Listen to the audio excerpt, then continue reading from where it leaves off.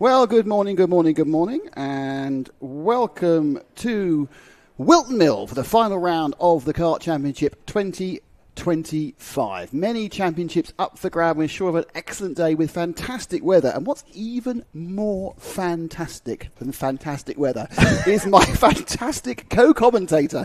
Joe is in Menorca. He's sunning himself. He's got the whole chipolata leg and the beer situation. So I am joined by our once-a-year top commentator pal, Johnny Palmer. Hello, everybody. Hello, Johnny. Well, it's a real pleasure to be at Whilton Mill, because I've heard a lot about this place, but actually never been in the past, and what a cracking meeting to come to as well. The Kart Championship descending on Northamptonshire for the finals of 2025, and a flood of karts heading out then for the first category on the bill, the Junior Max.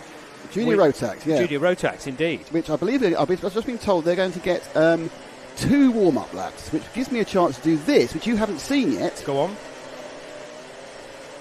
There we are. Good point here, I haven't turned it on. Do that. Give it the build-up. Oh, there you go. Yes. And you can read that out while I do the rest of the things I've forgotten to do already. So this is the grid, is it? Yeah. On pole position then, Charlie Very 237 alongside Amy Peacock. Then it's Max Wheatley and Laurie McVeigh, Marcel Poppercool and 222. I need some practice with that name. The 211, JJ Plowman alongside Spencer Trehorn. Then it's Riley Bishop, who's right there up in the championship alongside Nathaniel Gray, Ewan House and Tyler Richardson on the 6th row. Lewis Holt and Zach Kane, Braith Murdoch and Ellis Dealey. Then Eric Smith and Max Greatrex, Riley Morgan and Max Douthwaite and Lewis Sumner, followed by Jack Robinson. That's the top 22. That's all of them. That is all of them. There are 2 groups. There are 2 groups. They've got more than 34, so there are 2 groups. Oh, and there's 27, yeah? Okay, well, anyway. What I'd like to say is sometimes the information we get from the download isn't 100% correct, but there we go. Well, they're split into 3 groups, I take it, A, B and C, and this will be groups B and C in the Super Heat 1. So Junior Rotax and their final competition of the 2025 season, round 6 of 6. Nice warm day here already. Nice warm day. We are sweating like... Well, we are in our Billio area. Outdoors watching this for real, then there is a little bit of a breeze, but we're not getting that in our... You promised me it was going to be an air-conditioned commentary box. Air-conditioned luxury. Well, it is air-conditioned. The air's going around the back of us in a windy sort of way. Okay, they're getting ready to go, and we are away with round 6. So 27 karts piling their way towards the first corner, and the left and right twist here is always very tricky at Crook. So Oblivion and Crook, but a good start from those from the front row, already trying to muscle away into second position, though. It's been a good getaway from Riley Morgan. And Ewan House in there as well. Yeah, so Charlie Very will lead through the first split, Nick. Hopefully, yeah. I mean, just wait for the things to reset themselves as we go across the first lap. But it was a very clean start. There's a lot of people here who are looking for championship points, so they are being very sensible. There's a lot of people here who are just thinking, I'm going to go for it. So we've got a couple of different mindsets in all the races here. Now, this is the B versus C. As we said, we'll have an A versus B and an A versus C. So they all get 2 heats, but there's 3 runs in total. And it was Charlie from Ewan House. And it's Morgan, Clark and Cole as they sweep around those first 2 corners all, for the second time. Good little battle on, though, for Thomas Harper and George Cole, and they were the ones right to the right-hand side of the track. And I reckon possibly Cole got through there.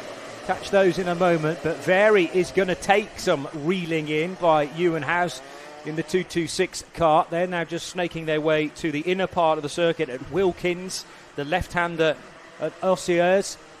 And that's the wrong track map. Is it? Yeah, it's Chapman, that one. Oh, okay. There are lots of options on Whilton Mill. Chapman? Yeah, well, it used to be Chapman. All right. Yeah. And then the back straight. That would still be called the back straight. Then you got the boot, then you got the new chicane, and then they go across the start-finishing line. It's the track map on display outside our commentary box. It's side by side for the race lead, and Charlie Very almost overtaken there by Ewan House. I think he's still just about got the lead, but is this Ewan down the inside, last of the late breakers? Yeah, the 36 he's got past the 36, got past the 27. It's a nice move through Christmas there. I'm going down to Ashby now. And the top 4 of a breakaway. And the rest of the field is just kind of crashing up now. Remember, Riley Bishop currently running 6th. He's one of our already crowned champions. I think as long as he doesn't get disqualified. Riley Morgan muscling his way up the inside, 237, not quite there. 227 I should say, and stays in third position. So Very still from House as they whack the high curbs there towards the end of the lap and back across the home straight onto Oblivion again, the left-hand kink. Tail stepping nicely out from Ewan House's leading kart, and Charlie Very having led the opening few laps, still got just over 5 minutes plus the extra lap to go, and we've said it's one from these four that have made a breakaway, unless Riley Bishop and George Cole can work with one another to reel in this quartet, Nick. Well, Bishop began to catch up and said he's the guy who was the champion-elect. Normally nearer the front. I'm not sure whether it's a result of some issues yesterday, but possibly maybe he's been carrying that ultra-conservative route of just clocking up enough points to make sure there's no way someone will get past him, and he's not going to get in trouble with the stewards as well.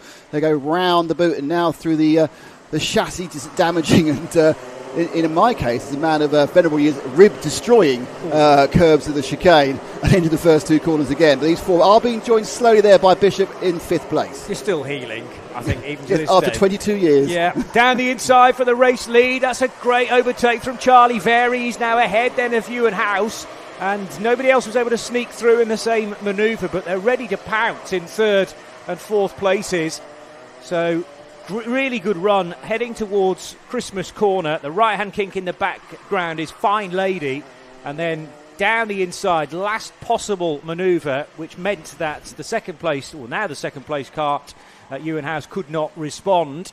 And now we are a 5-kart train. Yes. There's a lot of squabbling there. But for a 6-kart train, a lot of squabbling there, but a little breakaway in the lead there. I think it's Very now is ahead, isn't it? No, Very's still second. House is second, and Very's in second. Sorry. Well, Very got through. And then didn't. And then clearly got back past again. And Bishop's up to fourth now, so Bishop's come through. So there's a bit of a kerfuffle, I think, running through the boot last time around. That's a 232. That is your champion-elect with the X-Kart, the black and white machine there. Back of those three chasing down.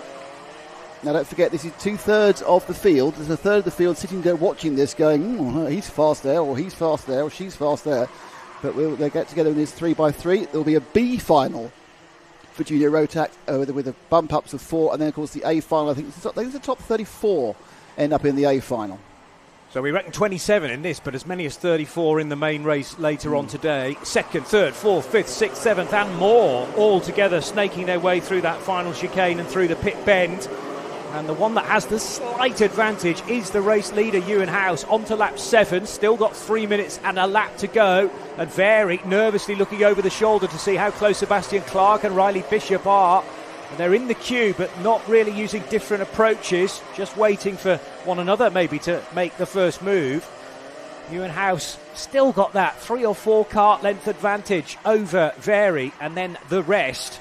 Slightly more distant is Riley Morgan, only by about a kart length though, and he'll catch that up towards the end of this lap or the start of the next on the main start finish, where that toe is so crucial as they reach the chicane again. Still 2.5 minutes of this to enjoy. Cracking race to start the day, Nick. Ewan House, not a regular in the kart championship, one of the people who pops in, pops out for various events. Often if they are close to a major event, they actually use this as practice. This is 2 weeks, I think, till the Nationals here, so there's a couple of extra juniors who are enjoying a weekend's racing and getting practice in for the British National event, and House is one of those. He was at the first round of the championship at Shennington, and now he's is it Shennington? I can't remember, a long time ago. No, it wasn't, was it? That was round 2. It was the first round of the championship. Warden Law was Warden the first Law, round. yeah. It was the first round of Warden Law, which I think also was a warm-up for a national, and he's also at this one as well. So picking and choosing where to race, and currently he's leading the race. Riley Bishop got ahead of Sebastian Clark at the start of this lap, so the 232 kart now starting to challenge Charlie Very for second position. Very's closer to House at the end of lap 8, so still not completely decided. Nothing's decided clearly because they're so close to one another. As now wondering whether to defend or attack the second place kart of Charlie Very. He did keep it nice and wide, so didn't allow the new third place man of Riley Bishop through. Sebastian Clark still sitting there as well, ready to mop up the pieces if they head his way. Good opening part to this lap for Ewan House. He's got back to that advantage of about 3 kart lengths that he had, 2 laps ago. Yeah, Bishop now looking like he's may well settle for a sort of middle at this sort of second or third position. It's kind of second position, because it's about not getting involved in anything and collecting points. In his second place, he's pretty much guaranteed the championship. I think it'd be a massive weirdness for him not to win. But again, there's pride at stake here. You don't want to just crawl around the back, but when you're doing everything as carefully as possible, you just have to take a little bit of space. And they're coming up to Christmas Corner. What will be they're going to get 2 more, I think. They're going to cross the line within 36 seconds, so they'll get 2 more. And round that and down the hill towards Ashby again. And if anything, this line that is challenging for ultimately the race lead is being joined by more and more as we close in on the final few seconds, plus the extra lap. So you can lump in as well Marcel Poppercool, Isabella Stansmore in 8th place, Thomas Harper 9th as well. They're obviously a bit too far back to challenge for the race win. Did Ewan House make a mistake there? He's certainly a tad slower through the final few corners. And I thought Riley Bishop might send one up the inside of the boot. He wasn't quite close enough, but Bishop certainly trying to shape up maybe a last-ditch overtake to dispatch Ewan House. The top 3 are completely together and well over to the right-hand side of the track now, deep in defensive mode. Is this a chance for Charlie Very to get back in a second? Not quite there as they work their way towards the Inkermans part of the track. Yeah, it looked like Very was going to be the big winner out of that one, but in the end, Bishop kind of just managed to hold it around the outside. He was looking for an outside run through Chris. It wasn't really there. Very thought, to sneak up the inside. That wasn't really there either. The net effect was that Ewan on this last lap is leading this train. It's really, really hard without a real overspeed advantage to get round this part of Whilton Mill and lead through the boot. But saying that, an attempt there made by the 227 of Rhys Morgan, Riley Morgan, to try and get through to get 4th. But the winner's going to be... The winner's going to be Ewan House by a fair stretch in the end, although he was challenged massively as they started that final lap. Riley Bishop crawling all over him and Charlie Very in the shake-up as well. But Ewan House will win the opener after 11 laps from Riley Bishop. Charlie Very to the podium and Sebastian Clark and Riley Morgan duking it out. Clark in the end gets the judgment in 4th position. Well, that's a sign of things to come for later on. We've got a whole stack of races today at Whilton Mill. Then we are set for a very entertaining day indeed. Total of 38 races across the weekend. That was race 16. So very nearly, we got 22 races to enjoy. And it will be the mighty Bambinos next up on the bill. Okay, be interesting. Are you digging out a track map there? Yeah. Yeah, okay. I don't have enough. Normally, you see, this is the problem. You see, what's going on here is that normally, I can see what you're saying there. Yeah, normally, Joe writes this all out. Oh, does he? Yeah. Okay, so he provides the coffee, which I didn't do, although I did buy some ultimately. Right. And a hand-drawn track map. Yeah. But there's one on the wall over there, so I just took a photograph of it. And now you reckon all of the corners are not the right they're one? Different. There seems to be a collection of names. Let me just give you the grid. I've got to go do a bit of fiddling, unsurprisingly, but let me just give you the grid for the next one in my infinite wisdom. And it is, you say, a mighty Bambinos. Come on. No, it says the next one's Junior Rotax Group 2. Okay, that's not what it says on my bill, but that's okay. Well, that's good. Okay, fair enough.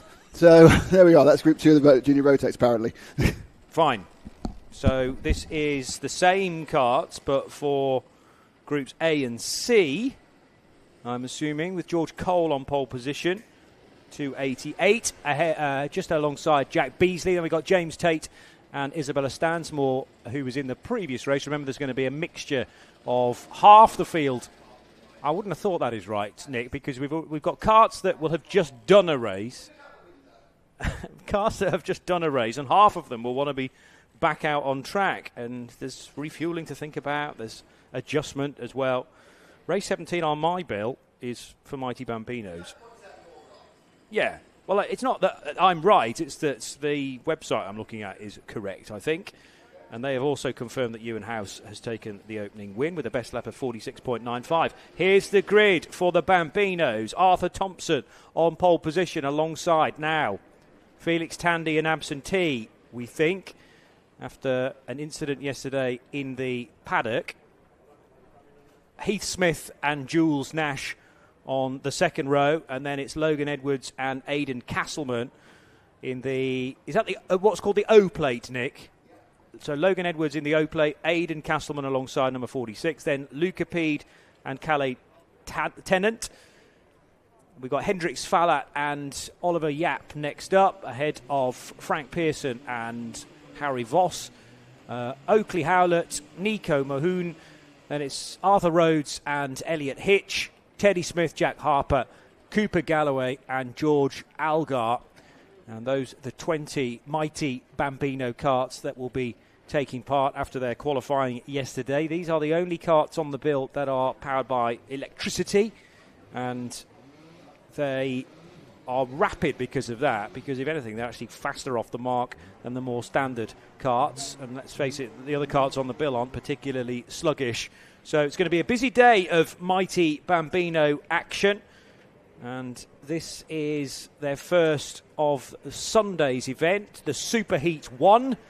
So release lap taking place now, and Luca Pede, Elliot Hitch being shown as first and second, but that's not necessarily the grid, I suppose. We've done that. We've done the grid. They can leap off slightly wrong. Don't forget, these come round to the grid, and then they're met by their managers, fathers, mothers, and everything else. So, yeah. So the important thing to note is, as Johnny alluded to, that unfortunately our championship leader, Felix Standing, had a bit of an accident in the paddock yesterday, and unfortunately I don't think he's fit to race today, so it's very unfortunate, that one.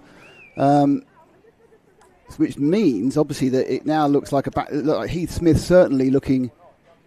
I wonder if Heath's even here. Heath Smith's looking. He's currently now moves into effectively the lead, and Arthur Rhodes is behind. Arthur Rhodes has to make up a few points. He has to kind of increase on his drop score. Felix has done 5 rounds, but his drop score is not great.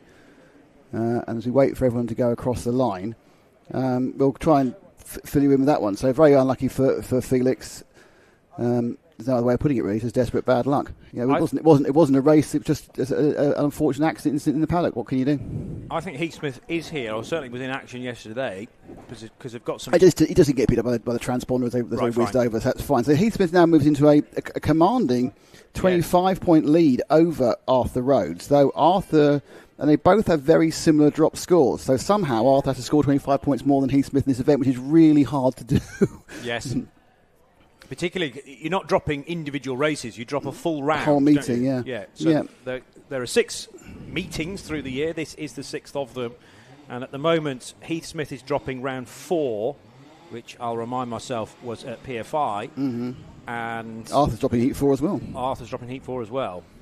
So they both had, not exactly tough rounds there. They still scored fairly well, but you've got to drop a round. So that is their worst to date.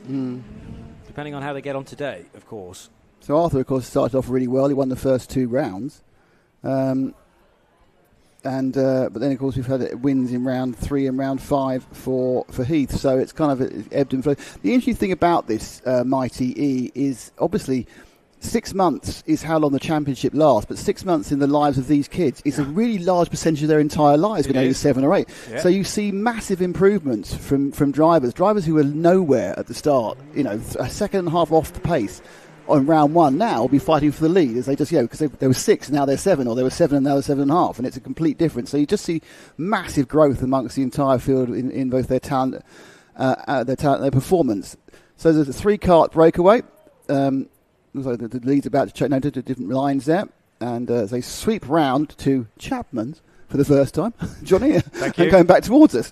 Yeah, so that is Hendrix Fallat in 3rd position, hunting down Luca Pede, who has dropped back a position and is therefore challenging Arthur Rhodes now in the yellow and blue helmet with the predominantly red kart, with a little bit of blue on there as well. And Rhodes will lead the opening lap ahead of Luca Pede, Hendrix Fallat. That means Logan Edwards has lost 1 spot, yet falls down to 4th position. And Heath Smith, the championship leader, is down in 8th. Now, Hendrix Fallat, he's really, really interesting. First of all, we got an interview with him during the paddock show at lunchtime, but Hendrix actually was leading the Coma Bambino. That's for the petrol-powered Bambino class. That class, unfortunately, has no other word for it, has died, effectively, been surpassed by this electric version. So they couldn't get a full grid. So that only lasted the first 3 rounds. But Hendrix was the guy who won it. That's the guy in 3rd with the big yellow nose in the car. He won that championship. He is still the Coma Bambino champion, because of the 3 rounds that were to count, and there were enough entries for those ones. And I think this is his first round as doing the e-Bambino. And we spoke to him yesterday, and I said, "How do you think you're going to do?" I think, kids, they've got to learn what's going to happen. They've got to do. And he said, "I'm going to win." Straight out. So he just he's going to win. And that's impressive. You know, he's obviously he knows how to drive. But the electric Bambino is very different from the Coma Bambino. But in fairness, these kids don't really see that. They just go, "I'll get in and do it." And at the moment, he's in third. The first two are breaking away slightly. That's Arthur Rhodes and Luca Pede. Luca Pede, of course, is the son of a friend of yours, Ed Pede. Ed Pede, yeah, okay. I hadn't made that connection, but thank you. Ed Pede, former Renault Clio. Did Ed ever do touring cars? Did he ever get as far as touring cars? I can't remember. I'll have to check that. But interesting as well that another star of Renault Clios of that era, Danny Buxton, his son Max Buxton was racing in the British touring cars at the weekend at Croft. So, second generation Clio racers that you may well have heard of in the early to mid 2000s. Luca Pede. None of these children were born. Well, you wouldn't have thought so, no, considering the Clio drivers were probably early 20s at that period of time. Paul Rivette, another name that springs to mind. Anyway, back to the matter in hand, and Arthur Rhodes, Luca Pede are making a breakaway. Pede hasn't really challenged for the race lead at this point, but that might be, I was going to say strategic. Do they think about it from a strategy point of view? 7, 8 years old? They're sitting there thinking the whole thing through. I think Arthur's knows all he can do is win the races, and then it's going to need quite a weird swing for Heath not to become champion. But we've seen weird things in motorsport before. Plenty. Luke is one of the drivers who's really improved during the course of the year. His first year racing has really improved. So you look at people who pick up now. Obviously, next year a couple of the top drivers are going to be going into different classes. They've aged out. We've obviously had Zayn Safoglu here as well in a few of the rounds. He's the son of Kenan Safoglu, he's a Turkish racer. His sojourn in Britain obviously ended after about 3 months and had to go home apparently. But I'm sure he'll be back next year. But he had a huge support from Turkey, and also he was very successful. He had heat wins and race wins. But it's about the championship, and the championship at the moment is looking like it's going to go to our 8th place man, Heathman the 3. But the battle now there is for 3rd and 4th, as Logan Edwards on the O plate, the British Open champion, chasing down Hendrik Fallat, your Coma champion. And the distance from 1st to 4th is definitely closing as well. So we've got a leading quartet now, making the breakaway from Jack Harper, who is the best of the rest. Oakley Howler, Elliot Hitch, Heath Smith also in that gaggle, heading through the little kink. Fine lady, but down into the braking area for Christmas, and it is totally 4 now for the race lead.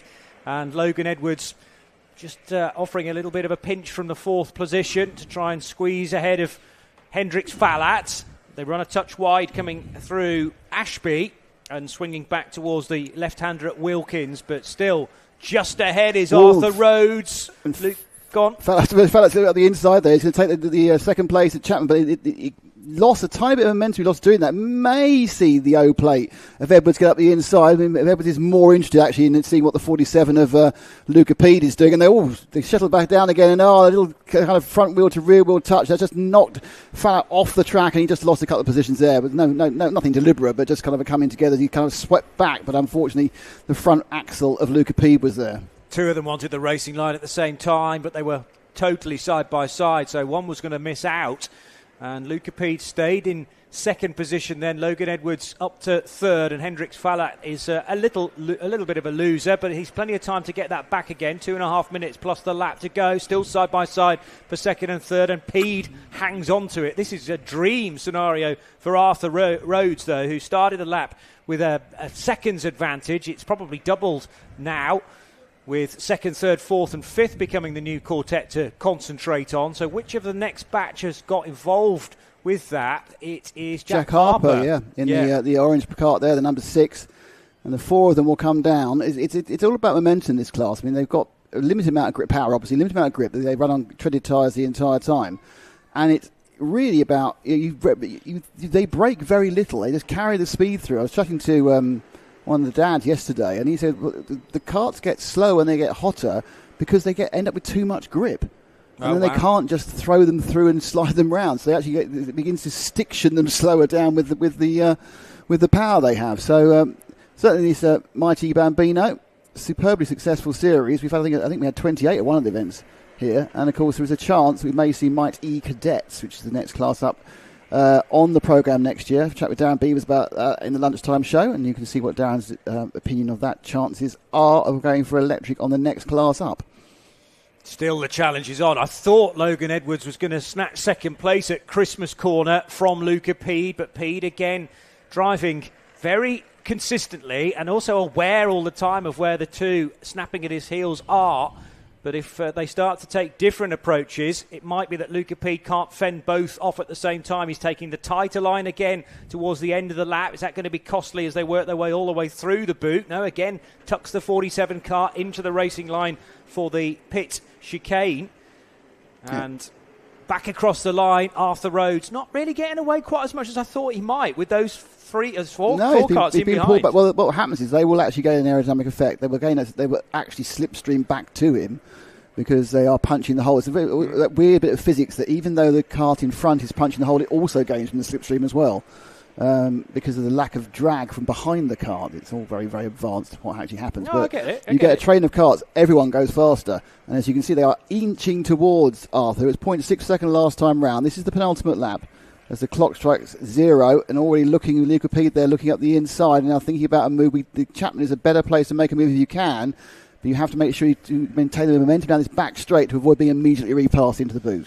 6 for the race lead. This is a grandstand finish as the second event at Whilton Mill this weekend for the Kart Championship. It's the mighty Bambinos, and we'll have one more lap to go at the end of this then. Arthur Rhodes, Luca Peed, Logan Edwards and Hendrix Fallat, but also lump into that Jack Harper and Elliot Hitch. Well over to the left-hand side for the first corner. Oblivion is Arthur Rhodes, desperately trying to fend off Luca Peed. Now, consistently performing well has been Arthur Rhodes, but he could have it all stolen from him in the dying stages. Down the inside, Peed just defended at the very last moment there from Logan Edwards. In fact, it's not Logan anymore, it's Hendrix Fallat into third. Fallat's picked up third, just dived up the inside there of Edwards. Now, Peed looking to go around the outside of Ashby and then come back in again.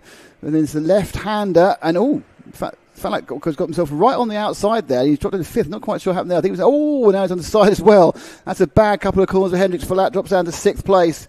I'm not quite sure what happened in the first two positions because he got himself out of a line, and now the top two nose to tail. And it's the two orange machines. Can the O-plate of Logan Edwards make a move? It's very, very difficult unless you kind of push someone out of the way, which isn't really allowed. They're going to come across the line now, and Arthur Rhodes is going to take this one, take maximum points and give himself the maximum chance of possibly overhauling Heath Smith, who's going to be timed, I think, at 7th place. That's all Arthur Rhodes could do. Yes, the points deficit was there, but you've just got to win races and hope that your rivals don't perform particularly well. And for sure, that was a tough start. So Hendrix Fallat falling down to 5th position, just ahead of Elliot Hitch. Logan Edwards, a great run to the line. He did eventually usurp Luca Peed, who'd been stable in 2nd place lap after lap, but the British Open winner, Logan Edwards, into 2nd place at the flag. And congratulations to Arthur Rhodes, who takes maximum points in Superheat 1. It was Jack Harper in 4th. Hendrix Fallat, who was in just about every single position, ended up in 5th. Then Elliot Hitch, then it was Heath Smith, Oakley Howlett, Nico Mohan, Arthur Thompson, Harry Wass and Cale Tennant. And the rest you can see are on the screen. So luckily, I have pressed the button I didn't press earlier. I now know what the correct heat order is, which you already knew. So that's particularly useful, isn't it? That's excellent progress. Well done. You know, it's like I'm kind of learning what the whole thing works. It's amazing, isn't it? So the next up will actually be Micromax. Okay? According to me. I'm not going to dispute that because I've now lost the page that was telling me all sorts. No, I'm going to completely take that back again. Sorry. I've got Micromax as the 3rd race of the day. Yeah. Yeah. Agreed. Interesting. My revised and updated system still says that the junior rotax was supposed to be 2nd. They must have made a mistake. Oh, I see what it's done. It's fine. I see what it's done now. Okay. So I'm going to ignore that and talk about the commentary. Operator error? No. It's I can see what's happened here. Anyway, so the next one we've all decided is Micromax. So let's have a look at the grid. And it'll be Noah Wicklow on the pole position in kart number 53 alongside Tui Hong Javan. And then Henry Algar and Carter Jackson. Junior Wright and Oakley Riggs on the 3rd row ahead of Joseph Cox and Dimitar Uzanov. Wraith Owen and Milo Taylor. Milo? Probably Milo. Freddie Blackshaw and Ethan Lloyd on the 6th row, ahead of Jensen Darlow, Zach Andrew, Rio Pocock, and Dian Singh Patel. Dian Singh Patel. No, I was still thinking about the previous one, that's all. Lewis Kirkcaldy, who's the Scottish champion, Lanny Eden, and Thomas Laidler will complete the lineup. Right. I now need to apologise because I am now getting this all completely wrong again. Are you? Yeah, that was a grid, but possibly not the right grid. It's what happens in the morning. You've got to work yourself into things, haven't you? Yeah. We haven't been up very long. I only had one coffee. These are the practice sessions, aren't they? For us, yeah. They are for it's us. just for us, yeah. We just the practice races mean a great deal for those taking part. So these are the same names in a different order. That's the actual grid. Right. No, that's not the grid. Sorry, hold a second. That's the grid. How many possible grids were there? 4, and now it's wrong. Right, let's keep going anyway. So there are cars on the grid. There are. They're in an order. We're having a lovely time. Some of them. Oh dear. Oh god. Anyway, there are cars. Ethan Lloyd on pole position. But Dian Singh Patel second. You see, not back in 14. Pahal. Oh, sorry, it's someone else. It's Jordan Patel. Sorry, yes. Lewis Kirkcaldy not the back. Zach Andrews somewhere else. Anyway, so what happened was they lined up the carts in a certain order. Yes. Which currently we don't know exactly, and they're now going to send them off. Excellent. Well, that all seems very simple to me. Lewis Kirkcaldy leads the championship. It's very tight on drop scores, though. Lewis has got 754 points. Ethan Lloyd, 752. Best of luck, Ethan Lloyd. Love from mum and brother Leo, says Brothers Gaming.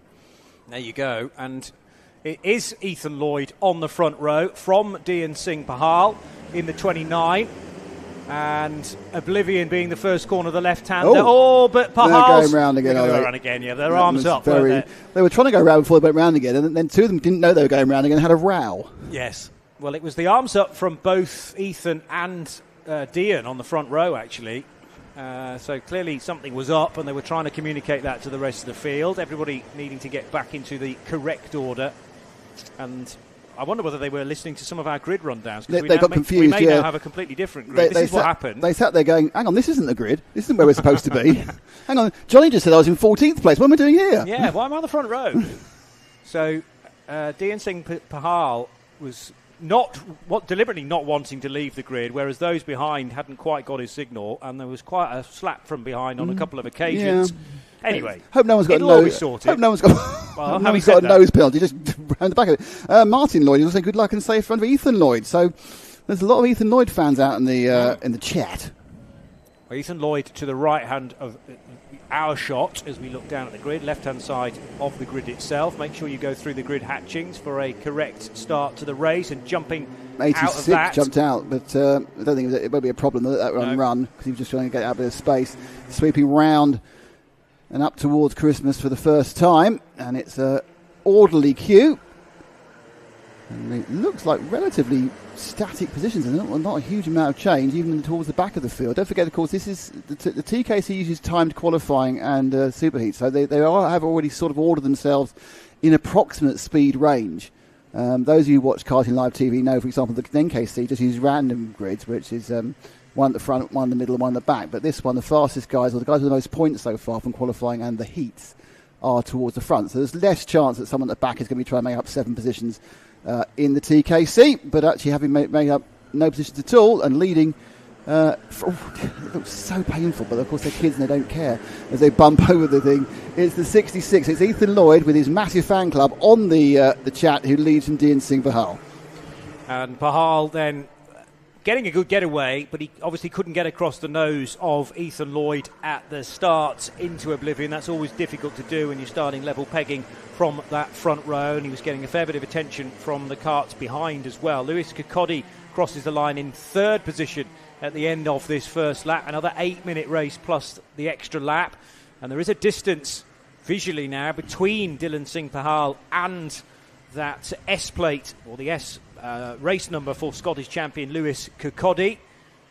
And they're going to work as a batch behind, together with Zach Andrew and Noah Wicklow, Freddie Blackshaw, to try and reel in those leaders. And there's plenty of time in order to do that. Very sideways indeed, though, from the race leader, Ethan Lloyd. Is that going to be costly as they head back away on with the it? not too bad. He got away with it. He really, really clobbered the curbs thinking about what he was going to do, and then he just sort of held on to it, and then realigned itself in line where he wanted to go. But the top two now the question is Dian Singh Pahal actually going to try and get past him, or are they going to do the sensible thing and break away for 4 or 5 minutes? And as Joe always says, will the proverbial bell ring at 2 minutes and they'll start fighting? So Pahal absolutely in the wheel tracks of Lloyd, the two teammates from RCE, and they sweep round to left through Chapman's, and a nice one kart lead there for Ethan. Now, Coddy, he has to try and catch up and at the same time worry about Andrew and Noah Wicklow. But at the moment, looks like these two. But last time round, it was about half a second between Pahal and Kirkcaldy. Has this gap increased? Stayed the same? It's the excitement going across the line. We're going to find out. And the answer is it's gone up to a second. So they are pulling away. Kirkcaldy, again, didn't look like the ideal route through the pit bend chicane, but carried the speed eventually through that final corner. Little tweak on the kart from Ethan Lloyd, but carries on and actually opens a gap this time over Dian Singh Pahal. I think it's a Pahal mistake, I think he just made it. I say mistake, I mean it's like a minor error, you know. Yeah. And that's 2 or 3 kart lengths. The thing is, though, with the advantage of the slipstream, he'll probably, if he's got the pace, which he seems to have, he'll be able to get that back in a lap and a half or 2 laps. But he might be, by moving into the middle between the first and third, he might be giving a bit of a help to Kirkcaldy to join along, because he'll pick up a bit of aero advantage from being that close behind Dehan. So Lewis may be the ticket for that third place kart there, the blue and the orange, to get up to the first 2. Snaking his way through the chicane, Jensen Darlow, 8th position. Dimitar Uzanov not that far away. In fact, Uzanov got ahead of Darlow in the closing few corners of lap 4. Race leaders heading for Christmas. Very late turn-in indeed for Ethan Lloyd. Joe's always taught me that the little time you're turning the kart, then the more forward momentum you've got. So violent turn-in is often rewarded with a good lap time, so he says. Yeah, well, I like that. Joe never tells you anything because he's so competitive. Oh, he doesn't want to give anything away. Well, we went karting with him, recently, and he was just awful.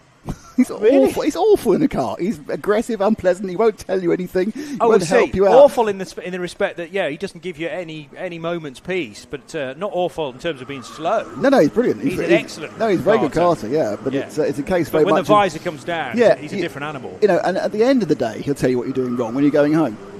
Perfect. Yeah, and then you can't respond. No, can't beat him. Yeah, that's exactly it. So these two are away again. So my concept that Kirkcaldy could bridge the gap to Pahal is completely wrong, though my idea that Pahal will get back on the back of Lloyd is correct, so 1 out of 2. Very good. 50% hit rate, actually quite good for the morning that you've had brilliant. So far. It was better than the grid slates, but we'll get there. First and second right together, so Dian, has the bell started to ring already with 3 minutes to go. Dian Singh Pahal upping the speed. Well, he hasn't got any distraction behind because Lewis Kirkcaldy's at a safe distance. He's got his arms full with Zach Andrew and Noah Wicklow in that queue. They're separated by, 4/10 of a second, third, fourth and fifth, I should say. Freddie Blackshaw's not that far away either.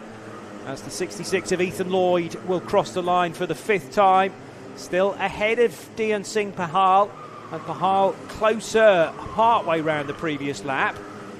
That's the quartet for 3rd position in the background, led by Lewis Kirkcaldy. And they're about to be joined by 2 more. So Raith Owen, Dimitar Uzanov and Jensen Darlow. Well, Jensen's further back by 1.4 seconds or so.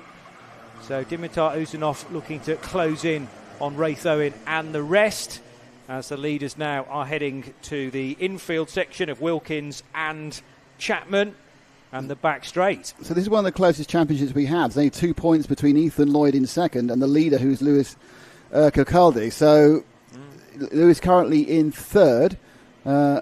Ethan in the lead. Now, obviously, drop scores get in the way, and Lewis had a terrible round where he just didn't even take part in the final. So he has to. This round has to score for him. Though in fairness, Ethan Lloyd's round wasn't particularly good either at PFI. There's a number of people who have bad PFIs, isn't there? I think one of the reasons was that PFI is a difficult track, and there's also specialists, but also there's quite a lot of visitors turned up for that event. There's a lot of kind of one-offs who came in and decided to do PFI. In fact, looking at the results, first, second. It was the only round they did, so they kind of picked and chose. So these guys both have to drop the round. So realistically, we're looking at a head-to-head battle, and these will be the 2 or 3 points that Ethan needs to get past Lewis. So I think at the moment it's advantage Ethan overall, but there are 2 heats and a final to go. So I'm not sure whether Dian Singh Pahal, who's not in the championship, he's only done a couple of the rounds, so this is only his 3rd round, whether, and as a teammate, is actually going to try and get past Ethan, or whether he might just work with his mate to get those maximum points to perhaps become the champion. Because obviously, if he gets to the final and they're running like this, but he can win the final because 2nd place will be enough. But at this point, you don't know. Some of these karting teammates, they are really teammates. Some of these karting teammates, they just happen to be under the same awning, and that's all it is. But they don't say a word to one another through the course of a weekend. No, I'm sure there's friendly banter. No, there's friendly banter, but they don't. They're not teammates as such. They're just in the same team. And that's absolutely fine. I mean, there's no one's being paid to be in these events. It's all part of your own environment. Lap and a half to go, or lap and a third to go, and this is the point now where Ethan needs to find the extra bit of pace, or Dian Singh Pahal has to make a decision. It's tight, isn't it? For the line, they get another one. Squeeze another one. Yeah. Yep. So they got 2 to go. So just by 2.5 seconds.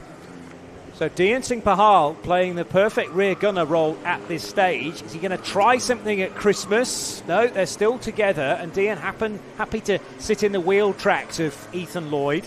It's working well, this 8-wheel kart at the head of the order, because they're pulling away. Brilliant job, yeah. Yeah, pulling away hugely by nearly 2 seconds now over Lewis Kirkcaldy. Zach Andrew, Noah Wicklow maybe getting a bit frustrated, because I wonder whether they might be a bit faster than Lewis Kirkcaldy if he wasn't there. But they've got to find a way through. Yeah. And the awkward position for Zach Andrew is he's got to attack and defend at the same time, because Wicklow's got a quick kart in behind number 53. Started pretty much 5th, so he's gained a place now. Well, Wicklow's been on a sharp learning curve. He was the Como Bambino champion last year, so he's been learning. Suddenly there's a lot more finesse on these, a lot more adjustments on these karts, a lot more things to get used to, and he's slowly got quicker during the season, and now he's up to pace. But the top 2, who we need to be with. Yeah, so this is the final lap 11 for Lloyd and Singh Pahal. Is it likely to change? They're still in the same order. Looking right. So Pahal certainly is looking for the win. He's not just going to follow Ethan round. And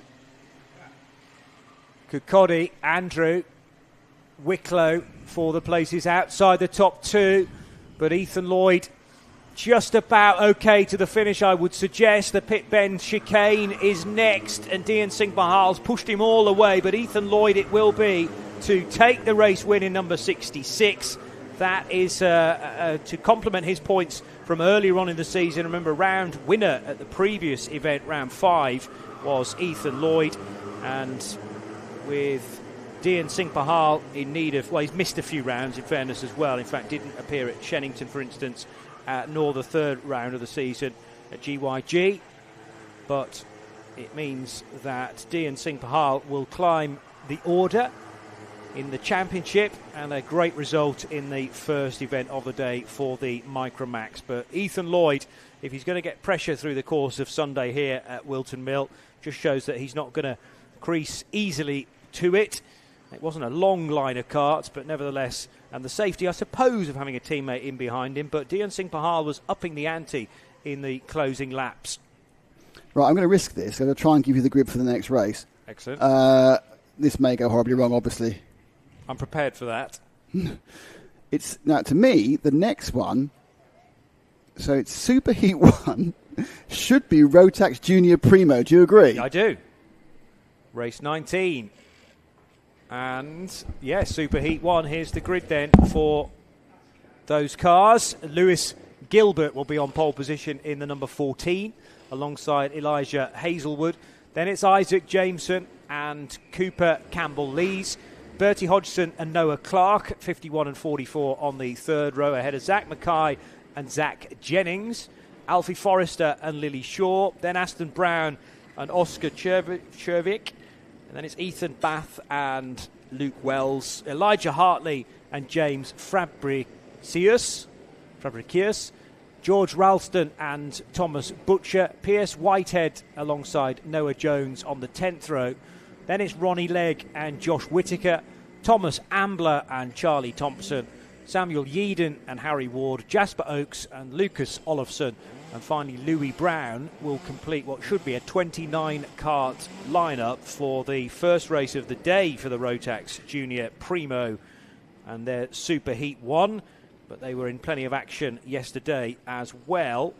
In fact, the championship heat points were uploaded from the various races that took place yesterday. And Lewis Gilbert was the best scorer within that.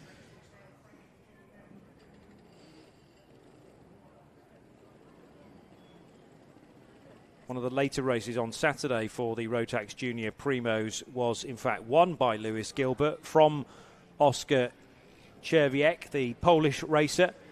James Fabricius and Isaac Jameson, Bertie Hodgson completed the top 5 places. But Sunday is the main race day at Whilton Mill, and it's going to be fascinating to see who's best set up for these warm conditions. We're still very early in the morning. If you're not in this country, it's 9:45 in the UK. But the sun been beating down ever since it rose in this part of Northamptonshire. Very pleasant. It's always sunny in Northamptonshire, you know that by now. Well, yeah, you've always told me that. I think they're getting... Dan Ashton, the clerk of the course, said juniors and seniors getting 2 laps. I think they're getting 2 warm-up laps for the Junior Primo. Of course, Junior Primo is for the 12 to 14-year-olds who are just moving up from... Oh, dear, that was very silly. The leaders spun it. Did you see that? I did see a car spinning. I say it's the leader. I'm not sure it was Lewis or Elijah Hazel. Well, someone right at the front spun it. Whether they can then regain their position, they are facing the right direction. This 2-lap warm might be the thing they need. There is a rule on the bigger circuits. It was Lewis Gilbert. There we go. He's coming through now. Thanks, Ash. Picked that up brilliantly.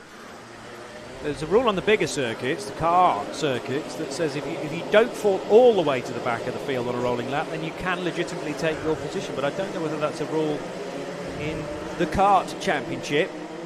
So yes, Elijah Hazelwood, although the clock's not started to tick down, so the race hasn't started, but Elijah Hazelwood scored as the race leader, if you like, at the end of the first of 2 rolling laps now. Yeah, Lewis Gilbert was down in 17th at that point, so he's got to try and get through 16 karts. I mean, it's really whether they'll let him through.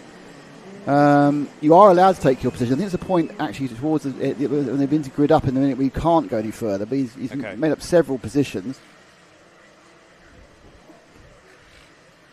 So Cooper Campbell leads effectively second. The question also is, how's the grid going to work its way out now? Because everyone will be mindful of where they need to sit, and we now have an absentee. Here he is, late on parade, but Lewis Gilbert suddenly arrives in pole position. So they do allow him to slot in alongside Elijah Hazelwood. And Lewis Gilbert will have to put that out of his mind as quickly as possible and not spin it on this first racing lap, of course, as well. Let's hope the tyres are now in the temperature window. And it's actually a good getaway from the rolling lap spinner as everybody else sorts themselves out into Christmas. 3 and sometimes 4 abreast through there. Plenty up the curb as well, but all survive this point. Up through Ashby, they've changed to the lead there, snuck through. And that's the X-car, I assume, of Elijah Hazelwood. No, it's Isaac Jameson, number 19. Oh, right, this Primo is very much an X-Carter benefit. You see 3 of the top 4. Oh, I think 3 of the top 5 now. There's the 21. That is Hazelwood now in 3rd place. So as you absolutely correctly scored that one, it was a lovely little move there. And into the lead by Jameson as the rest of the field destroys their chassis over the curbs. Oh, is that... Jameson's, is he letting people through? Why did he wave Gilbert back through again? Do you feel that move looked totally fair to me? That's very weird. What's going on? Total confusion. But we got Battenberg flag. Okay, so there's a problem at some point. Not quite sure why, and that's caused a. Oh right, I see. He's going. I've slowed down the Battenberg flag. What the heck are you doing, Lewis Gilbert? Gotcha. So he saw the Battenberg flag. They slowed down. And I think they've reordered themselves after that. The Batman flag effectively means that it's a virtual safety car, effectively, with the leader becoming that virtual safety car. You're supposed to go at half speed. It means there's an incident that's not particularly serious, but so it doesn't need that. As you can see the cart being pulled away. Yep. So what it basically means is we don't want the cart to go at full speed past this accident whilst we just clear it all up, get the carts off the track. It's unlikely that there's a problem with a carter, but this can move to a full red flag if there is an issue, but most of them just are, fortunately, just expensive repairs rather than person repairs. let's hope that this is the case then. And driver out, Kart a little battered and bruised, being pulled away by our hard-working marshals. And Lewis Gilbert then, in the number 19, is now just to second, remember, because Isaac Jameson did legitimately overtake Gilbert. We thought it was fair at the time, and then he saw the Battenberg flag to slow down. Will we be back racing at the end of this lap? So a Battenberg flag period ends at the traditional end of a lap, yes, does exactly. it? They only at the green again at the end of the lap, and where they're belting it down. And it's the last year of the Battenberg. The Battenberg is being replaced for next year. I'm not quite sure. Unfortunately, Joe don't give you all the details about this. But Cherry Bakewell? Possibly, yes. I did say a rich fruitcake for me, but, what can you say? Apparently they decided that the German-based quarter cake was not enough. I see. It's very tasty, though, for maybe 11s is. All it's not far away. Here we go. Yeah. So the Isaac Jameson Kart, green race helmet for Isaac, easier to pick out than others, you might say, but nevertheless the helmets, the karts are beautifully turned out for this final round of the season of the Kart Championship. This is the Junior Kart Championship, the JKC, and a cracking fight for second and third. Actually, the top three are breaking away a little bit from Cooper Campbell-Lees, but Lewis Gilbert and Elijah Hazelwood were firmly embroiled in that scrap for second and third at the end of lap 3. Jameson leads it down towards Christmas, lap 4.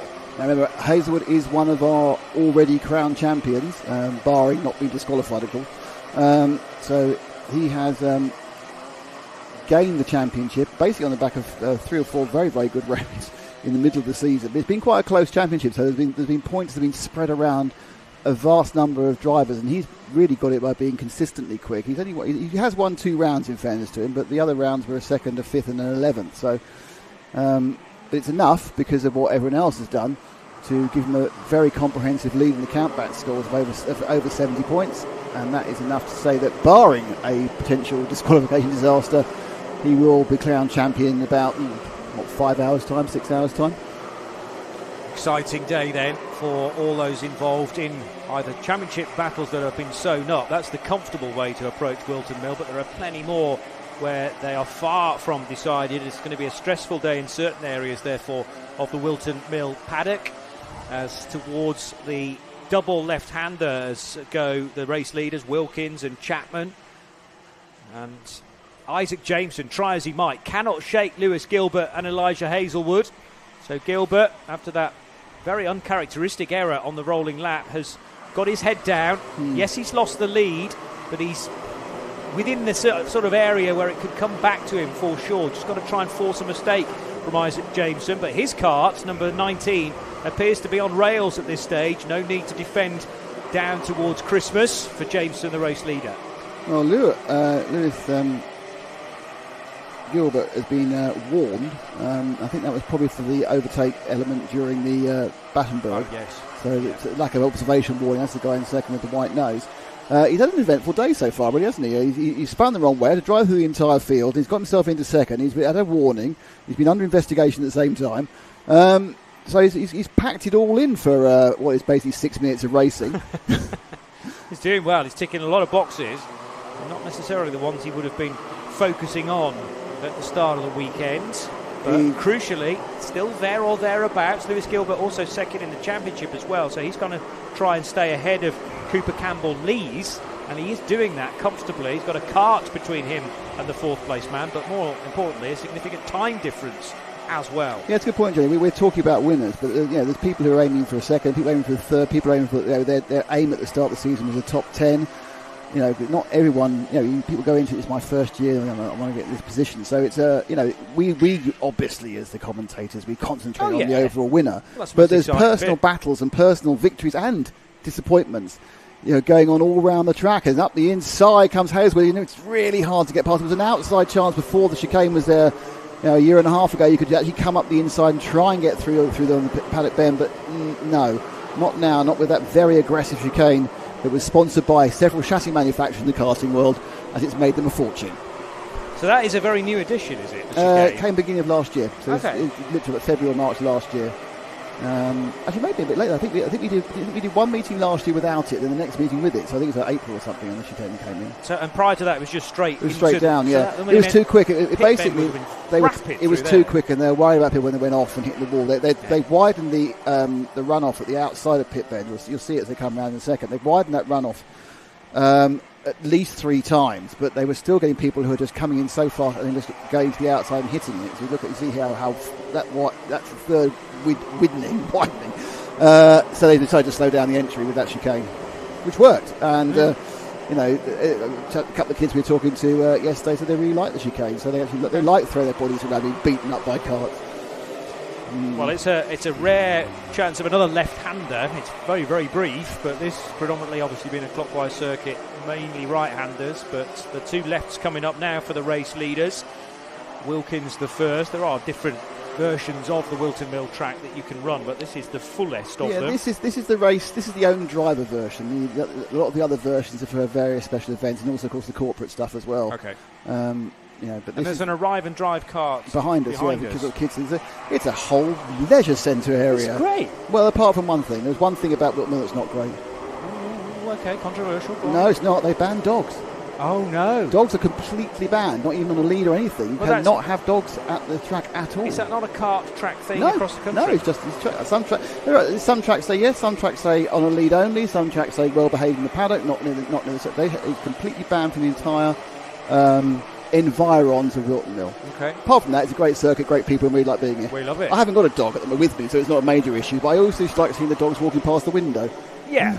Last lap, by the way. Let's stop talking about dogs. Let's talk about racing. All right. Well, we're on to the final circuit. Not a lot is changing in that top 3. If anything, the gaps are growing for Isaac Jameson. Well, Lewis Gilbert, having said that, is being caught by Elijah Hazelwood, but Hazelwood is going to run out of laps. Jameson just double checking that they were at a safe distance, and they were indeed, the 2 chasing carts. So Isaac Jameson will win after 10 laps ahead of Lewis Gilbert and Elijah Hazelwood. In 4th place and 3rd in the championship, so doing battle for 2nd in the championship with Lewis Gilbert was Cooper Campbell Lees, ahead of Bertie Hodgson in 5th, then Zach Mackay and Zach Jennings 6th and 7th, Noah Clark finishing in 8th place, and then Alfie Forrester and James Fabricius in 10th position. Fabricus.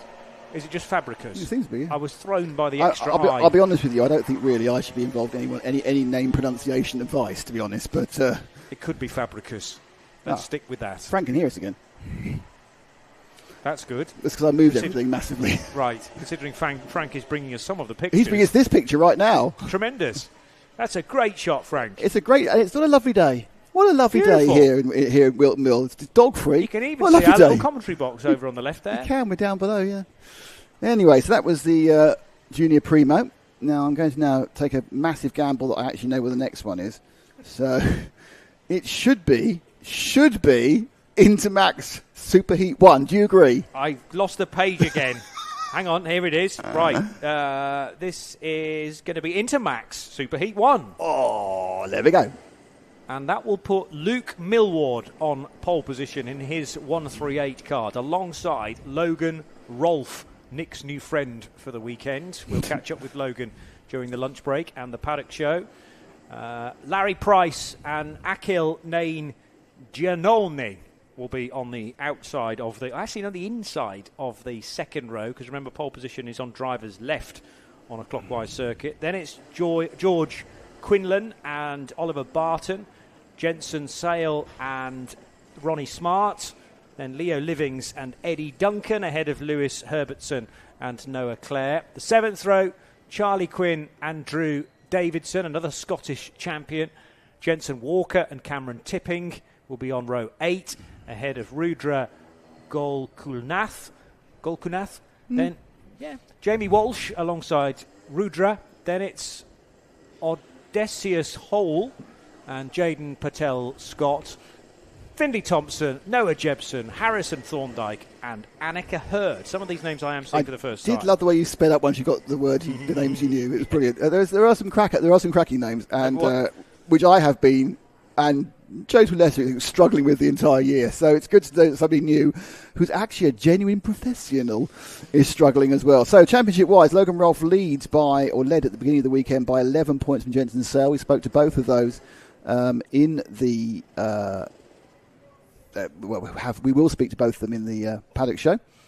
Then we have Larry Price, who's currently running third, and you have Oliver Barton, Luke Millward, Noah Jebson. Though I don't think that Barton or Millward can win. It's going to take a miracle for Price to get it, but it's really Sale versus Rolfe, and obviously at the moment it's advantage to Logan because he is starting. He's already from the standard heats picked up a points lead over Jensen Sale. So Logan looking good, but anything can happen. And in fairness to Logan, he's been very, very strong in the heats and the super heats. It hasn't been quite so good in the final. He's only got one podium finish in the finals. That's a win at round 3 at GYG, but he hasn't actually outside that. He's had a second, a fifth, a ninth, and a fourth. And weirdly, his second place one was in the opening round. But his scores in the heats have been fantastic. He almost maximum points in the heats on 3 or 4 times. Don't forget, every time these karts go out on a race event, there are points. There are a different amount of points depending. A win in a heat yesterday is 20 points. A win in a super heat today is 30 points. And of course, the win in the final later on is 100 points. And then there's points down, and they roll round on the slow lap. Akile there in the green and the white. Logan with the white, predominantly white and blue. And they get ready to run. And they're trying to get a roll around, are they, or what? I didn't see Akile there. I saw Luke Millward and I saw Logan Rolfe, you're but right, 128's not. He's not there, is he? You're absolutely right. Yeah, shown as 5th place. So now. Right, so he is at least starting this race, but slightly out of position. We expected him to be on the front row, but at least able to take the fight to others around. Giannone, Akile Nane Giannone in 128, but it's Millward and Larry Price. They were the first over the line. So Logan Rolfe, leading still though in 132, snaking their way through. No, 138. Luke Millward. So I was right first time around. Millward, and now darting his way down the inside, and it's a spin for Logan Rolfe as a result. So he was trying to get those places back again, and Rolfe from third position. Costly error that, or maybe just an impulsive run to try and get those places back again.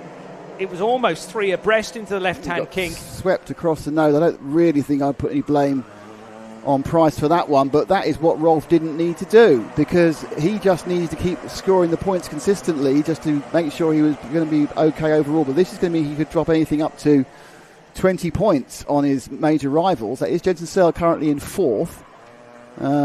So this is going to throw the whole thing back open again. Big time. And although Logan Rolfe continued, he is stone last now, I reckon. And we'll have to keep an eye on the timing screen. But that is the difficulty with only an 8-minute race, plus the extra lap, is that there's very little time to recover a situation like that. He's no longer on that grass where he'd ended up. So he got out of the car, wheeled it back to the asphalt, and then rejoined. But all of that will have cost him at least 30 seconds. Luke Millward leads by 0.3 of a second over Larry Price, and it's George Quinlan and Akile Nane Giannone. So Giannone starting out of what we thought was a front row start. He was 5th, he's now 4th and picking his way through, although he has got company. Oliver Barton right on the boot lid of 128, so 165 challenging as well for that 4th position.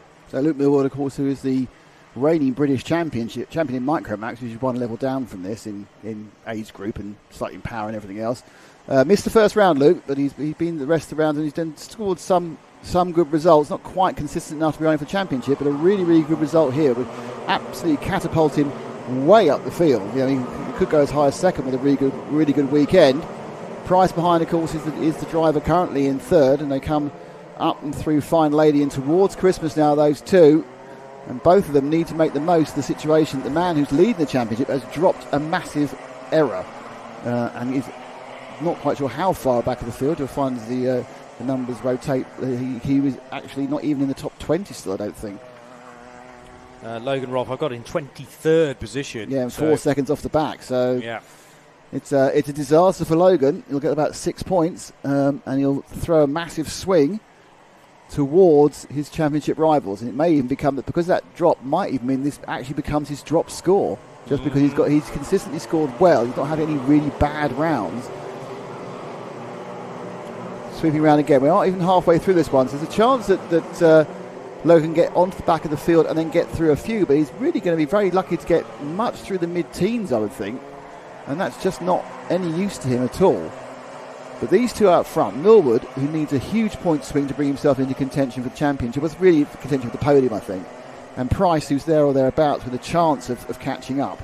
But the big gainer at the moment is Jensen Sale, but Sale's made a mistake and dropped down to 7th, so he was 4th a minute ago. Yeah, so I'm not quite sure how that has happened either, but Sale losing places, not as many as Logan Rolfe, but Luke Millward, who began the weekend in 5th position in the championship, is starting to dominate a little bit over Larry Price there, trying to open up this gap then over George Quinlan in 3rd place. Giannone still in 4th in the 1-2-8. Giannone not in the top 10 in the championship at the start of the weekend, so he may be a bit of an unknown entity for those around him. Is Logan Rolfe making any progress at all? It's going to be small fair. He's caught the back 23rd of the field. Yeah, now just for interest's sake, his worst round of the season is only 26 points off a maximum. Oh wow! Okay, so that's good. Maximum being 200, and his worst one is 26 points off that.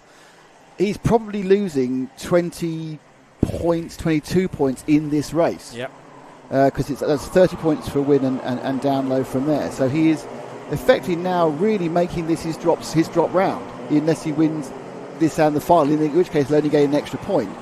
Sale's going backwards, which is really bad news for him. Price has got 19 points to make up. His drop score is significantly worse than Logan, so it's all kind of up and around. Price is definitely in with this one. Millwood's too far behind, but Price is definitely in with a chance here. And this is obviously doing him no harm whatsoever, because he's going to get 29 points for coming second, or maybe 28 points for coming second, unless he can get past Luke in the next couple of corners. Well, that's the thing, isn't it? How much risk is Larry Price willing to put in? He won't necessarily know where Logan... Well, he won't know where Logan Rolfe has rejoined. He'll know that he's no longer involved in this lead battle, but... lots of hand signals in karting from people, but no actual pit to kart radio. So the kart, they sweep round again. There's the top two going wide out at the crook corner, and now sweeping around again. And he's looking to Price, and a little break now with George Quinlan in 3rd, and 4th and 5th. That's Giannone and Barton, but it's all kind of settling down. And it's all really, I think, about Quinlan. I'm talking about, I can't even read. It's all really looking quite difficult. Logan Rolfe is into the top 20 now, but only 20th. So that's only going to improve his point score by a very small margin. Nose to tail between Millward and Larry Price again. How much is Price willing to stake on a chance to score the maximum in Superheat 1? They're already through the chicane and back across the start-finish straight. Millward, Price, and then a gap back to George Quinlan and Achille Giannone. Jensen Walker going well in 5th place ahead of Leo Livings. And our graphic going down to 15th position. But Logan Rolfe up another... No, he's still in 20th. Yeah. He might get one more, but he's 2 seconds off that. It's a very strung out field at this point. Now, Price needs to make a move. Millward, he's one of the best Intermax drivers there is, but he needs to make a move in that battle for 1st and 2nd. And give a little bit of a chance to those extra points. It'll put a lot of pressure on Rolfe for the remaining 2 races, and B, it'll give him a tiny better chance of overcoming this deficit he has. Leo Livings, the 177's in trouble. He's got a contact warning. But these two on the 2 laps to go. Quinlan in no man's land. Giannone in 4th. Jensen Sale down a couple more positions from when I last checked. You said he was 7th. Yeah, Sale's really not done himself any good, to the point now where, even though the points is very much in the favour of him over Price in the 2nd and 3rd battle, it's going to swing almost on this race, because he's now dropped, 5-6 points on Price. Very good run for Larry Price at the end of the penultimate lap then. and didn't quite get that undercut to the inside of the nameless left-hander that runs into the boot, or is it all called the boot? It's all called the boot, I think. Okay, so the left. I mean, we could name it if you like. All right, suggestions welcome. And this time, Luke Millward well over to the right-hand side, but then he took the natural racing line into Christmas to fend off Larry Price, just to throw him off the scent. It's not really working.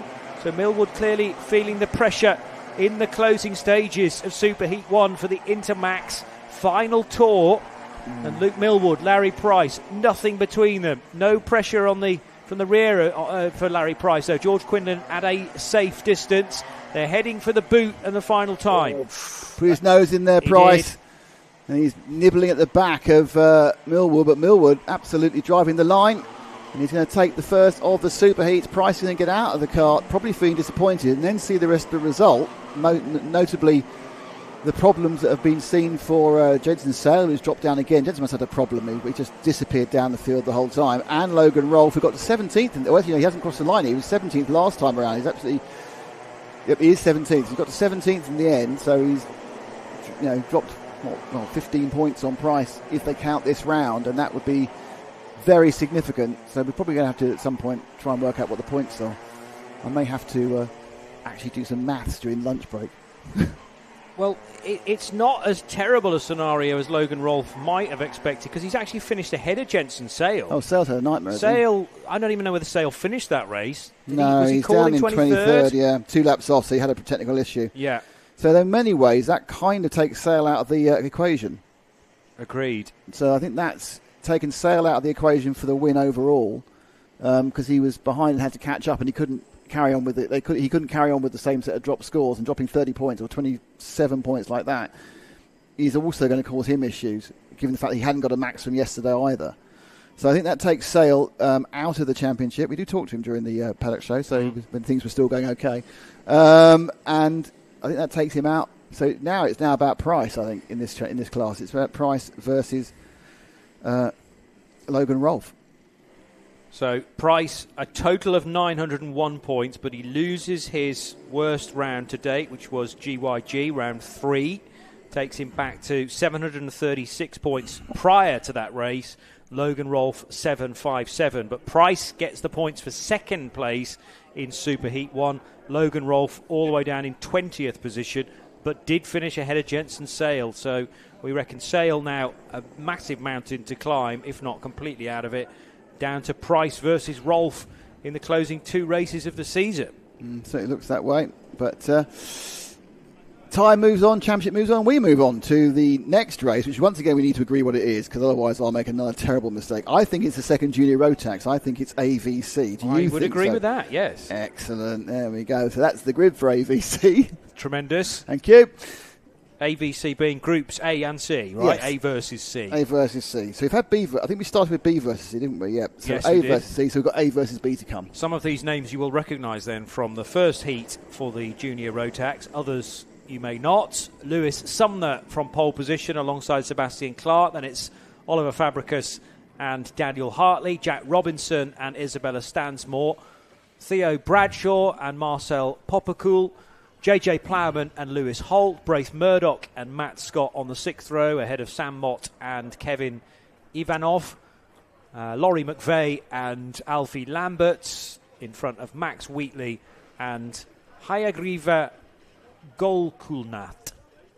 We'll stick with that. James Tate and Tyler Richardson. Tidy. I should be so lucky. And Nathaniel Gray and Max Douthwaite, Jack Beasley, Zach Waddle. Then it is Henry James and Max Greytrix, Chloe Waddle and Emma Leckie, and Zach Kane will complete the 29 kart lineup. And they will get 2 warm-up laps, and this is the first third of a lap of the first of the 2 warm-up formation laps. And they come up round Christmas, all trying to get some warmth in the tyres. It's a little bit easier when the track temperature is as high as it is. We've got pure sun, and it's probably at 23 degrees outside, so not a difficult day to get those tyres with some sort of temperature for grip, so they'll find themselves working much quicker. You won't have that difficult first lap.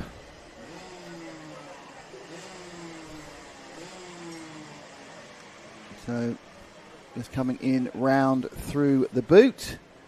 And then going through the chicane. I don't think the chicane's got a name. Well, they're skipping the chicane during the warm-up lap, but it hasn't got a name yet. I mean, you think someone would like go. At least someone paid £50 for, like, I don't know, the Tony Kart chicane, because that's how many new chassis they've made out of it, you know. Yeah.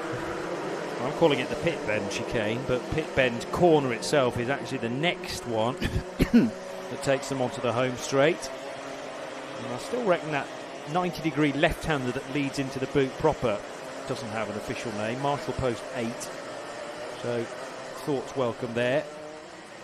The boot, I'm trying to think of something related to that. So it goes the boot, then the it goes... The dog leg, but you've got the boot. Dogs aren't allowed here, and dogs don't tend to wear boots. So do they not?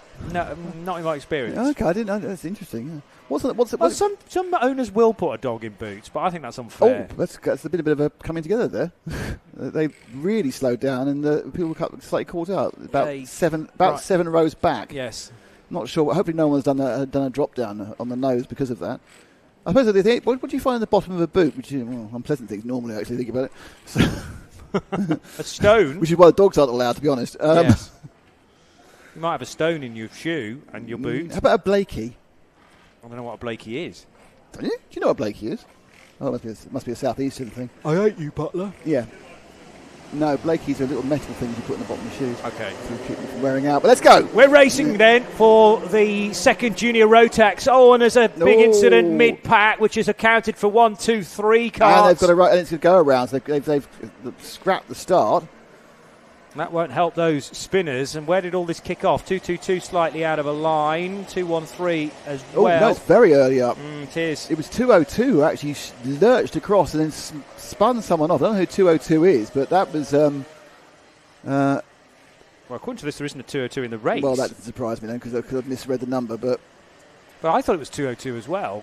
Just checking the numbers on our graphic. Yeah, there isn't one. It might be 212. It might be... The problem is that sometimes people they have a number which they use at a certain championship, and to get to this channel, they add a number, and sometimes it gets very occluded about what the actual numbers are. Good word, occluded, like that. And you sit there going, 186, but it's not an 8, it's like a 0, or it's 1 3. No, it's actually that's the 8, but some parts of the 8 have worn off, and now it looks like a 3. This is old people making up for bad eyesight, by the way, here, but...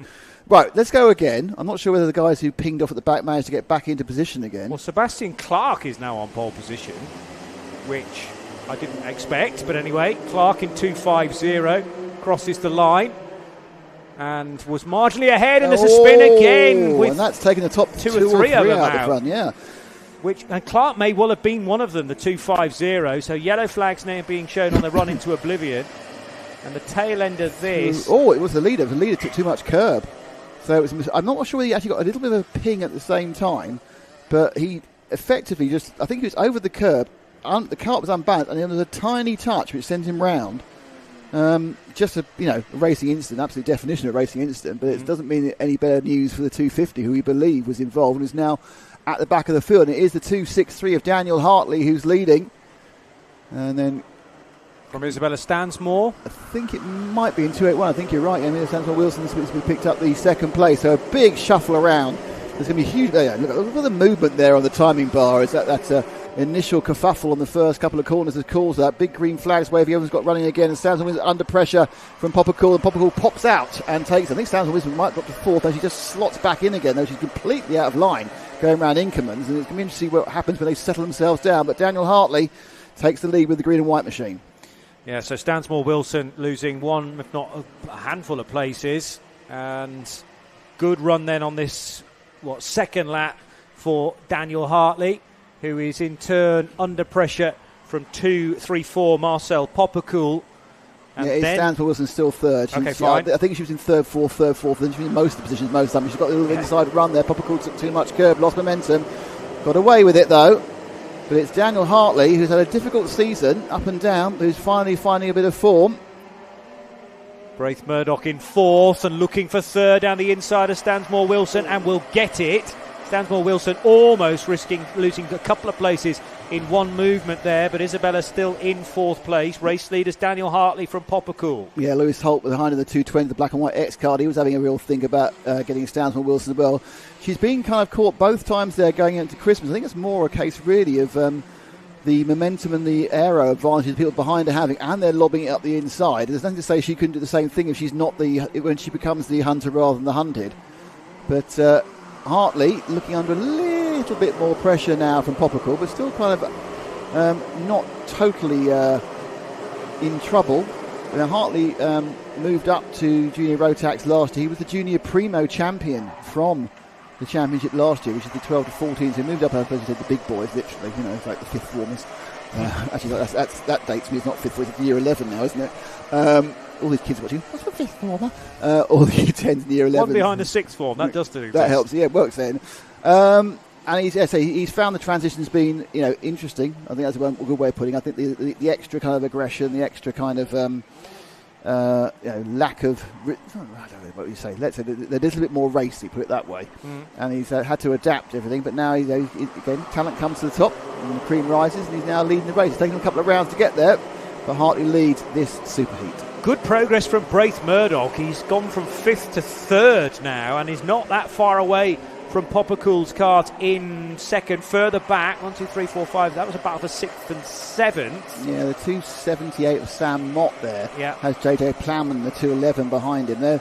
Their struggles actually are good news for Stansmore Wilson and Holt, because it's providing us with breaks. We've got a break of 3, then a pair, and then another break of 3, as they split out and move and then look to make individual positions to get individual extra points. But these top 3 now, going down the back straight into the boot and pass through the no-name chicane any second now. We should call it Johnny Palmer's chicane, because why shouldn't we? We can call it the Palmer chicane. This weekend only. Yeah. I'm happy with that. I thought you would be. Well, we're here next week as well then in KC, so we'll just call it Joe's chicane then, you see. So it can be I think it's only fair that you both get a chicane named after you. Even if it's the same one, it's unofficial and we're not allowed to. Don't tell anybody. Move for the lead. Here we go. And I thought maybe both were going to get underneath Daniel Hartley, but he held them off. But now he's on the back foot, snaking his way towards the back section, and that's Ashby and look at that. Poppercool got him. That was kind of at 4 corners coming. Stansmore Wilson there getting really racy up the inside of Hartley in 4th place. So Hartley goes from 1st to 3rd. Stansmore Wilson, I think it is, who's taken him as well. So Hartley goes from 1st to 4th in the course of 4 corners. Stansmore Wilson moves to 3rd. Poppercool takes the lead. I think it's Braith Murdoch behind him. Now, this is the point where Hartley has to get his head down, head together, because you can see if you're not leading this race, you can come through. It does seem that leading is a bit of a poison challenge, Johnny. Nobody wants to win the race, it seems, from the outside looking in. That's, of course, not the case. But Poppercool under pressure from Braith Murdoch. Murdoch's the one on the graph that has been making all the upward progress.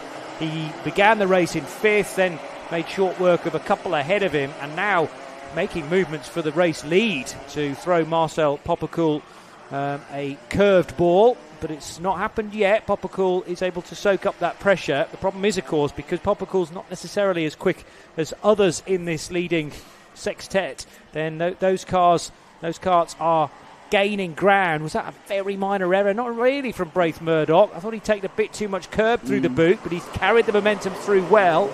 Back onto the main straight. Poppercool will lead with 2.5 minutes still to go, but there's now 3, 6, 7 in this leading train. That 3-2-3 has just become a 7, and they are all battling. As Hartley now gets up the inside and takes. Isabel Stansmore Wilson loses 2 places in one go as Hartley and Mott go through at Christmas, and Hartley now seems to have got a bit of fire under his belly, to be honest, and he's pushing hard. But luckily, he's the green and the white machine. Behind him, it's Mott now, who's been kind of silently, assassinly climbing up in the black and white X-Kart. And you've got your 2 leaders, who's Poppercool and Murdoch. And Poppercool looked a little bit more comfortable, to be honest, that time round. And saying that, I look back at it. No, there's half a yard between them maximum. That's 50 centimetres to our younger viewers. Those that are not aware of a 5th form as well. Yes. I really am going to have to get a education in being 20 years younger, aren't I? You'll get there eventually. It's useful to speak to drivers who were seemingly born last week for all the modern day vernacular. Yeah. So 3 together, not able to now reach that quartet, which is led by Poppercool, Murdoch, the green cards of Daniel Hartley in 3rd, still ahead of Sam Mott. Then the gap back to Isabella Stansmore Wilson, Lewis Holt and JJ Plowman in 2-1-1, still in 7th place. Plowman must be the most frustrated there because he's got speed. He just can't make any use of it at this stage and making any inroads into the 6 ahead of him. Hartley looking quite racy now, trying to get back that lead. Now they're going through the Nouvelle Chicane. I've just been reminded by Joe Bradley last time we were here, we named it the Nouvelle Chicane because no one else had bothered, and it is new. So that's obviously stuck firmly in the memory, hasn't it? Well, none of this stuff does. Ejected. Joe's the memory man, which is a massive worry if Joe's the memory man. Top two, really getting racing through Inkermans now and driving down the hill towards Ashby. It's all about the exit here. It's where Hartley got mugged a few laps ago, but he's now a case of potentially the muggee. But I'm still looking at Sam Mott. Sam is very relaxed. He's just been moving forward through the field the whole time in that black and white machine.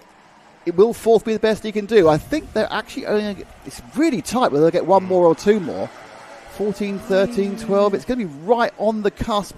They may get two more. Yep, they're going to get two more by about, by about a second, I think, yeah. But you're right, they do. Yeah, they get, well, it's actually 2 and a bit seconds in the end. So 2 and a bit seconds to get it, and they sweep round that they're just top 4, perhaps top 7. Another fantastic race in Junior Rotax. Poppercool doing a fantastic job himself of holding back this field, but Hartley now looking right on the tail of Murdoch. Isabella, the only one wanting to take the inside line. Down the inside, though, for second is Daniel Hartley, and one off onto the grass is Braith Murdoch, is it not? Yeah, Murdoch. It's going to be interesting, that one, because he was given no room whatsoever by Hartley, and it's really what the stewards think about that one. But Sam Mott makes another position and is on Hartley's tail. Obviously, big loser there is Murdoch. He ran out of space. Should he have given a bit of room? Don't know. I'm sure we'll see that one again. It's up the last lap, but let's watch this one and see what happened to Murdoch. So basically, Hartley comes round the outside of Ashby and just keeps going. No, I think that's okay. I think that's okay because he was 2/3 ahead, and Murdoch, I think, but again, I am a commentator and not a steward. True. Very wide curb on the exit of Ashby, so you can afford to run wide, but nevertheless, you need to give a fellow Kart enough room to recover, but we'll wait to see. Mott now really close to getting past Hartley. Poppercool's away. Poppercool's really made the most of that one. Isabel Stansmore-Wilson's not finished in 4th. This is the battle of 2nd, 3rd and 4th. Hartley currently holds 2nd.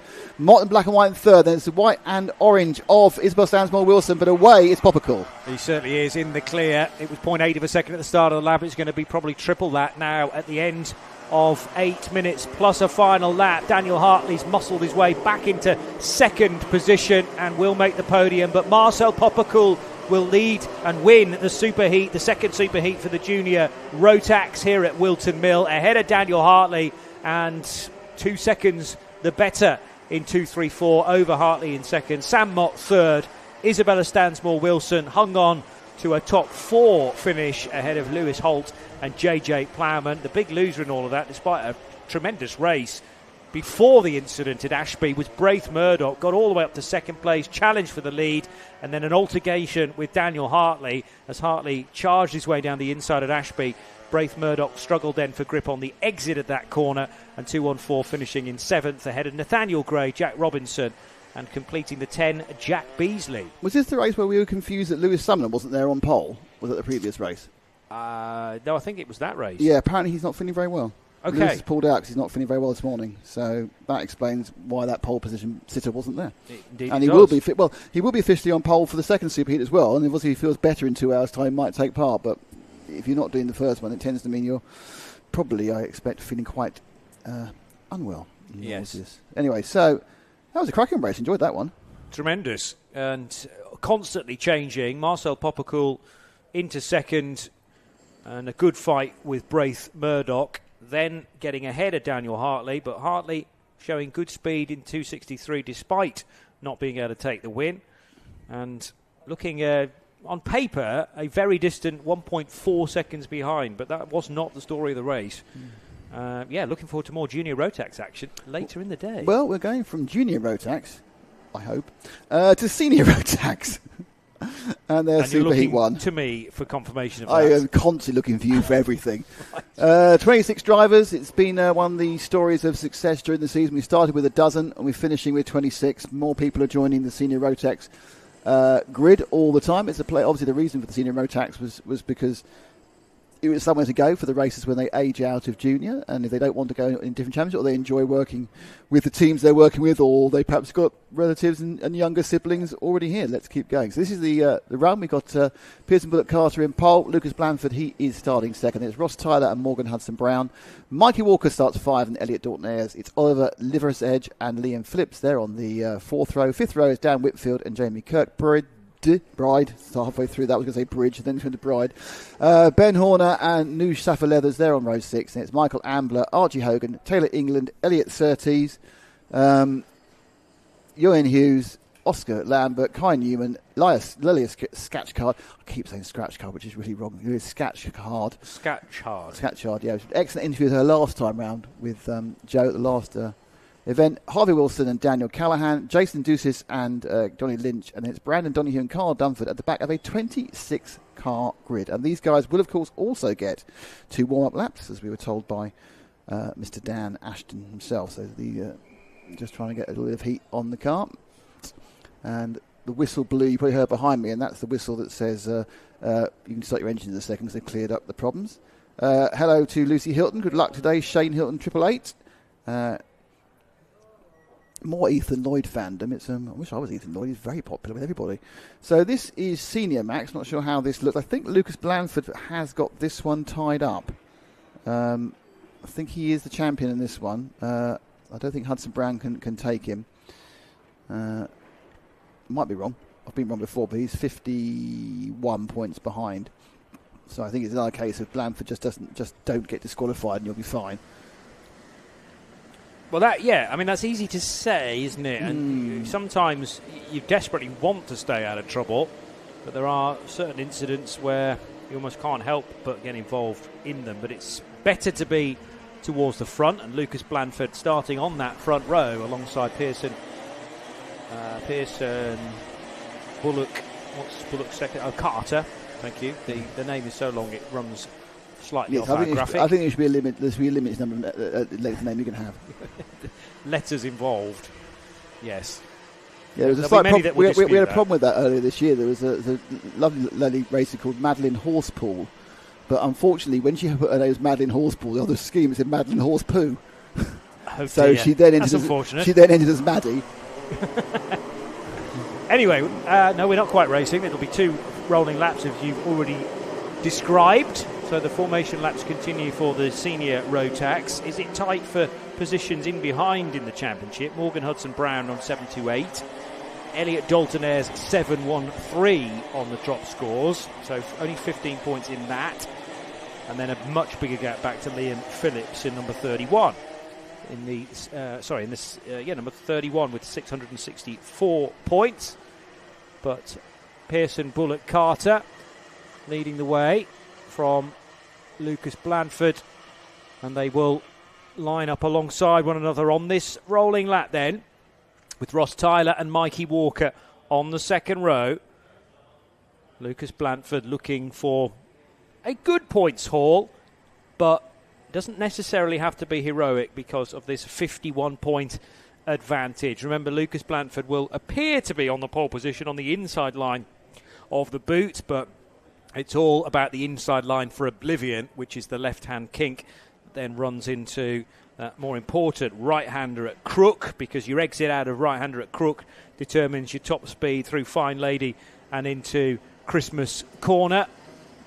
So the Nouvelle Chicane, the pit bend, and then with Pearson, Bullock Carter and Lucas Blanford heading off onto an 8-minute plus a lap race, they will fling their way through the right-hander at Crook, and it has been a good getaway for Pearson Bullock Carter in number 75, leading Lucas Blanford in second position, and that gap of 4 kart lengths or so in the opening stages of the first of probably 10 or 11 laps there or thereabouts, just establishing themselves then, and a decent pace to go at the start of this senior Rotax race. Yeah, Pearson out in the green and white machine. We're looking at the 22, that's the Ross Tyler kart, the Jack's kart machine, over the incredibly aggressive curbage. And they go sweeping round And through, back up the hill again now, and almost immediately they go round through Oblivion so quickly. It's a very aptly named corner, that, because you are just racing into Oblivion at maximum speed, and you go,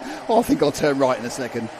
Let's hope we do. But we've already had a big incident there, a couple of races ago, that involved the leaders, and very easy for it to happen. I think you can watch race after race with karts at really close quarters and just think, oh, it's simple this. And Danny inside there, last minute manoeuvre from Blanford in number 67. But it's only when it goes wrong and you realise how much energy these karts are carrying. And now, to repay the favour, straight away into the nameless left-hander, the start of the boot section. And in fact, Blanford's going to lose a couple of places as well, because Ross Tyler slots his way into second place. Yeah, very, very busy lap there. As Blanford, for a brief second, held the lead, but now he's down in third place and under pressure from Mikey Walker, who pops out now to take him at Christmas. So it's not been a fantastic position about three-quarters of a lap ago. Now not quite so good with Tour. They come down through towards the hairpin at Ashby.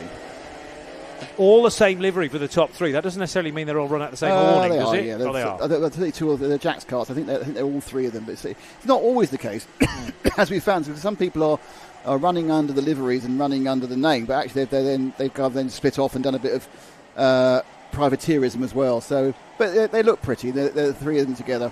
Formation flying then for the Jack's karts in their green and white and blue, and they've got matching race suits as well for Bullock, Carter, Tyler, Walker, first, second and third at Oblivion and Crook, now heading for Christmas, and Lucas Blanford licking his wounds to a certain extent, because he was second and then in a couple of corners finds himself down in fourth place, and Morgan Hudson-Brown is going to be applying the pressure as well. This is the time to strike, I suppose, whilst Blanford is a little bit on the back foot, but Hudson-Brown not quite close enough as they head for Chapman. Yeah, Blanford in that fourth kart there, the black and the orange, the 67 machine. He's fine, because he keeps his nose clean. He will be the champion in a few hours' time, but he doesn't want to be fourth, especially as he was leading earlier. So looking to get up the inside of Mikey Walker. And then there's a little bit of gap, unfortunately, as far as Blanford is concerned now, between third and fourth positions, which you'll have to bridge. And this is Jack's kart juggernaut, leads the top three. And they go through Inkermans and down towards Ashby in that hairpin, which looks simple, but it's really how you handle the runoffs and get the drive coming back in now through the corner and then into Chapman's. And I think it's a track that everyone likes. And oddly to me, it's from my experiences in the paddock yesterday, everyone likes it more with the Nouvelle Chicane. I thought they wouldn't, but the karters like the Nouvelle Chicane. I think they like they like just crashing them curbs, probably because they're not paying for the chassis, daddies. Well, there is that as well.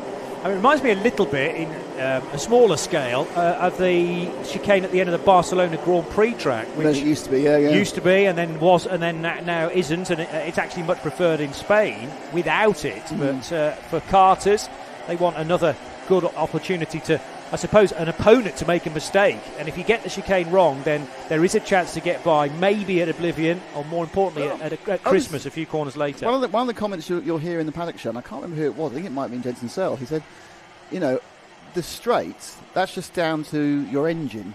Corners is down to you. Yeah. And I think he thinks, you can make up time in this sort of tricky situation over the corners. And you can see it, they're trying to make up time, because they'll just take more and more and more, and more curb to the point where they take a little bit too much, and they rein it back a little bit. But way too much curb could result in a significant incident, i.e. a spin or taking somebody out with you. Very sideways, under braking was Ross Tyler, but it was all neatly controlled. And Tyler running out wide. The exit of Ashby will be very interesting in the wet. Obviously, you're not going to take anywhere near as much curb as they are on a beautiful day like today. Today, you're not going to see it, but there is a weird situation with Whilton Mill where even on a good day it normally rains a little bit. It spits. We've been here so many times, and I reckon it's more than 2/3 of the time it's rained a bit. I don't know, we've been lucky never to have a completely wet day, but it's been rain at some point, and once it starts getting wet, they the car just slide, don't stop sliding, kind of slide off. It really becomes a real challenge. Now the top four are really concentrated. In fact, the top five are concentrating together. Those gaps have suddenly all disappeared, right down to Morgan and Hudson-Brown there, and the tail cart about 5 runs. So from those little spaces and gaps and chances, they're now right together as they come through the Parker corner and then into Chapman's, but no one really making a move. The 2-minute virtual bell will be going off in 5 seconds. So if you want to start making some points, you want to start taking some moves, start making them now. Yeah, now is the time, because if you make a last-minute overtake, then your rival won't necessarily have the chance to repay the favour. 5 absolutely together, including Lucas Blandford, who lost a couple of spots mid-race, but that might just be the attitude he's taking, knowing that he's pretty much got the championship sewn up. Not happy to finish off the podium, clearly, but he's in that leading phalanx of cars. And down the inside, last-ditch manoeuvre at Ashby will get him back onto the podium. So Blandford ahead of now Mikey Walker, last of the late breakers, into that tricky hairpin. And now Morgan Hudson-Brown has a different kart to focus on, that of Mikey Walker. That's rather ruined all 3 at the front in the same paint scheme. Yeah, but, sticker scheme. You know what I mean. It's all wrap stuff. But Blandford there, now he's got past Mikey Walker, but he's got quite a big gap to make up to on the 22 of Ross Tyler ahead of him. And that's, I suppose, the challenge really for him, is to see if he can get a bit further on. Don't forget, this is the man who led for 2 corners early on, and the man who is leading the championship, and that's that orange and black kart in 3rd place. Morgan Hudson-Brown right with Mikey Walker, and having already seen Lucas Blandford make an overtake at Ashby, maybe that is Hudson-Brown's thought process now, to leave it at the last minute to dart down the inside of the hairpin just before these 2 left-handers. Chapman, the second of them, down the back straight. Pearson, Bullock, Carter with half a minute to go, so they'll easily head on to another lap before the final lap. And getting the kart straightened up very early on, Pearson, Bullock, Carter there. Decent exit out of the pit bend. Ross Tyler is safe enough away to have not made a challenge, although defensive into Christmas for the 3rd place runner of Lucas Blandford, putting the car right in the middle of the track, under pressure perhaps. Well, that's basically kind of an admission he's not going to get 2nd or 1st, because he completely sacrifices speed into Christmas there to prevent going down to 4th, and Walker going past him. So Blandford looks like settling for one of the virtual podiums. It was the podium for a heat, but it's a virtual podium result in 3rd. Top 2 though, they're now breaking away. I'm not sure where Tyler is going to have a go at Pearson, Bullock, Carter. The gap is sort of a little bit too much to really go for. I know it's only 2 kart lanes, but it's not that right up the end. I can chuck it up the inside. You might get a fantastic drag. They begin the last lap through Oblivion, and they're going to go sweeping up towards Christmas corner. But the gap looks too big, Johnny. It does at this stage, with only a shortish lap still to go, and less than that now, 2/3 of it. So Tyler to Blandford, the gap. Blandford, Walker, and then Hudson-Brown in 5th position, but Morgan's got a decent run, or decent lead over Oliver Liversidge in 6th position. Liversidge doing battle with Elliot Dalton-Ayres, and has been for quite some time. The 2 Jack's teammates then, for Pearson, Bullock, Carter and Ross Tyler. It'll be a formation finish at least for these 2 as Tyler hops over the curb. Will 3rd place change at the death? It's going to be tight at the line. But after a win for Pearson, Bullock, Carter, Ross Tyler finishes 2nd, and Lucas Blandford does indeed hang on to 3rd position by a couple of tenths of a second over Mikey Walker and Morgan Hudson-Brown. Then Oliver Liversidge and Elliot Dalton-Ayres ahead of Noosh Safa-Leathers, and Ben Horner ahead of Daniel Whitfield in 10th position. No, again, a good race. Yeah, good race. I mean, it was. I think Blandford must be wondering how he didn't win that, because he made his big move and it all unravelled rather quickly. It was an unravellage. Yeah, but I'm not sure he's going to be particularly happy with just the single lap speed of number 67, his kart, because he won't like the fact that Pearson, Bullock, Carter and Ross Tyler got that break away. I know that once you break the momentum, then it's very difficult once the field has been gapped. Yeah. Let's say it's then very difficult in race to close that down. But yeah, frustrating. Maybe some tweaks to be made to Lucas Blandford's kart, or he might just be taking the more diplomatic approach, knowing that it doesn't have to put everything on the line with the championship pretty much sealed. Oh, here comes the clerk of the course up to see Frank. Give him a hand, Frank. You've got a smile on his face anyway. Yeah, you're on camera.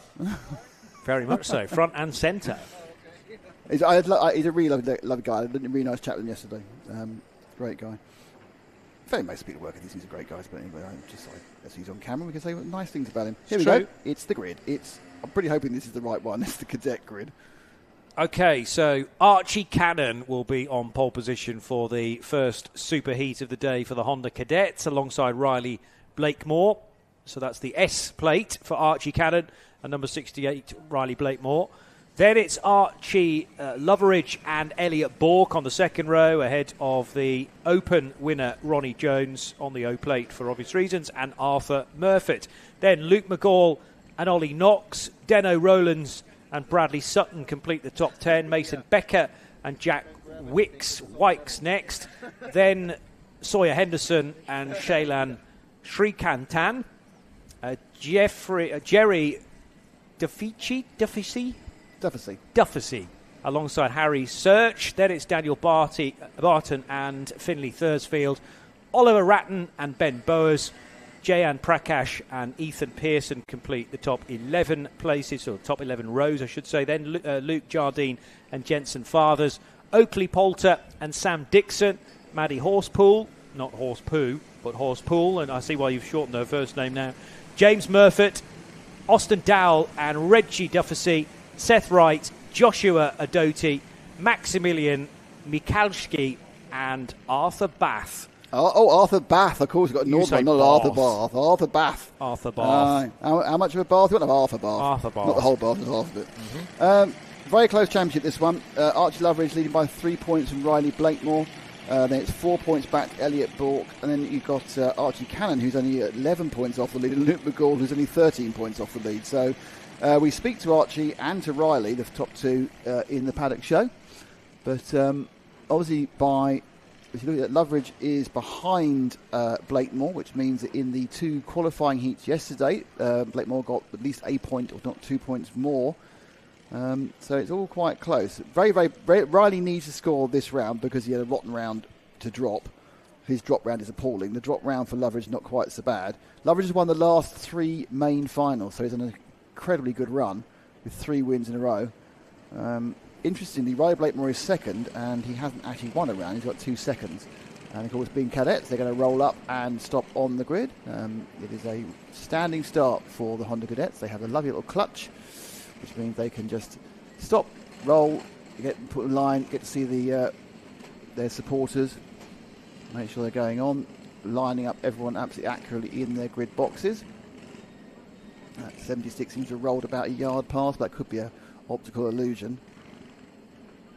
There is a lot more to go wrong on a clutch start, though, isn't there? It's a centrifugal clutch, so it's push and go. You're not engaging gear and dumping the clutch like you would in a single seater. So okay. It basically, in fairness, yes. In terms of human error, I think with these, or is it more of a launch? It's more of a launch. I think I'm sure there's a tactic where you're slightly holding the thing you're not allowed to do on a rental car, where you're slightly holding it on the brake and slightly having it on the throttle at the same time. Yeah. Green flag at the back, and they'll be away any second now.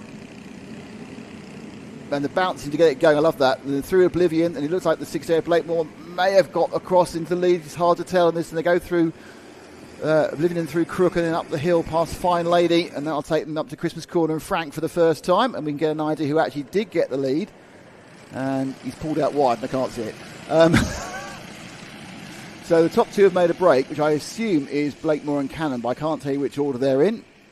Because despite the fact we're looking at like a 73-inch TV, it's a little bit too far away, and it is Blakemore who's got. It's Blakemore from Loveridge, so it's absolutely the first and the second in the championship are 1 and 2, but they are the other way round. So it's 2 from 1 in championship positions. And interestingly, Loveridge is kind of saying, I'm not going to do it. Let's get away from the rest of them. Let's get away from the rest of them, and then we'll worry about our own personal battle in laps to come. Well, that seems to be a very sensible tactic, and we've seen that utilised already today as well, where a couple of breakaway runners are able to just make the space to then develop their own race in the second half or the latter third of it. So first and second already a fair distance away. Where in this mixture is Archie Cannon, who started on the front row? He slipped down to fifth. So Elliot Bourke, who is third in the championship, is third in the race. Mm-hmm. So your top 3, and then Archie Cannon, who's fourth in the championship, is fifth. So they've, despite a stacked field, the cream has risen to the top of this crop, and those top races are all in the top 5 positions. The only one missing out of that at the moment is Luke McGall. I'm not sure where he is. Oh, he's in 7th. He's not that far down. So they're all there or thereabouts. Now, glance over the shoulder from Loveridge in that blue and white 73. Want to see where he is in relation to people behind him. Not so bothered about where he is in relation to Blakemore, because he knows he's got one person to get past, try and swap this points deficit that he seems to have picked up so far today. Jones now moved up to 3rd place with the black overalls and the O-Kart. So it's all going on. Certainly is a robust manoeuvre from Jones and also Archie Cannon to get ahead of Luke McGall. So there were a number of place changes away from the top 2, but a mightily impressive first few laps from both Riley Blakemore and Archie Loveridge. But now as the 3 behind are working with one another, that gap is closing to 2nd place. Yeah, fastest laps from that Kart in 3rd place. Ronnie Jones, he was about 2 tenths faster, and you can see he's bridging that gap, almost visually as we can watch him do it, getting closer and closer and closer to Loveridge. So Jones has found a nice bit of pace in this part of the race. Remember, there will be an ebb and flow of pace as the karts come on, as the drivers come on, and also obviously the tyres. Depending on your pressures, you can be fast at the front or fast at the back of the race, or sometimes just fast throughout all of it if you got it exactly right. But right on the tail now is Jones. It's now a 3 for the lead. They go around the corner, and then behind them you've got McGall now has got himself to 5th. So the top 5 are the top 5 in various different orders. That's the championship and the race. Okay. Well, that's useful to know that everyone has a fair shot. Just told a lie. It brought up to 7th, so he's had a problem. He dropped from 3rd to 7th, so I've missed that one. But so the top 5 are some of the top 5. Very nicely described, I think. Elliot Borg has slipped behind Arthur Murfitt as the top 3 now head towards Chapman for the 4th time. We're almost halfway through the timed bit of the race, with the extra lap to bolt on at the end. Side by side for the race lead as they turn in to the boot. But Archie Loveridge wasn't able to fully overtake. He might be able to, surely not 2 abreast through the chicane, and they thought better of that. But now Loveridge is potentially on the back foot with Ronnie Jones on the O-plate trying to slot down the inside. He might take one or maybe both of them. Jones just ahead into 2nd. Yes, in the black race suit. So Ronnie Jones up to 2nd position. And now how far down is Archie Loveridge going to fall? Only to 3rd. Yeah, he managed to contain that. That's an example of what you thought. I think I'm going to get in the lead. I think I'm going to get in the lead. I think I'm going to get in the lead. And then I'm not going to get in the lead because I have ended up with going on the outside, getting forced to the outside. Then a superb move by this man, the 0. The 2nd place car, Ronnie Jones, just took him up the inside through Oblivion and Crook. That's really, really good work indeed. Excellent racing. All fair to this point as the blue helmet of Archie Loveridge sitting there in 3rd position. Heads now Luke McGall, who's gained a place from 5th to 4th. Oh, we nearly lost both of the front runners there. Riley Blakemore hangs on to it, but Ronnie Jones will lose places from 2nd to 4th, Nick. Way too much curb. I'm not sure we've got that one again. I don't know. Jones fully off the road now. It's gone. That's oh dear. That's just been Jones. It was going well, and then I think that initial error, you try and make up for it, you try and go too fast, and that's all gone. So Jones is going to drop out of the contending 6 or 7. He's not going to go down to the back like we saw with Logan Rolfe in the previous race. He's going to be at 9th or 8th. But the top 3 now leading quite comprehensively as they come down the back straight. Yeah, just trying to pick out where Jones rejoined. I thought that might be him in something like 6th place, but it's much further down, I think, after that run off the grass at Fine Lady. Race leader then threading his way through the boot. That is still Riley Blakemore, but with the blue helmet of Archie Loveridge back on his tail, with Luke McGall up a couple of positions in that lap alone. So McGall actually staying in 3rd for lap 6, but it was lap 5 where he gained all of the ground. Still 2.5 minutes of this one to enjoy, and 4 for the lead, making it very interesting at Christmas Corner. Different lines being utilised by Riley Blakemore and Archie Loveridge. Will Loveridge think about an overtake at Ashby? No, because he's got his arms full instead with Luke McGall right on his tail. And McGall's got himself into a lovely position there. He's got past Loveridge. Just out of interest, Jones has dropped down to 11th, and Loveridge isn't having any of it, so it's a swap back in 3 corners. Now, he didn't. Loveridge was not interested in giving much of the track to the 15 of McGall, and McGall wasn't very happy about it, but that's brought Cannon, the S-plate, the Scottish champion, back into play, and all of that gave Blakemore a little bit of breathing space. But the problem he's got is that he is ploughing the air open for everyone else. He's forcing out the oxygen, the nitrogen, and the rare earth gases, and they are just being sucked up behind him, so he can't break away. He's on his own, And and despite this, the kerfuffling and the arguments behind, every time he looks around, there's somebody behind him. It was Jones for a while, but now it's his major rival Loveridge, who, despite all that coming and going, is right on his tail again. Minute and 20 seconds to go on the clock. To answer my own question, Ronnie Jones fallen to 11th place. Here's side by side for the race lead with Loveridge on the outside line. Is he going to make that stick? And now to the inside line, might be able to usurp both of them. Yeah, McGall in number 15 will take the race lead from third to first in one manoeuvre at Chapman. And Blakemore's gone to fifth. First to fifth for Blakemore. He just went a little bit wide at Ashby, and it all unravelled. Brilliant opportunist move there by McGall, you have to say, but it's great news for Loveridge for the championship, and a disastrous 2 corners from Blakemore, which when he looks back on it may be what decides who wins this TKC championship in 2025. These are split-second moments, aren't they, where sometimes you have a part in them, sometimes you really cannot do much about them. Down the inside, look at Blakemore losing the places in the same process as Luke McGall gains them. So McGall from third to the lead.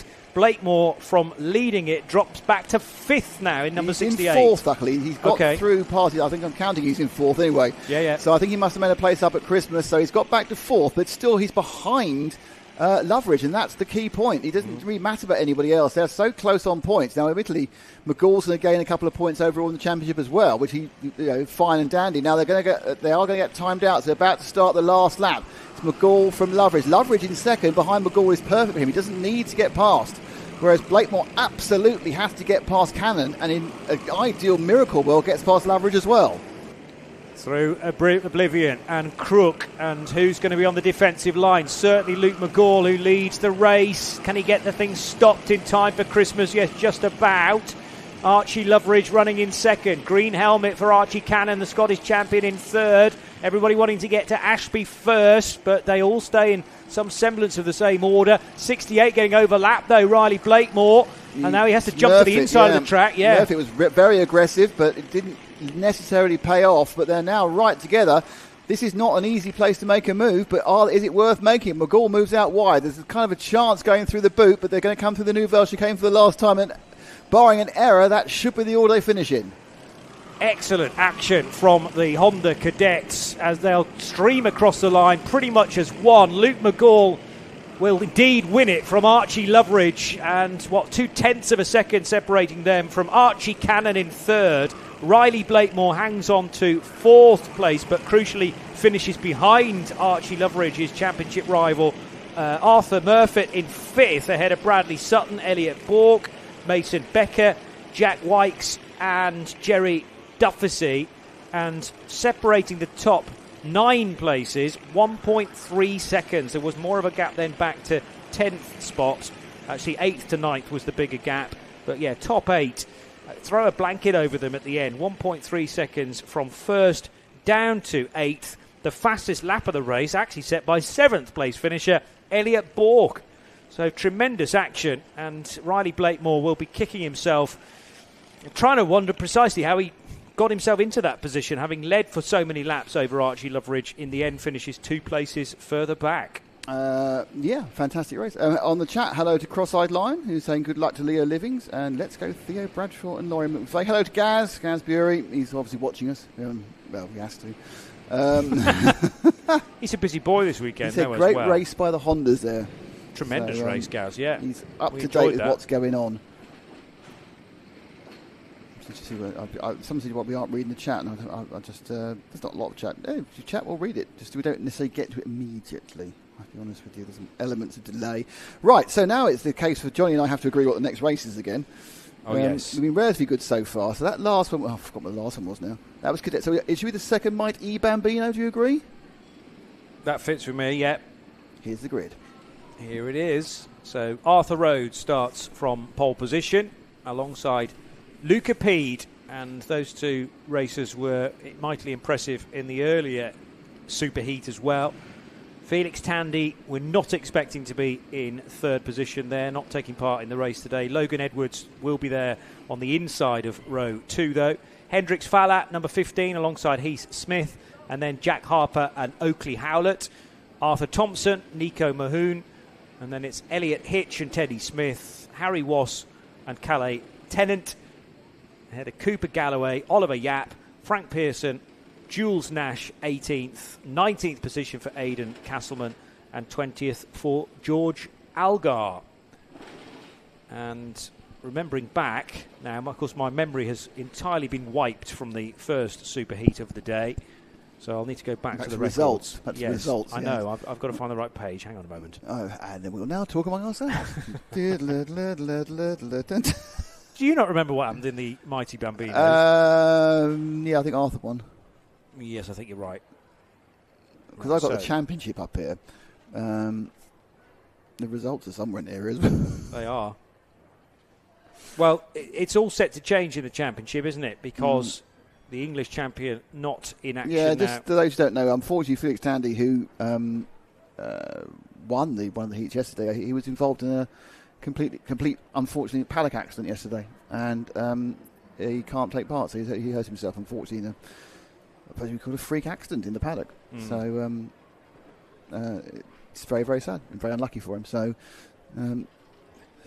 Well, especially ahead of a crucial day of racing. How these things change, I suppose you have to say. It's just one of those things. Unfortunately, that's why he's not here. Great memory, by the way. Arthur Rhodes did indeed win the opening. Very heat rare today. that's said to me, I can tell you. And given that's only an hour, I've done quite well, really. We got to 9 laps, and Logan Edwards finished in second, despite Luca Pede for a long, long time being second, I remember. But Logan Edwards timing that run to the second step of the podium, even though you don't actually have podiums in superheat, but leaving that to the last possible moment. And Luca Pede in third, but gets another chance to start from the front row. Top 5 finishers to complete that, Jack Harper and Hendrix Fallat. So will we get a similar looking result for Superheat 2? Have to wait and see. But it's kind of a similar lineup to earlier on for that front row position. And the grid positions, are they all determined from Saturday's running? Heat, for a combination of qualifying and yesterday's heats, yes. Yeah. Just having a look at the points as they are. Heath Smith, Felix, because he's not taking part in this one, cannot win the championship because when drop scores are re-eliminated, so even if Heath Smith scored no points, because it would be 5 out of 6 rather than 4 out of 5, he would go ahead. So Heath Smith currently in the pound seats, and I think actually, not wishing to spoil everyone's day, I don't think there is a way in which Arthur Rhodes can win this. I think Heath Smith has won this championship now, barring obviously not being disqualified, because there's only 20 points which Arthur can drop. His worst result is only a minus 20 effectively, and he is 25 points behind. That's always the caveat we have to put in, barring a disaster and being disqualified from the event. Because if you're disqualified, you have to count the round. Yes. So it cannot be one of your drop scores for understandable reasons. So you'd then effectively be dropping 2 weekends, 2 rounds, your disqualification trio, and the worst scoring otherwise as well. And that really does take you out of it. I mean, I think, just to put it in context, the disqualification within Mighty Bambino, outside of a technical infringement, and they've all managed to run the last 6 rounds with no problems whatsoever.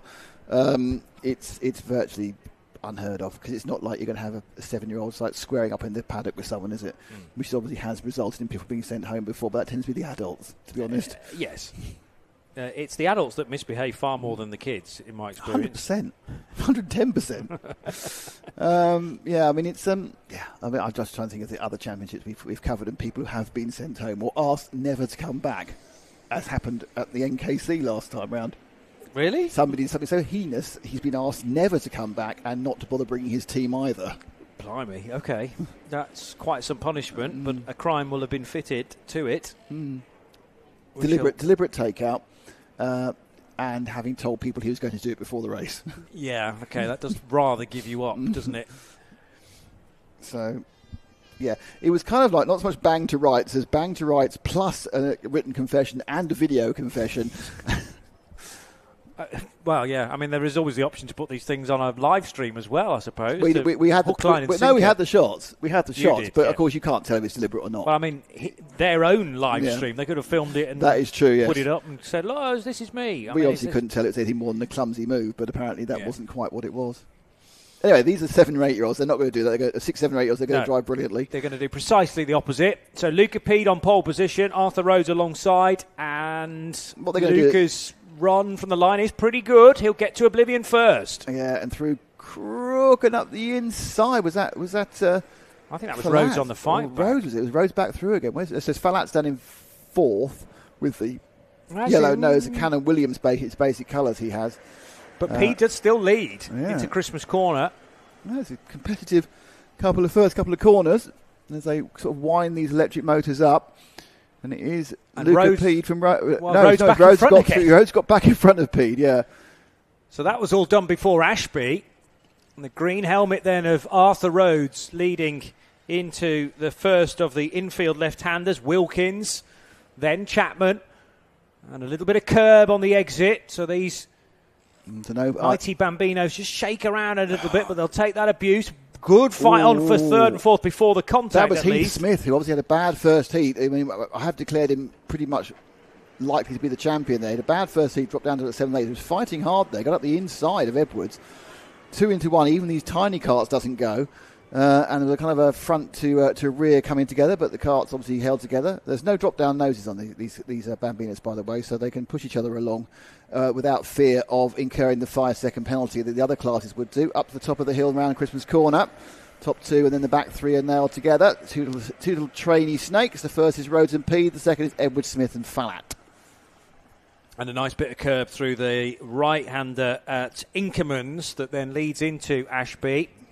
Nice wide curb that everyone can take to on the exit of that right-hand hairpin, about a third of the way around the lap. And first to second, absolutely nothing at all. Arthur Rhodes to Luke Peed.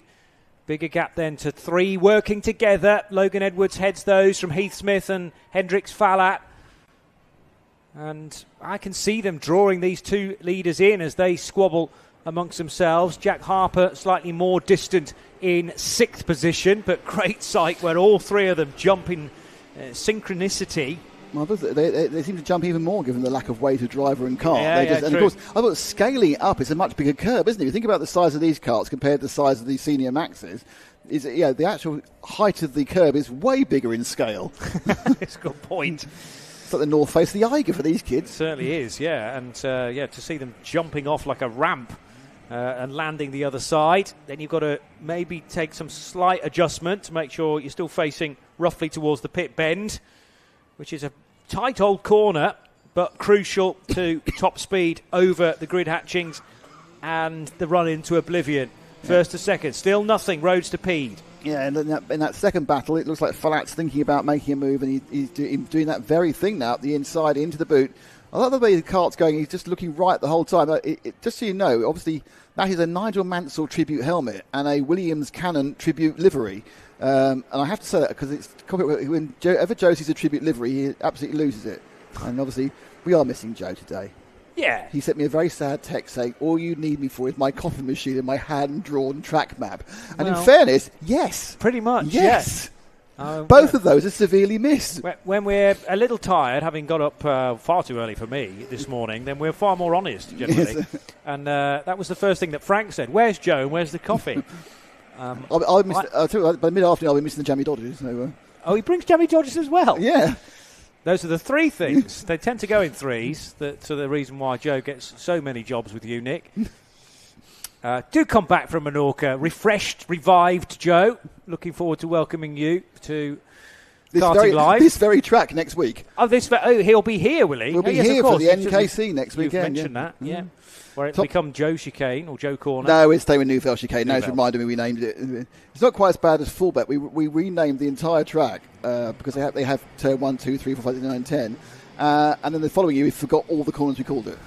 I remember being at Mansell with you guys a couple of years ago, and we had a picket fence down the back section in honour of Cadwell Park. There's been a lot of money spent at Dunkeswell, as it's called now. It's not called Mansell anymore. It's been sold, and it's called Dunkeswell again. And we'll be there in a few weeks' time, and we're looking forward to seeing all the new stuff they've done. So it's now 2 pairs. So they've dropped off Heath Smith, who just doesn't quite seem to have the pace that he's been showing the rest of the year here this weekend. Rhodes and Peed in the front of the frame, in the back of the frame, or the left of the frame. It's Falat who's now into 3rd, ahead of Edwards, the O-plate. So it's quite a big gap, to be honest, even with just a third of the race to go. It's quite a big gap for Falat to make up. And Pede slightly tripping over the back, literally, of Rhodes. They gave me a little nudgette, and in doing so, I think he lost momentum. And suddenly that gap, which I thought was hard to bridge, has been bridged by one little kind of scuffle at the backside, effectively. Yeah, that was Pede having a go, I think, for the race lead. But like you say, it's actually slowed Luca Pede, and now he is a sitting duck compared to Hendrix Falat and Logan Edwards. Hand signal from Luca Pede, say, let's all work together to try and make sure Arthur Rhodes isn't going to disappear up the road as they head now through Fine Lady. Oof. And there was contact that time for Logan Edwards, who was trying to thread the eye of the needle. Change for second, though, as now Hendrix Falat gets ahead of Pede, and Pede hanging on for dear life in third position. 47 does indeed, though, slot across the nose of Logan Edwards. So a shuffle around in the middle of this quartet. The leader is still Arthur Rhodes. This is one of Falat's very first Mighty E Bambino runs. Remember, he is the Coma Bambino champion. That's the same kart, but with a two-stroke petrol. It's a petrol engine anyway. But that is the series kind of ran out of entries, so he only ran 3 rounds. But he won that championship. This is the guy in second with the Nigel Mansell tribute helmet. The interesting thing is, I'm saying Nigel Mansell tribute helmet. We all know what I mean. A lot of people watching are going, "What's a Nigel Mansell?" What's a Nigel Mansell? Well, let's be honest, if you are a Drive to Survive fan of F1, would you know about our Nige El Leone? Probably not. Look up the early 90s, folks. He was quite good in those days. I had dinner with him once in Le Mans. Oh, nice. Yeah. Okay. Him and his missus and the kids. And you first started going to Le Mans, what, mid? Oh, this was 2009. It was actually it was the part of the we were down there for the awards ceremony for, I think, 2009-2010 Le Mans series. Ah, nice, and, okay. The boys had been racing, I think, and that was when they were doing the kids were racing. I remember. Before that very ill-fated year where he did Le Mans and lasted 9 laps, I think. It wasn't great. But, so sat on the table and it was great. I don't want to talk about me too much now. I do, actually, but it wasn't my best ever dinner, but I'll come to that later as Falat now thinks about making a move for the lead of this Mighty E Bambino race. And Logan Edwards trying to go overlapping with Luca Pede. Might have been side-to-side contact there, but they both survived it. As now out of the pit bend and over the line. Couldn't be closer between the top 4. Half a minute to go, plus an extra lap. Arthur Rhodes ahead of Hendrix Falat. In what order are they going to be? Reaching the kink at Fine Lady. Still 15 marginally ahead. It's side by side, though, for third and fourth. And Logan Edwards is going to get the move done on Luca Pede to break into that top 3. And might be just about timely, that. Yeah. This will be the penultimate lap. One more to go. Lap and a half to go. Certainly, it's looking like Falat really wants to have a go at Rhodes. He's looking both ways. Remember, this is his induction into Might E. There was quite a bit of induction in the engines as well. Inductive loops. Anyway, he's up the inside looking to take the lead going into the boot, and it looks like he's done it. And more importantly, it looks like it's going to be 2 places lost. Oh, it's a big scuffle there. Falat safe in. There's 3 of them trying to go for it. There's 3 of them trying to go for that one. I'm not quite sure who got where and when, but the net result is our leader's now 4th. Yeah, Arthur Rhodes in basically one corner. So he'd been neatly overtaken by the new race leader, Hendrix Falat, and then the rest of them trying to close in, including Luca Pede. Bit of a desperate lunge up the inside of the second part of the boot, that. And 3 abreast as a result, and 2 have broken away now for the first and second. So the guys who have spent most of the race third and fourth are now first and second, and Edwards looking very, very racy on Falat. Is he going to try up the inside of Ashby? No. So Falat, who told me in the paddock show he was going to win this, despite this being his first Mighty event, I'm going to win, he said. Well, he looks like he's going to win a heat. But we have seen overtaking in the Mighties. They can get a decent run down this back straight and into the boot, but it doesn't look like that's happened this time. And could it be Falat will take home the checkered flag for this, the second superheat? But no, thinking about it. Logan Edwards had a cracking run coming out of Chapman and down the back straight, but couldn't then find the movement as Hendrix Falat was watching his every move. Checkered flag being readied then, and it's a real run to the line. Are they going to be overlapping? Not quite, as they didn't get the checkered flag on the big screen. That's because the big screen was far more focused on a 5-second penalty. For Luca Pede. For Luca Pede. Yeah, that move got a penalty. So Luca with a 5-second penalty actually would only move down behind Heath Smith, interestingly. So he'll go to 9.40. So he just drops back one position. So it swaps those positions back. So Pete, who was a little bit aggressive, adjusted to be too aggressive going into the exit of the boot, has picked up a 5-second penalty, and fair enough. I mean, it was. I think it was opportunist, and it's up to the. And I assume it's up to the marshal to decide that's opportunist or too opportunist. I think the contact didn't help really. No. That drew attention to it. So yeah, Luca Pede, last of the late breakers, but with forcing one and possibly a couple wide in the process, gets a 5-second penalty, and therefore finishes just outside the top three. Hendricks Falla wins, though, from Logan Edwards, and there was just 0.13 of a second between them as they crossed the line. Arthur Rhodes bumped up to third, courtesy of Luca Pede's 5-second penalty. Fourth, Heath Smith, Teddy Smith, sixth, Arthur Thompson, seventh, then Jack Harper, Elliot Hitch, and Harry Wass in 10th. So that is the end of the Super Heats, the Mighty Bambinos. Next time we'll see them will be for their final, which will be after lunch. I'm saying Micromax now, and I'm getting more confident about my list of these things, actually. Do you really need me to be cross-checking? No, I'm just going for it. Just going for it. There, you read those out. I'll read these names out, and then we'll discover that we've got it all wrong. Yeah, you know. No, it'll be fine. Ethan Lloyd starts on pole position then for the second Super Heat for the Micromax, alongside Dian Singh Pahal. Then it's Lewis Kokodi and Zach Andrew, third and fourth. Freddie Blackshaw and Noah Wicklow on the third row, ahead of Wraith Owen and Rio Pocock. Then Dimitar Uzanov and Jensen Darlow. Henry Algar and Sui Hong Javan.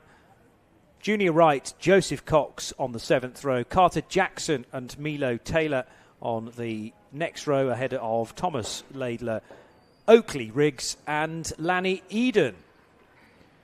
So 19 karts to take part in this, and this will be to eventually decide the season, of course, and the closing event of the year here at Milton Mill. There have been 6 the Kart Championship events for all the various categories within this brilliantly organised series.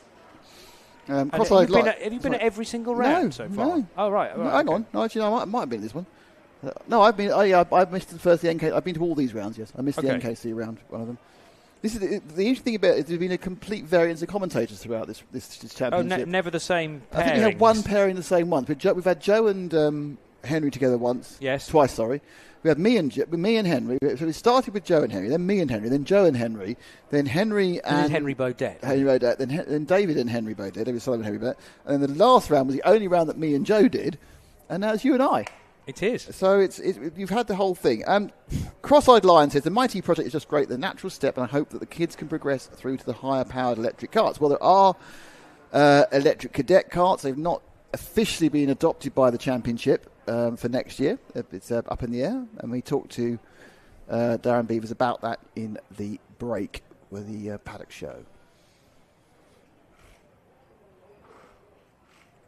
6 more races to go before the lunch break, I reckon, as well. And are you sponsored by Frank?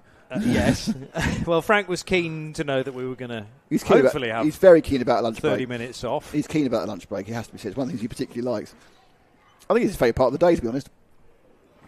Whereas Ash prefers the going home bit, doesn't he? Yeah, Ash is much keen on the going home. Yeah, there's a real lack of a lot of things at the moment.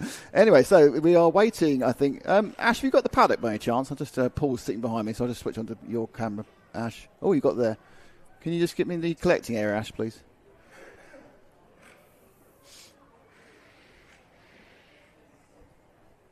Hang on. It's in the carts, that's better.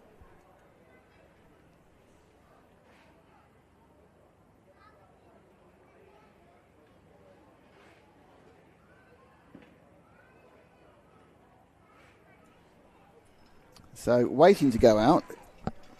Come on, Intermax. What's happening is, because the day is going so well, touching all the sort of wood. Don't say that. That's fine. What they end up doing, they do, because it's MSA, Motorsport Association sanctioned, they actually run to a timetable. So you never get ahead of the timetable. Okay. So because that's when people know when to bring their carts down and everything else. So obviously, club meetings, just bang, bang, bang, bang, bang, bang, hope for the best. Obviously, if there is a delay, then they will try and catch up again. But this is now running to particular times. What happened in the last heat? Well, you just said Intermax, but it's actually Micromax, isn't it? You actually get that wrong. Yeah, but we gave the right grid, which is always a plus. Plus point to us. Ethan Lloyd won it after 11 laps by 0.2 of a second. Remember, Lloyd and Dian Singh Pahal broke away from the rest of the field, and they were neck and neck throughout it. 3 seconds then, the difference between the second-placed finisher and Scotsman, and indeed Scottish champion, Lewis Kirkcaldy. Then Zach Andrew, Dimitar Uzanov, Noah Wicklow, they were right together at the line. So tremendous fight for third and downwards. But is it going to be all about Ethan Lloyd and Dian Singh Pahal again for this one? I know I've just given the grid, but I've instantly forgotten it. But they will be starting right towards the front. Let's just check on their starting positions for Super Heat 2. They are the front row runners indeed. So will it be a breakaway again? Or Lewis Kirkcaldy, Zach Andrew might be scratching their heads in the interval between their previous race and this to try and close that gap. They'll only have 10, maybe 11 laps to do it. So the championship, of course, is between the S plate of Lewis Kirkcaldy and the 66 of Ethan Lloyd. Lloyd probably, I think he was coming into this a couple of points behind on the counting rounds. I think he's caught those 2 points up. So he's probably ahead now by 2 or 3 points. It's quite difficult. Kirkcaldy has to count this round because his drop round is appalling. I think he actually had an issue and couldn't take part in the final, which is why it's that bad, because you get 0 points for out of 100. Ethan Lloyd's drop round isn't particularly good. He's got a bad final in it, so they're both really wanting to count this one overall. So it is a kind of a head-to-head in this round. It was 2 points difference in favour of Kirkcaldy. I think looking at the grid, that's probably swung round 4 or 5 points now in favour of Lloyd, I would think. But what we will try and do before the final is get someone to give us a points as they stand situation. And I will get a pen, if I can find one, and a piece of paper, which we also don't have because Joe's not here, to work out the ones which are really close and see if we can work out who's doing what. So that's 66, that is Ethan Lloyd. You can see him waiting to get the go signal. I'm pretty sure, and that is the go signal. As you can hear, the engines rev up, and there's a bit of a tripping over each other. It's Freddie Blackshaw there, leapt to get out, and they will get just one warm-up lap for Micromax. It's 2 warm-ups for the juniors and the seniors, and away we go for 8 minutes and 1 lap of action. Same grid for both the super heats, set by a combination of qualifying yesterday and the first 2 not super heats, just heats. Okay. So it's a way of making both days important, both days count. Obviously also vast majority of people were here probably everyone, but it isn't. You don't have to be here on Friday for practice, but obviously not being here for Friday on practice is a major disadvantage. And then there's a couple of warm-up practices on Saturday morning, then to qualifying practice, which is timed qualifying. So it's just you are trying to do your best individual single lap. And then you have 2 heats, and that combination sets the grid for the super heats, and then a combination of the super heats, the heats, and the qualifying sets the grid for the main finals. The 29 there of Dian Singh Pahal looking to his left, very close to his chief starting rival off the front of the grid, and they sweep through Oblivion and into the crook, and that right-hander catches no one out this time. And before this kind of kink at Fairlady, this is absolutely pedal to the metal. You're floored, and up to Christmas for the first time. I can see in third place is the S-plate of Kirkcaldy, and he needs to get as far up as possible, and definitely ahead of Ethan Lloyd in this heat to try and reverse that points deficit he's building up.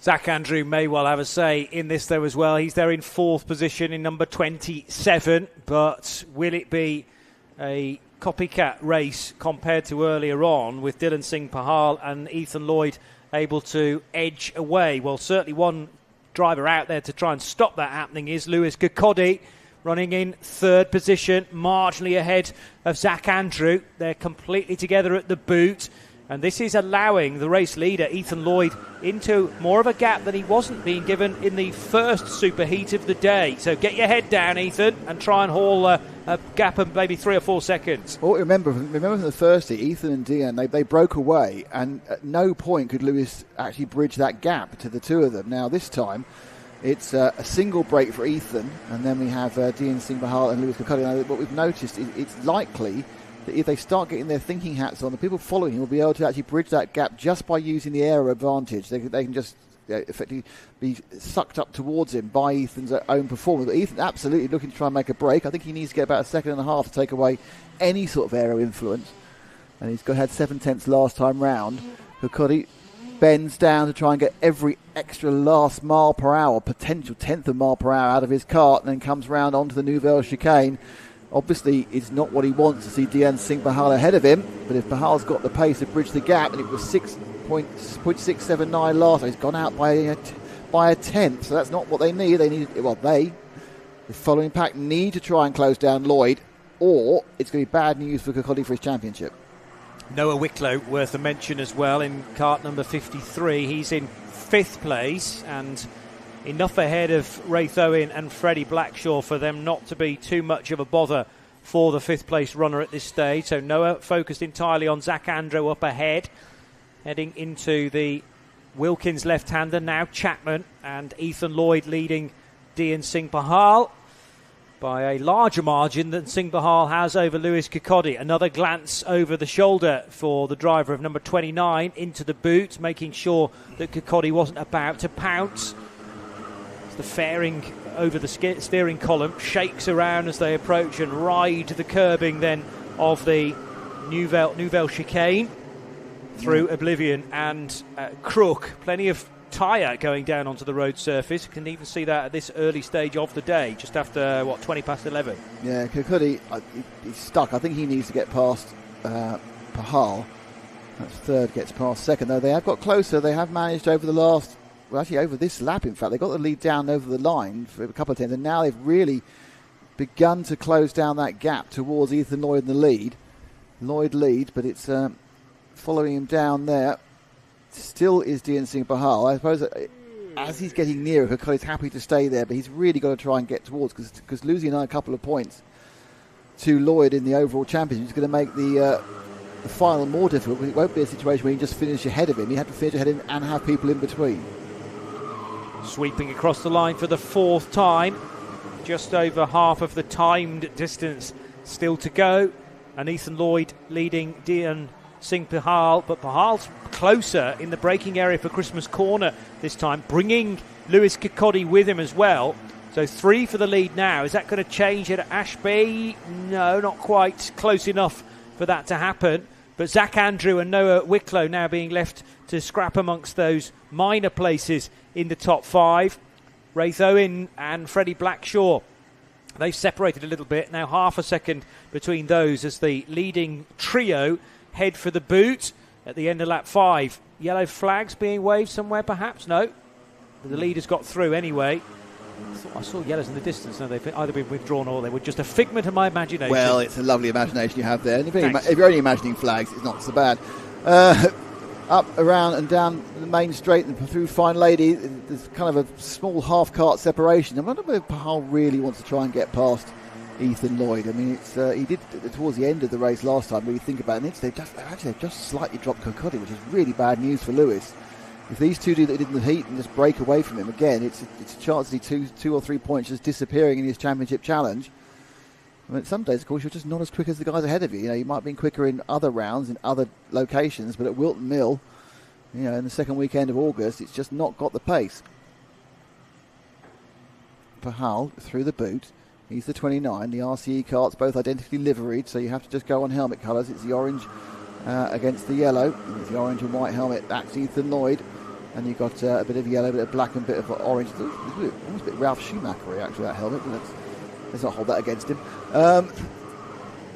For Pahal. And he's very much what he did last time, actually, Johnny. He didn't really bother doing anything for the last lap, and then he made a real concerted effort to win. True. Yeah, but they had a bigger gap over the third place finisher in their first superheat. That was Lewis Kirkcaldy as well. So they're running in the same order. Zach Andrew was fourth in superheat 1 as well. He's 4th on the road at this stage, but that's perhaps the most likely position change in the next few laps, with Noah Wicklow trying to turn the screw. About a second between Raith Owen and Freddie Blackshaw in 6th and 7th places as well. But 1st, 2nd and 3rd, heading for the Nouvelle chicane, leaping the high curbs there. Ethan Lloyd significantly ahead of Dian Singh Pahal, and Lewis Kirkcaldy with his kart and the bodywork on it shaking around, heading through Crook Corner. Gets the head down briefly, Lewis Kirkcaldy, make it travel through the air that little bit more efficiently. First to second, still absolutely nothing at all, as Dian Singh Pahal is close enough to attempt an overtake, but it took a while for him to be maybe brave enough, or just wanted to get the timing perfect earlier in the day. He'll continue to sit in the wheel tracks of Ethan Lloyd. Yeah, we're running now down to the last couple of laps, and they're going to get 2 more. Actually, they might even get 3 more after this. It's a real quick pace. What's the lap times they're doing? 52. 52. 52. Yeah, they're probably going to go across the line before 52 is up, and then they're going to have 3 more laps. So it's interesting, though, that once again these two are beginning to break away from Kirkcaldy. He's got himself stuck in no man's land ahead of Andrew and Whilton. And it must be quite frustrating. I feel for Lewis. It must be really frustrating for him. That he's just kind of like can see them, but he just can't get on par. He's been there or thereabouts, and they're just gradually eking out by like a tenth or a couple of tenths towards his back end. Now, his big hope now is that Pahal does something silly and takes them both out. I'm not quite sure that's going to happen, to be honest. But, that's what Kirkcaldy will be wishing. The 2 RCE kart drivers obviously have got to sit in a tent with each other. Yes. After all, and Pahal made a really weird error there going round Chapman and just lost about 4 kart lengths. No idea what caused that. And look, he's dropped right off the back. This makes it... If this is about to be the last lap starting, this would be great, but of course it's the penultimate lap's about to start. And Ethan Lloyd, who's been leading from moment 1, unaware of the excitement and the ebbs and flows behind him, now finds himself with the biggest lead he's had in the entire race. They do squeak onto a penultimate lap now, and that's annoying from Dian Singh Pahal, because Singh Pahal had done his best lap of the race the previous time. Prior to that mistake, it was a 52.8 this time from Dian, and now faces a 0.6 of a second gap to the race leader, Ethan Lloyd. That means that they're fairly equidistant first to third now. Lewis Kirkcaldy with the larger margin to try and make up 1.1 seconds, so half a second deficit from Dian Singh Pahal, and over a second to the race leader, Ethan Lloyd. Top 2 not quite close enough for that to change into the boot. No, Pahal making the most of getting a bit of aero advantage, getting a bit of slipstream to gain a few kart lengths, but not enough to be really where you want to be on the last lap. He wanted to be right on his tail. He's going to gain just over a tenth, gained about 1400ths there going round the track. So he'll get into the slipstream now and possibly be able to get onto the tail of Ethan Lloyd. But of course that's the best overtaking place gone. And he's still 2 karts behind. So that strange error at Chapman about 2 laps ago, he didn't seem anything, but suddenly he just was 4-5 kart lengths further back than he was. And whether the engine bogged or he just stuck a wheel off the ground we didn't see, it has meant that he's not been able to throw this up the inside, or attempt to anyway, of Lloyd on this final lap. So it's Lloyd from Pahal from Kirkcaldy, and if it stays this way for a few more corners, it's great news for Lloyd. Not great news for Sui Hong Javan, who's into retirement. It looks like losing a handful of places towards the end. Others, though, surviving this final Superheat lap. Superheat 2 for the Micromax. It's going to be won by Ethan Lloyd, who celebrates with the arms in the air. Pure frustration from Lewis Kirkcaldy, though. Both hands off the wheel there, going, what can I do about these two?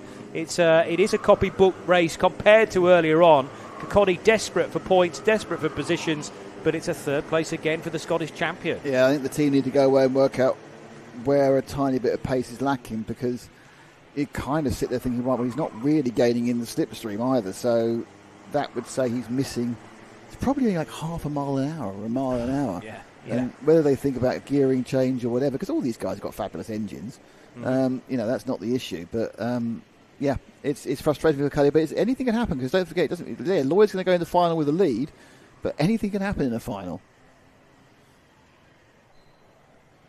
Longer distances, are they as well? Yeah, they are 12 minutes. 12 minutes. Well, okay. they're originally 12 minutes. So they might get... True. Again, still touching wood. The day is going really well, so hopefully they won't get in any way edited down. Yeah. But yes, 50% more than you would get in a heat, or a super heat as we've got today. And I'm going to go for Junior Rotax next. Excellent, because Ralph Racing 32 says Deanne doing a perfect teammate rear gunner job. Yeah, I think in some ways, Ralph, but I think in other ways, I think he just would have liked to give it a go in the last lap, but couldn't, because he wasn't where he wanted to be in the last lap. But he'll start off the front row for the final, and he can then decide to try and win the big trophy. But so our next one, we're agreeing on another one, are we? Junior rotax, is it? Yes. Wait a second, I need to get the piece of... There's I have many windows open.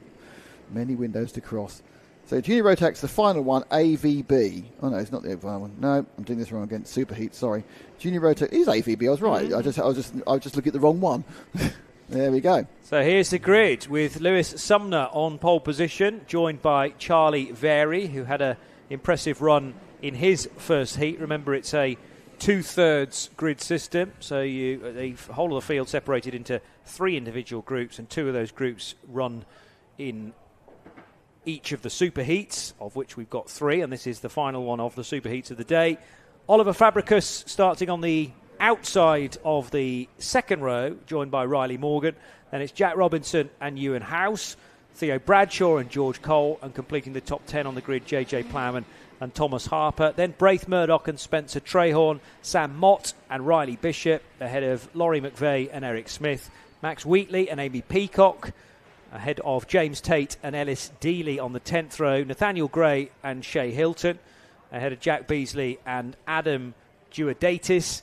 Then it's Harry James and Archie Doherty, Chloe Waddell and Harry Hadley, and the field completed by Zach Kane. And I remember Ewan House was a front runner in his heat at the start of the day. Mm-hmm. So depending on how the timetable's working, the race clock started, by the way. That's not correct, is it? It's wrong. That's fine. That's nothing to do with you. No, it's just the timing. The timing. The timing didn't give an end call, so it's just left the last one up. So we're just waiting for the Junior Rotax AVB to go out, and as soon as they fire up, it'll switch that over. Excellent. But yeah, depending on which group you're in, I mean, it was B versus C, wasn't it? And then this is A versus B. So the B group, you're actually spanning a significant portion of the morning, an early race followed by a later race. So there's more time to watch, there's more time to make adjustment, there's more time to second guess. More time to fix stuff, I suppose, really, is the key point. Yes, true. Whereas, initially we were given the Junior Rotax about 2 minutes to go from their first race to their second race. Yeah, before we realised it was a more comfortable hour or so. It was more comfortable because Nick was misreading something, and then he misread it again, and then he misread it for the third. But that's part of the joy of watching this stream. You never know what's going to go wrong next. Yeah. So low stakes jeopardy, really. It's in fairness, yes. You just press the next button, and that corrects it. All right. Wow. Cutting. It wasn't actually meant to be. Looks like Lewis Sumner's got better. Because he's going to be in this race. Yeah. It wasn't in earlier on, yes. Oh, that's good news. So he was feeling unwell, wasn't the first race? He's obviously must have had a food poisoning thing, and he's managed to get everything out effectively. I'm sure he doesn't feel great. A little bit of TMI there. Well, I don't know. I'm just guessing. Okay, nevertheless, it's a pure guess. It could be any sort of problem. Too much information, guesswork, perhaps. Yeah. This part of Northamptonshire has been a bit of a hotbed for motorsport this weekend, has it not? I don't know whether any of the karting guys made their way about half an hour down the road, but we enjoyed ourselves last night. Northampton International Raceway. Yeah. We saw no karts on the bill. Well, there was some karts. Yeah, it was amazing. Yes, the Reliant Robins particularly excellent. Most of them started off as Reliant Robins and ended up as just tricycles. They did, yes. As the bodywork just flared off, we had some bangers, some modern bangers. It was an excellent evening out, and there was some bloke on commentary. He was a bit. I thought he was doing a really, really lazy job. He kept playing. He kept playing songs of the school discos and then he just commentated and you couldn't hear him because of the noise, and he'd make up the winners, didn't he, That Johnny? was me, by the way. He's alluding to me doing some extra bit of commentary. Yes. The problem was they gave me one CD which had about 15 songs on it, and they were on very high rotation. It started well. The first time through, Ash and I were loving the music choices. I'm sure. We both thought it was school disco circa 2000. Right up your street. And then they started coming again and again and again, and we're going, oh right, I see. Yes. Yeah. Have you literally only got one CD? Yes. Yes. I'm surprised any of them played. I like that because your experience is so similar to many of my experiences when you rock up at a circuit and they go, what, you haven't got this? You haven't brought that? Well, you never asked me to. You walk to go, what, you haven't brought your own music? No. Why would I? I'm a commentator. Why would I bring my music? Any facility to play it. Well, have you got a smartphone? Yes. Well, you can plug that into the desk and play all sorts of records off the internet Okay. and commentate. Right. I love it. It is that kind of mystery situation when you turn up at a track and they're going, "Can you do that then?" Well, but I'll give it a spin, but I've never tried it before. That's nothing to do with anything we ever do. Oh, are you sure? Yes. Oh, we thought that was you then. Oh, okay. Well, we'll give it a go. It's only when it goes wrong and they realise that that other people have to fill in the job, and they think, "Oh yeah, you really do quite a lot of stuff all at the same time, including pad." And we're doing quite a lot of padding right now. So you haven't got a pad, did you? That was the point. That was what was missing. There was zero padding because you just played a record. Just put a record on. Yeah, but there were Whilton Mill need to pay attention. Make a point about here. There were records in the middle of races, so you didn't even commentate the gaps when they were reordering the field. No. So the field will go round. There'll be an accident, and it's a lightweight accident, obviously, and someone was upside down, but obviously absolutely perfectly okay. And so whilst the rescue tractor came up, by the way, I have to say Ash loved the rescue tractor. There's 2 warm-up laps. We've been going talking about this. So we get another record on. Normally Cotton Eye Joe, in fairness. I was going, well, you're not even. That's a bit. I could hear you, Johnny. I could hear you when there was a red flag. No, I'm going to put a record on. Yeah, but what's the point in telling people what they can see? Isn't that what a commentator does? Generally, yes. Anyway, right, we're off and running. Lewis Sumner is back and fit for this second of his superheats, the AVB. Charlie Very, Oliver Fabricus, Riley Morgan, Ewan House, who, as you rightly said, did well in his first version. Riley Bishop, who is the champion-elect, starting a long... I don't think he's starting a long way down. He was scored 14th over the line. He'll be somewhere a bit further up. But I think he is starting a way down. I don't think he had a great yesterday. Doesn't matter. He's still doing a champion. He doesn't do anything stupid. There they go. Angry Bees past us. Can you just have a quick talky bit? I need to just press something. I can do lots of talky bits if you wish me to. Do you want to play a record? If only I could. Oh no, Cotton Eye Joe. If only I could play. What else was I rolling out last night? A bit of the Gorillas, I think, but it was one of the slow versions of Gorillas back catalogue.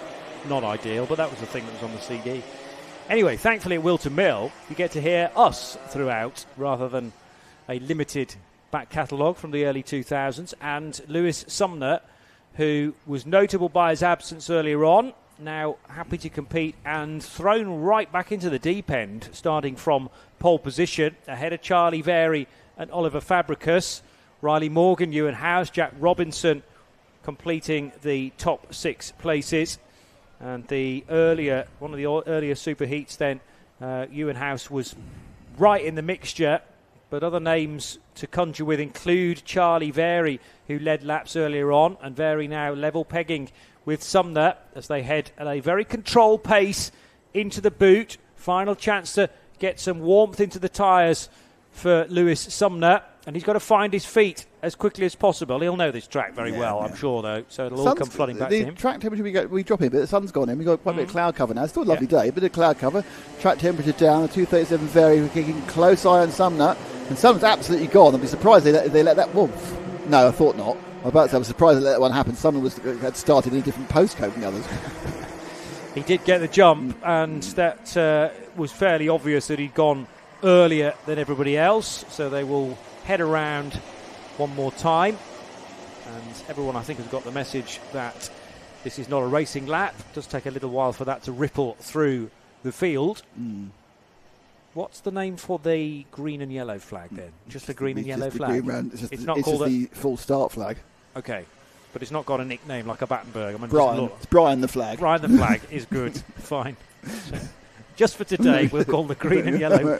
What I was thinking was the Brazilian flag from certain angles. No. But it's not Brazilian. Brazil's got a globe on it. Yeah, I thought the blue globe was obscured. Yeah. But Brian, the Brazilian flag. This has caused people... right, Lewis obviously feeling very fresh, and he's turning his cart sideways and back again. Charlie Very going, are you sure about that?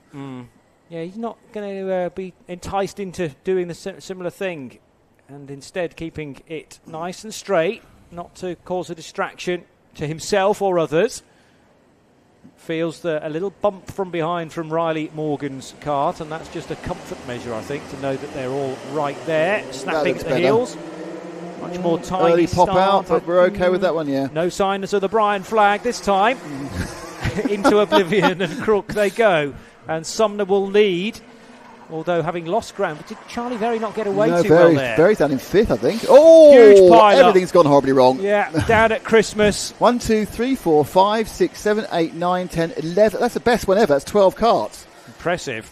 And now everyone's got to remember which cart is theirs. If they get them, the thing is, if they get them away again, they'll still they'll be happy with it. Oh, it went wrong way back. It actually went wrong with the two. I think it was actually went wrong with Riley Morgan. I think the 227 was the person who caused that situation. They've gone Battenberg for this. Yeah, they're going very slow. They've gone Battenberg, but they're not gone full start, have they? Just trying to see the flags. Yeah, they're Battenberging while they clear this up.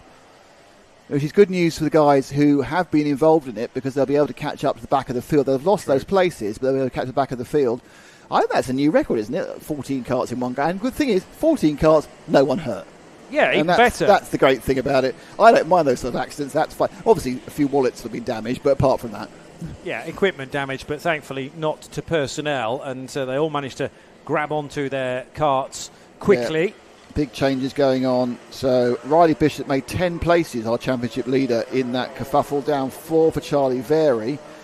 Trying to see where the big losers are. Here they go. It's Braith Murdoch, who almost won the last race. Riley Morgan down a lot of places, and Laurie McVeigh down a huge number of slots as well. So, a lot of. And also Thomas Harper dropped 16, and I think JJ Plowman and George Cole also dropped. So 1, 2, 3, 4, 5, 6, 7, 8, 9 drivers dropped a large amount. Obviously, some of the people at the back of that probably just stayed where they were. True, yeah. Well, there were some gains, but mainly from the very back positions. I think Riley Morgan was one of the early spinners, and he was knocked into that spin. Yeah, I'm pretty sure it was right. I'm pretty sure it was Riley Morgan who was the catalyst for the disaster. I'm not saying he was the person who actually he spun it. Yes. I can't say if he spun it on his own or he was nudged. And in fairness, around Christmas, it's more likely he was nudged. Yeah. So the big gainers, Ewan House up 4, and Riley Bishop up 9, and Amy Peake up 11, and Eric Smith up 7, and they are in second place, in 5th place, in 7th place, and in 9th place. So some big gains, some big losses, and a real shuffle about, which effectively didn't involve the first 4 carts, so Sumner, House, Robertson and Fabricus, but Riley Bishop, who obviously had it difficult yesterday, considering how well he's done in the championship, up to 5th and giving himself a much better starting position for the final if he can continue this next 5.5 minutes. And as a Battenberg flag does, this eats into the race time, remember. Everyone at a reduced pace, but that will pick up now as Lewis Sumner reaches the line. 3 minutes we've had so far of the race, another 5 plus the extra lap, therefore, to go. And Ewan House has found his way to second position. Likes this track clearly this weekend. And around the outside, if he can pull that manoeuvre off. No, the leaders tangle. Brilliant there through the middle. That was who leapt into the lead? I think it was a 2:33, I think, wasn't it? It isn't a 2:33. It's the red cart in third red cart place. Third. Jack Robinson. Jack Robinson, I think. Yeah, look at it. Just saw. We're going to have an argument. Oh, I'll lead then. Thank you very much indeed. All happening Excellent in this junior rotax world of pain. The third heat. There we go. Absolutely, it's going to be Robinson leading this one. Behind him. Trying to read the numbers. I think it's Oliver Fabricus. Yeah, it's Fabricus is behind. But no, he's been edged out by Sumner now, or tended to be edged out by Sumner, who's showing no ill effects of his earlier unwellness, and he's actually throwing all over the track. So Robinson confirmed as the race leader. It's Bishop in third. Our championship leader pushing hard in the X Kart, the black and white machine. So Bishop now 14th to third, and 14th to second is running through this. Oh no, he's not, because there's having absolutely nothing about that with Fabricus. He's saying, no, you are not coming past Mr. Bishop. And Ewan House is also looking to get in a hatful of points. He's in 4th. And Lewis Sumner, not to be discounted yet either. He's there or thereabouts, sitting in 5th position, as now they're heading for the left-hander. And coming out of Chapman, Jack Robinson leading the way. He's not in that shot, no, he's ahead of he's ahead of all these. That's the Fabricus shot there. Fabricus. But it's it's very aggy, this one. I think the whole thing is people can see big gains and they can see big losses, and that's kind of really stung them into action in this junior rotax AVB heat. So there's the C people are probably sitting there going, oh, thank goodness I'm not in this one. Jack Robinson then with a 1.3 second lead at the start of lap 5. And Fabricus, House, Bishop, then Sumner, Vary, Trahorn's not that far away either. Spencer Trahorn in 7th place. So 2nd, 3rd, 4th, 5th, 6th, 7th and 8th places completely together. Heading into Chapman again, and out of that corner. We're discounting the race leader for the time being because all the action is for 2nd and downwards, and Oliver Fabricas trying to keep that 290 cart as wide as possible, as Ewan House and Riley Bishop have been having a good arm wrestle as well. Slightly lankier frame of Lewis Sumner, easy to pick out then in 5th position, former race leader, still showing good speed though, and bringing Charlie Vary with him. Robinson, your leader, by the way, is not just a random name. He's actually 5th in the championship going into this meeting, so he's had a good year so far. But the battle here for 2nd place is monumental. They are knocking 7 bales of stuff out of each other. There's 5 of them trying to be 6 of them, trying to be 2nd. They all probably are 2nd at the moment. You could throw a blanket over 1, 2, 3, 4, 5, 7 carts, and they are arguing about anything. But the winner out of all that and patting his little steering wheel with chuffness, I think was that Bishop actually moved. It's not Fabricus anymore. Bishop who's gone into 2nd. It's either Bishop or House. Oh, what's that doing? You're not supposed to be there. That isn't supposed to happen at all. No. Here's the order. House. It's House in 2nd, Fabricus 3rd, then Sumner up to 4th. It was Bishop going backwards. It was a championship leader who's going backwards at that point. Big disaster for Riley Bishop then. And did he arrive? He arrived in 3rd position, but that was contact. And just off he goes backwards. That's the first time we've seen that. I feel a bit sorry for Riley. I mean, that's point out he just needs not to be disqualified. He is okay for the championship. Yeah. This will now be his. Oh, what the heck's going on there? Well, all heck has broken loose in this one, hasn't it? Very much so. Wide coming out of the first left-hander on the infield, and then on the 2-4-4. rejoin. That's Theo Bradshaw. The problem was it caught the grass and the start of the curb, which then just leapfrogged it into the Spencer Trahorn he was riding up on. So there's 2 of them. I don't think there's any contact of cart to driver, thankfully.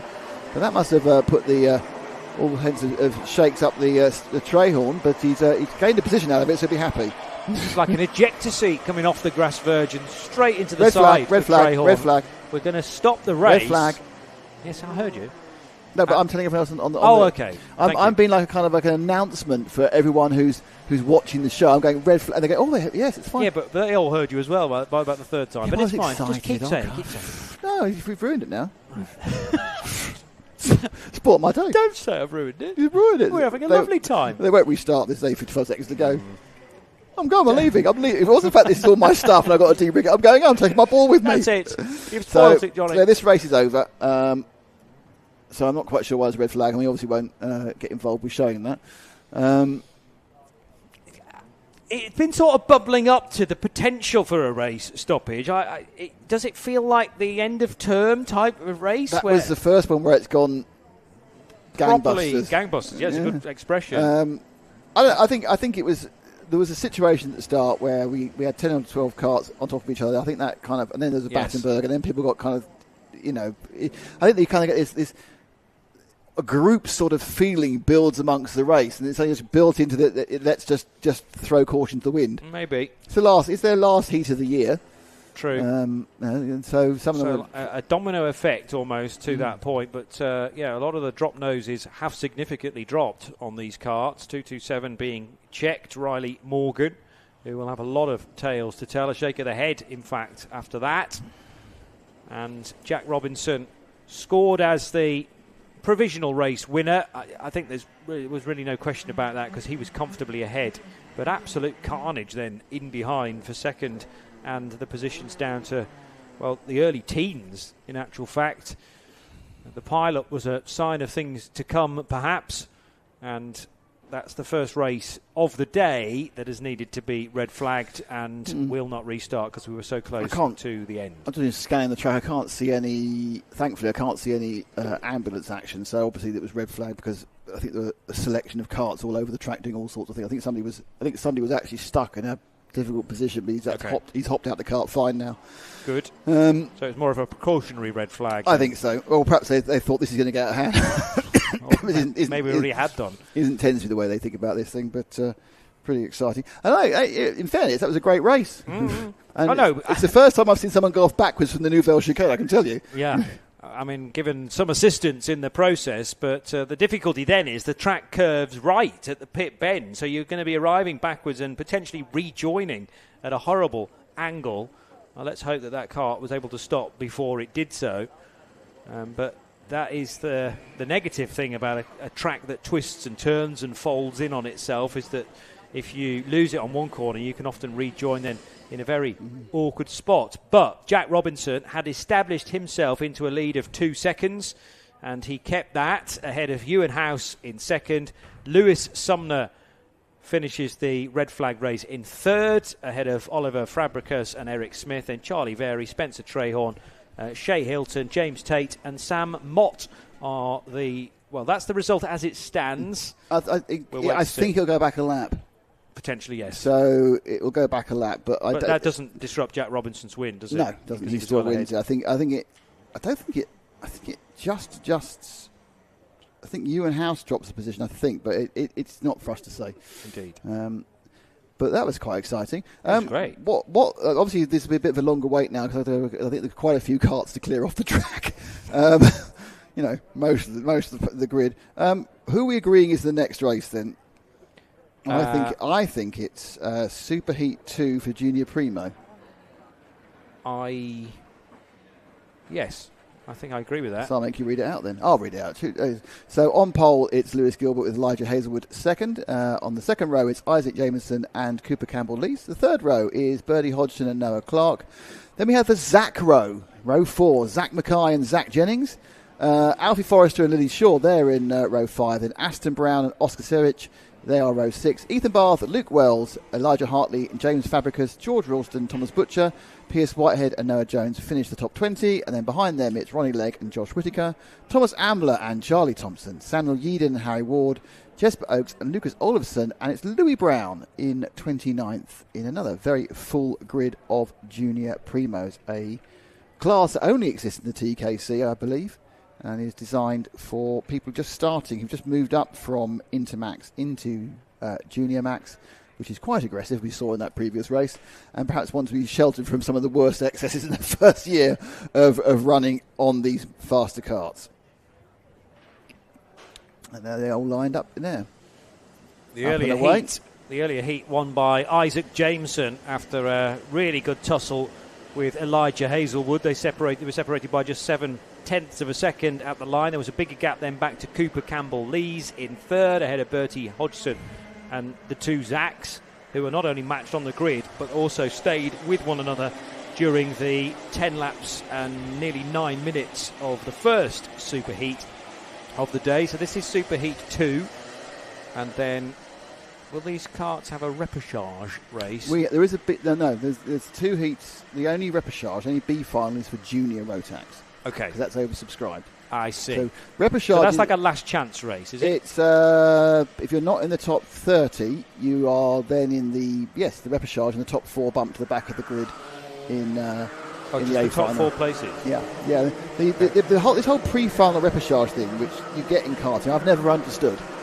I never understood why you have a final before a final. I suppose it only benefits people who have bad days. They can shuffle themselves up the grid a little bit. And I kind of think, well, you must have a better way of doing it. But anyway, it's not what happened. It did happen last weekend at the Kart Masters, which is the biggest individual kart meeting of the year. Okay. They have a pre-final there, as it's called, and they have pre-finals in other large championships. It's kind of an odd tradition within karting. And it generally decides what the final 2 rows of the grid. No, this is not. No, this is the pre-finals. Effectively, is the final, and you run again and just reorder the grid slightly.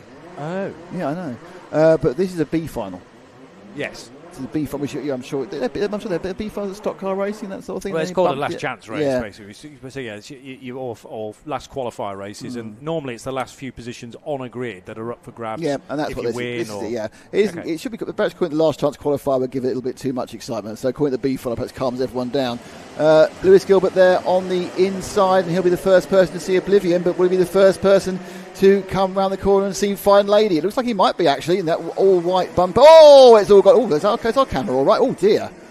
That last little slap across the front of that car. I think everyone's okay. I think driver-wise everyone's fine, but I think there might be an issue of what happened to a couple of the mechanical parts. He's up, bit of a ride up over the top of there, and that's unfortunately had some damage and a nose drop down.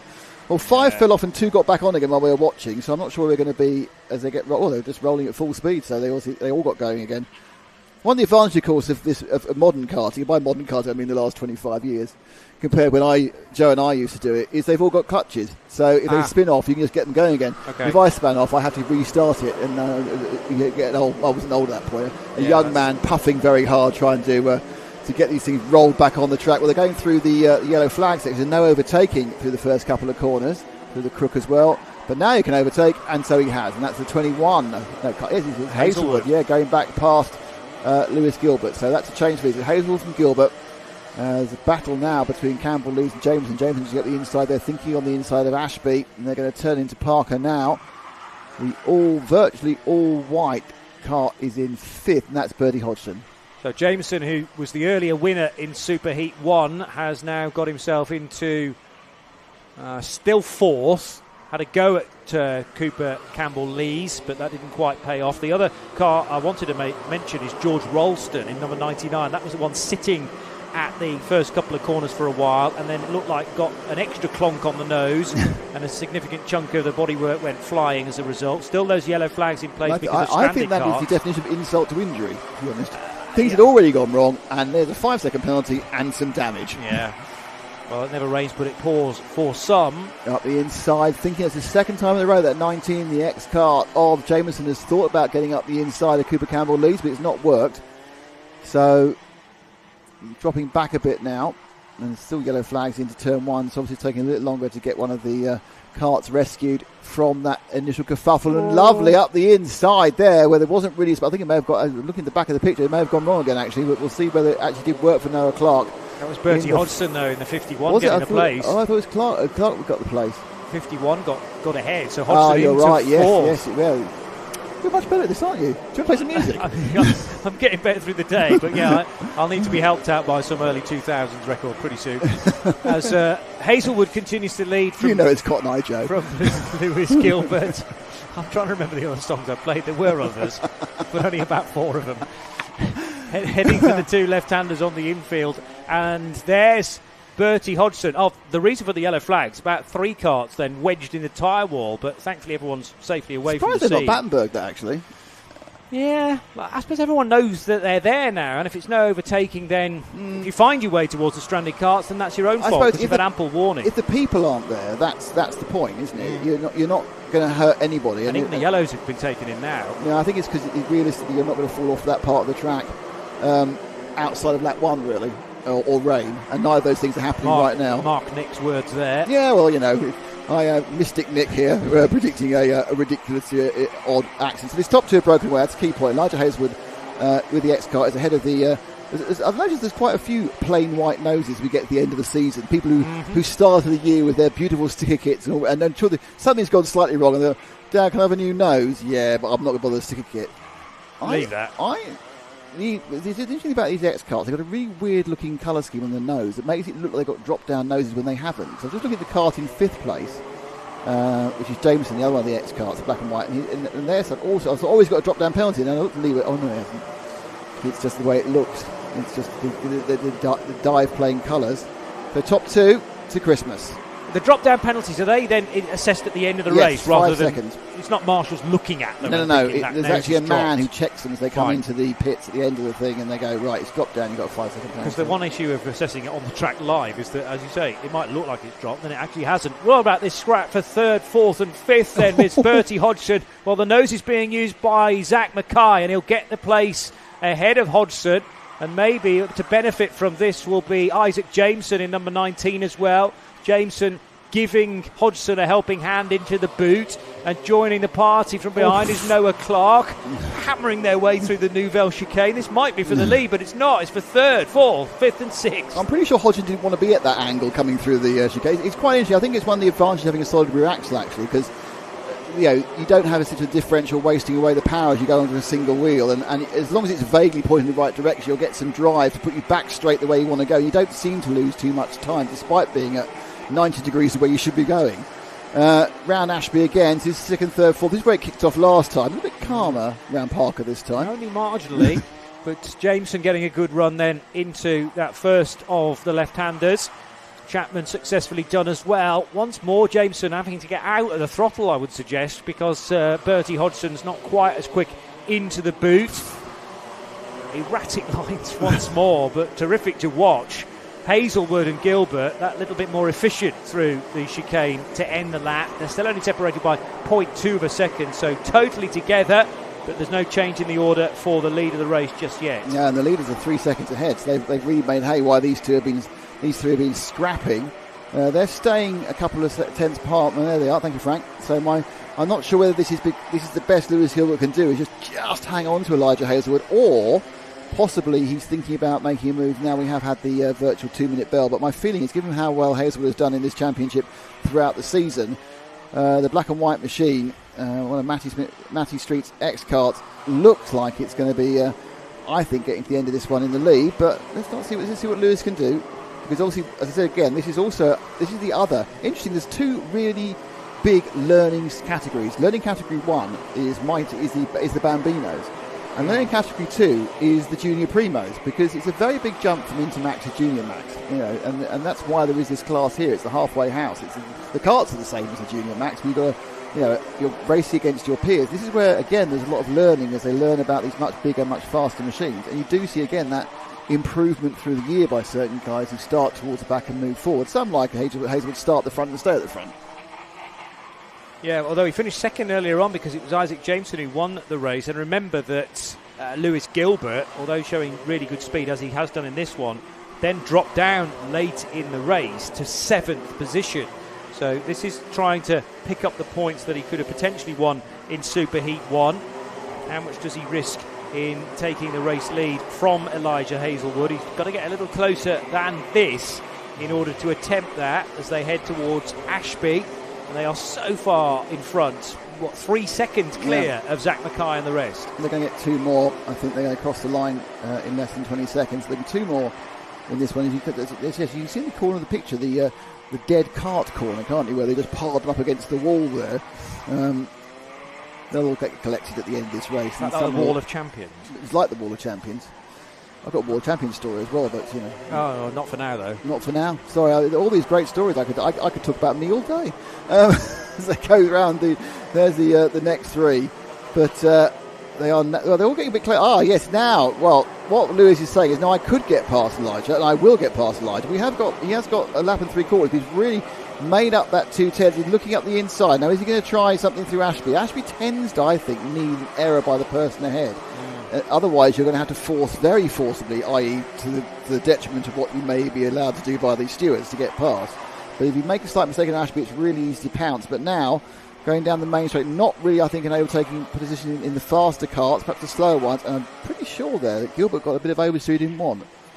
Yeah, that's just dropped him only about half a kart length back. But the 0.2 of a second gap at the start of the lap has become more like 0.4. So minor error, but that doubles the deficit to the race leader, Elijah Hazelwood. Zach Mackay over the line in the background, still ahead of Bertie Hodgson and Isaac Jameson. There's really not a lot between 3rd, 4th and 5th, but slightly more distant now. Noah Clark in the 6th placed, number 44. Out of Ashby, this is the final tour for Superheat 2 of the Rotax Junior Primos. And Hazelwood's just got enough of a gap now, I think, to measure this race to the finish, despite Lewis Gilbert's best efforts. Yeah, it's a really good performance by Hazelwood. In fact, fairness to Gilbert as well, he's tried what he can. I think Hazelwood had a little bit in reserve the whole time. This is your champion-elect. I think this is probably going to make it. Again, we know the only way Hazelwood can lose this is by doing something ridiculously silly and get himself kicked out. But he's going to try and win the last round as well. Gilbert came across second. Zach Mackay picked up 3rd. Last lap change. Jameson got Hodgson on the last lap. Noah Clark came in on 6th. It's Ronnie Legg who was 7th. Oscar Sherrick was 8th. Pierce Whitehead was 9th. It's Luke Wells, Harry Yord. Elijah Hartley also did a last lap pass of Sam Yeadon. Then Thomas Ambler, George Ralston, Josh Whittaker, Ashton Brown, Charlie Thompson, Jasper Oates, and your 20th finisher is going to be Lucas Olofsson. And you can see at the bottom of that a number who didn't finish because they ended up in the wall. A soft wall, so it was all right. Well, do you know I'll tell you my Wall of Champions story now. Oh, cool. Yeah, yes, please. So the Wall of Champions, we all know, is at Montreal, and was called because there was one year, and I think it was 97, it might be 98, when No, it must be 98 because Jack Villeneuve was already world champion. So Jack Villeneuve, Damon Hill hit it. I was about to say well, I say on radio. And it was also hit by Michael Schumacher. Yes. And so Michael Schumacher hit the wall during the race and was not very happy. And I was sent to interview him live. So was this your first year of working in Formula 1? About third year in Formula 1. Right. So I'm down there, and we're with the camera crew, and they go, right, okay, he's coming. So I walk up to him. He's got that stony face that only Schumacher can do. And I go, Michael, what happened? Because what else are you going to say? And he goes, he looks at me, looks at me like I am worse than the thing you find at the bottom of your shoe. Goes, have you no respect for a human? And then walks past. What? And I went, okay. And I said, obviously very upset. Back to you in the studio. Never say that. But yeah, so it was absolutely. To be honest though, that's a much better. If he'd said to me, "Oh yeah, I've lost it," that's not a story, is it? You wouldn't have remembered it. Would you? I got totally Michael Schumacher. And it was brilliant. Awesome. And you also made that same gentleman cry, didn't you? I did in Monza in 2000. Yeah, I didn't. Yeah. He cried after a question I asked. I didn't poke him in the eye or anything. No. But slap him one. You provoked the tears. Michael, you've equalled Ayrton Senna's record of how many races it was. Is that important to you? Oh. Funniest thing about that whole thing is 100%. it's on YouTube. The funniest thing is the reaction of his brother, who was third and was looking, what the bloody hell are you doing? It's brilliant. The whole thing was hilarious. The whole story is very funny, though. I haven't got time to say it now. I must tell you at some point. I thought you were going to say, I must write a book about all of this. My wife says I should write a book. I haven't got enough stories to write, but I could write a novella, perhaps. A novella chicane. Oh, very good. Oh, someone's working well today. I've woken up now. How long can we be on an air? 3 hours? That's about right. There we are.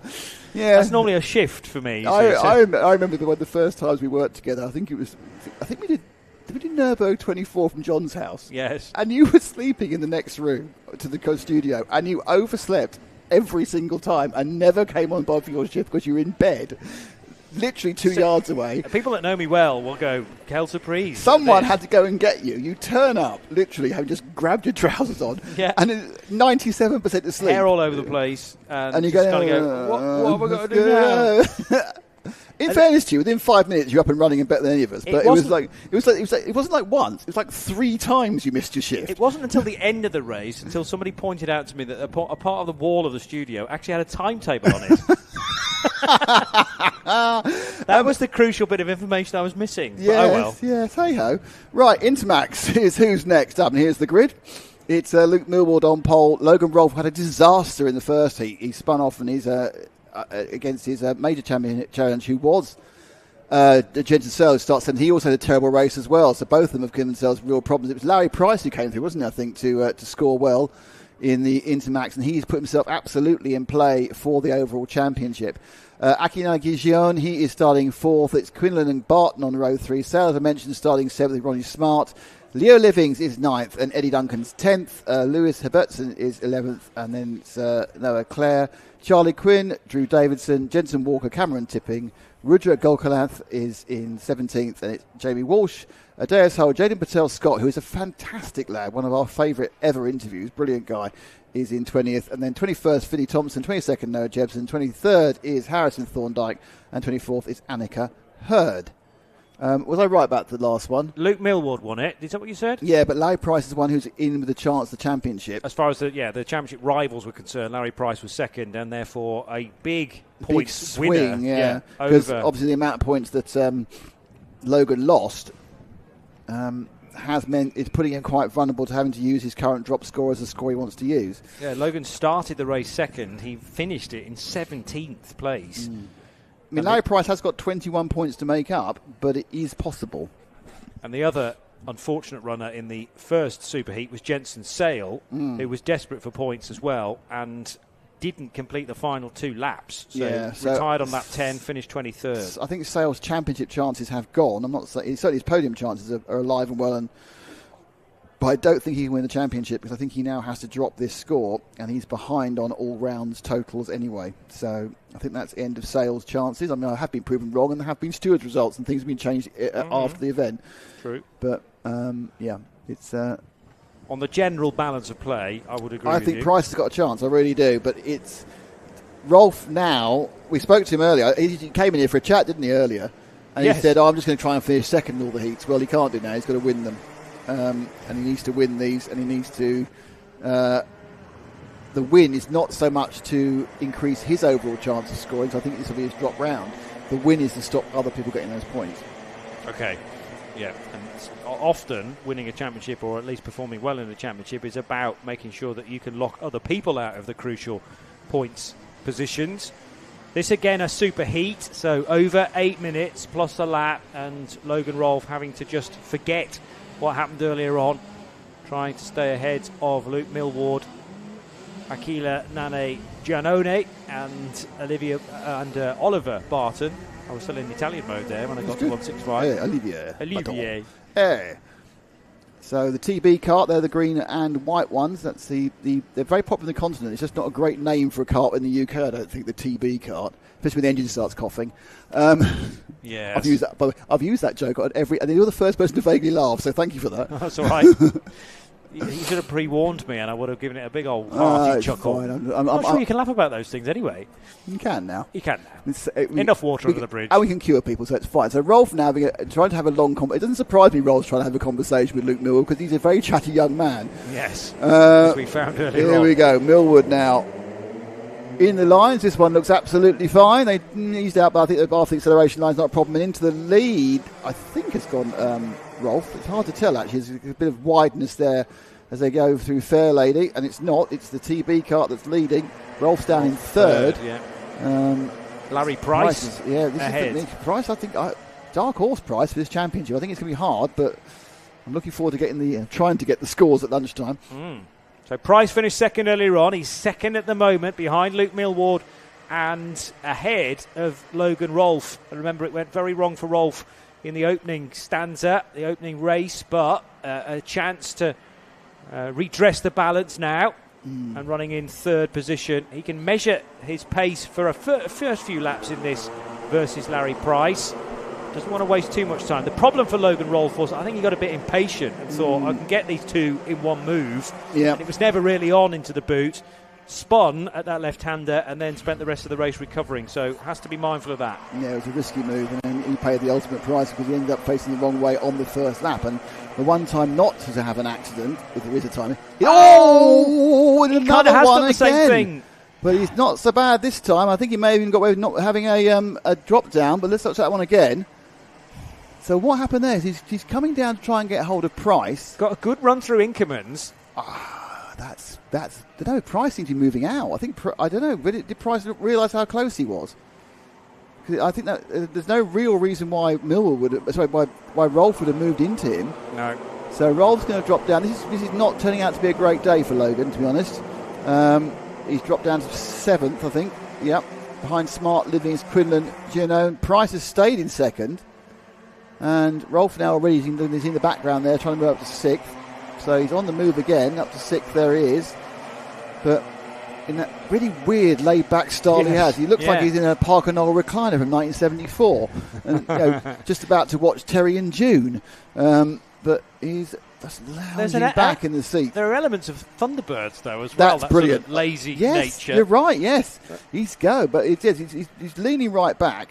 He's gained 2 positions already. He's just, I think, shifting forward in the seat. Kind of think slightly there might be a bit of red mist here for the young man, to be honest. He's absolutely tearing up the track at the moment, and he's not bothered about anything. So he's managed to make 2 places. Now there's a gap between Quinlan ahead of him, that 171 with the yellow helmet, and Rolfe on this comeback. Unsurprisingly, fastest lap of the race so far by about 2/10 from the leader, though actually he's only a tiny bit faster than the guy immediately ahead of him. He did go past 2 people.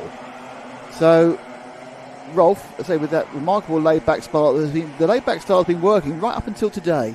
Today it's gone wrong on 2 occasions. But that accident, Johnny, was weird, and I think it was possibly Price not realising he was there and moving out to just slightly change his line into Ashby's. To be honest, when cars are battling into Ashby, we haven't got the perfect angle, so it's very difficult to work out where they were in relation. But it was a strange place for Larry Price to have changed his line. If he was trying to defend, he was doing it too late. But on the other hand, Logan Rolfe might have been trying to charge down the inside a little too early. But if there's a decision to be made, thankfully it's not ours. No. But Logan Rolfe now ahead of this second pack and running in 5th position. The problem is he's got a long way to make up on George Quinlan, even to get to 4th position. Also, unfortunately for him, and fortunately for George was 2 tenths faster last time around. Right, yeah. So George sitting at the back of a train of 4, Logan trying to lead an individual attack across that gap. Going through Parker's now. He's got a bit of company with him, which I think is Oliver Barton and Livings as well, and Jensen Walker. But the top 4, Price now, I think, sitting there. If someone tells him, if he knows where Rolf is, he's probably thinking, I'd like to settle for second, but I actually do need the extra couple of points for winning. Well, none of them are the fastest kart on the track at the moment. That's actually Jensen Walker, who's at the back of the pack of this second quartet. That now changes, though, because George Quinlan's the quickest. Unsurprising that if you're 4th in the train, then you are able to get the fastest lap because of that triple toe. Now stepping out for a potential overtake was the former fastest kart, and that is Jensen Walker now to the outside line, and in Inkermans he gets it done, but there was some contact in the process. Living's got eased out through the exit of Christmas there, but I think that's just karting. I don't think there's going to be much of an issue with that one. And Walker moves up a position. Rolf isn't making the progress on these guys, the top 4, which is where it's kind of happening now, as you should do. The 171 of George Quinlan looking particularly kind of, I was going to use the word perky. It's not really a word used for a kart, is it? It's the word purposeful. That's what I'll use instead. That's better. Going through this particular last few laps, he's now just coming up on the back of Achille Giannone, but they have just gapped themselves very slightly, haven't they? It's about half a second in between that battle between Millward and Price and Giannone and Quinlan. Then there's, unfortunately for Rolf's championship, there's a 1.6 second gap between him and the 4th place man. So you can just about get them all in one frame, but the battles are there. 1 and 2, 3 and 4, and the first 2. Is Price getting a bit aggressive? Is Quinlan getting a bit aggressive? There's Price is. Right on the tail now. Yeah, Quinlan looking to prize the opening on Achille Giannone.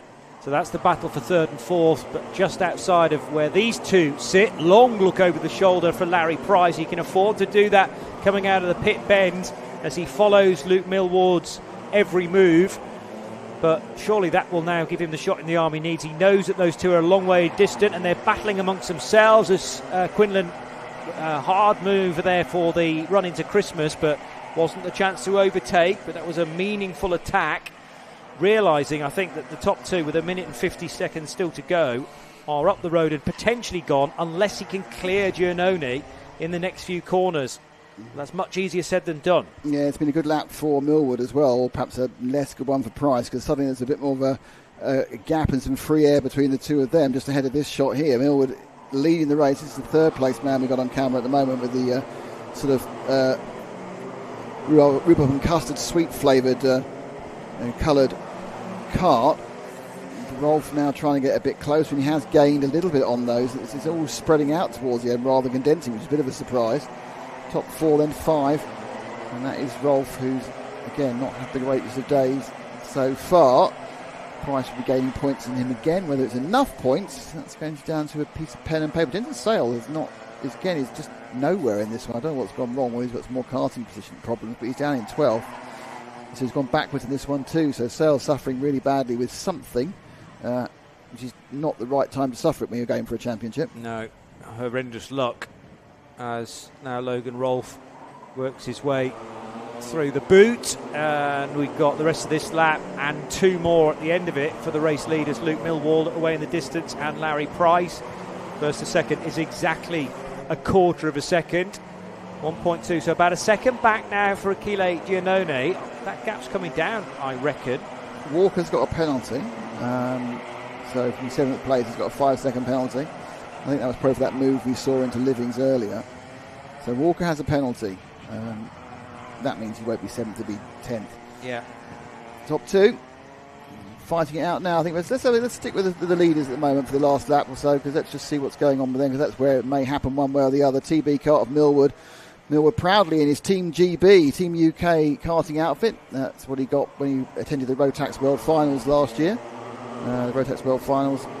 All sorts of all the Rotax Championships around the world. You win certain events, you get a ticket to go there, and you all turn up and there's a kart engine all prepared for you, just sitting there. I think about 300 karts just made up and ready to go. Wow. There are some caveats which I will talk off camera about it, but you do get representing your country, and Luke went there last year as I want to say Minimax, as the reigning British Minimax champion. But at the moment, he's leading the last lap of Intermax, the final superheat of the championship for the TKC in 2025. He's got Price behind him. He's sitting there going, if I only could get those extra 2 points by getting past Luke. But Luke looking to put down a perfect weekend. And it's coming around the boot, to be honest, Johnny. I can't see it being stopped at the moment. He's tried everything, hasn't he, Larry Price? Just sitting there, trying to create the pressure. But Luke Millwall has soaked it all up. The arm is outstretched. And a little frustration maybe from Larry Price saying, I was right on you all the way around, but just not a crack appearing. And Luke Millward wins from Larry Price. Then the gap of about a second back to Achille Nane Giannone. And he had a really good fight with George Quinlan for third and fourth. Quinlan just missing out. Oliver Barton was fifth ahead of Logan Rolfe. Again, frustration for the young man in 1-3-2. Not quite as damaging. That's either his error or it was Larry Price's problem, overly defending. But either way, the two of them got together heading for Ashby, and that heavily delayed Logan Rolfe. Sixth position for Logan. Jensen Walker remained the fastest kart out there despite the in-race penalty, the only kart to get a sub-49 second lap ahead of Eddie Duncan, Ronnie Smart and Leo Livings.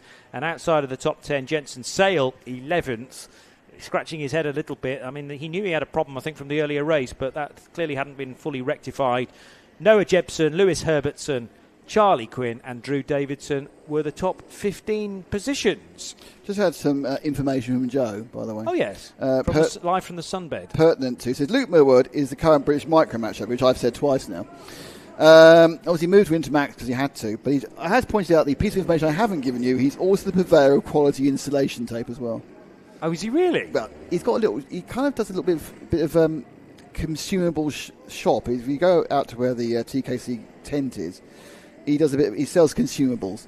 And for some reason, Joe keeps buying insulation tape. Which is why. You know how normally we didn't have enough electrical tape, and now we've got it coming out of our ears? Yes. It's because Joe keeps buying electrical tape off him. Right, so Joe's got a need for electrical tape back at home, has he? Is he repairing his racing rig? No, it just gets thrown into these boxes and we use it to tie the cables up with. Got you. I'm just wondering whether, parts of his racing rig are starting to fall apart and he's repairing it. He used to be a mechanic as well, didn't he? So he's not doing favours for neighbours in repairing Joe cars. does know what he's doing with that sort of stuff. Well, he does. Well, in fairness, like any of us. But times are tight for all of us. Well, no, more importantly, we all know about that. We all know about mechanicking, but any car made since 2000, there's nothing you can do on it. Well, that's true. Because it's all behind electrics and panels and stuff. Yeah. I did a car show with my TR4A last week, first one ever done. Well, I opened it up and thought, and it went, it's only got 2 fuses. Okay. What's this? How's the rest of it work? Senior rotax. Okay, hang on a second. Right, very quickly, we have got the 2 laps to do this in, so hold on. Senior rotax. Here we go, and you need to talk fast. I will. Pearson Bullock Carter's on pole alongside Lucas Blanford, then Ross Tyler and Morgan Hudson-Brown on the second row, Mikey Walker and Elliot Dalton Ayres. Next, Oliver Liversedge and Liam Phillips ahead of Daniel Whitfield and Jamie Kirkbride. Ben Horner is in 10th alongside Noosh Safa Leathers. 12th and 13th being Michael Ambler and Archie Hogan ahead of Taylor England and Elliot Surtees. Then it's Ewan Hughes and Oscar Lambert, Kai Newman and Lilia Scatchard, not Scratchcard as Nick said earlier. Stop saying that. Harvey Wilson, Daniel Callahan, Jason Ducis and Johnny Lynch and Braden Donoghue at the back. Well done. By the way, you've got position 0. Yeah, right. Never point anything out. Well, no, I'm pointing it out for your purposes. I knew. You've seen it. Fine. All I've done is draw attention to it for everybody else. No, we've double drawn attention to it. It didn't make any sense that I'd got down to the final cars. And anyway, fine. they're until the evens. You understand. I know what's going on. Lucas Blanford on the pole alongside Pearson Bullock Carter, and they will almost be shouting at one another perhaps on this rolling lap for a plan moving forward. Only a couple of heats still to go, couple of super heats to put it correctly, and then we're into more or less a lunch break on time. Can we say that with 2 more races to go? I really wouldn't say it. I really wouldn't. As I do it. So Lucas Blandford with the marginal advantage. They miss out the Nouvelle chicane on this rolling lap, but that will allow Pearson Bullock Carter to effectively take the pole position, and that does appear to be a nice even getaway, although jinking out of line very early on in the piece was the 28, and they worked their way through Fine Lady and down towards Christmas Corner for the first time. And was that Morgan Hudson Brown who's got into the lead? I thought the number ended in a 9. We'll check on that. Certainly all going crazy at the moment. No, it's 75. It's Pearson Bullock Carter who's leading. And he is leading from the 67 of Lucas Blandford. And they go round Chapman for the first time, down the back straight and coming in towards the boot. And there's a Blandford away. Oh, let's get going. I'm not sure why him doing that's going to help, because I don't think the person can see him because he's looking the other way. But unless he's trying to indicate the cart behind him. But that will be revealed as again, there's several Jack's carts in a row. They're not 1, 2, 3 at last time. They're 1, 4 and 5. So it is Morgan Hudson Brown in third, Michael Walker in fourth, Ross Taylor in fifth, Liversedge in sixth, and then it's Liam Phillips in seventh.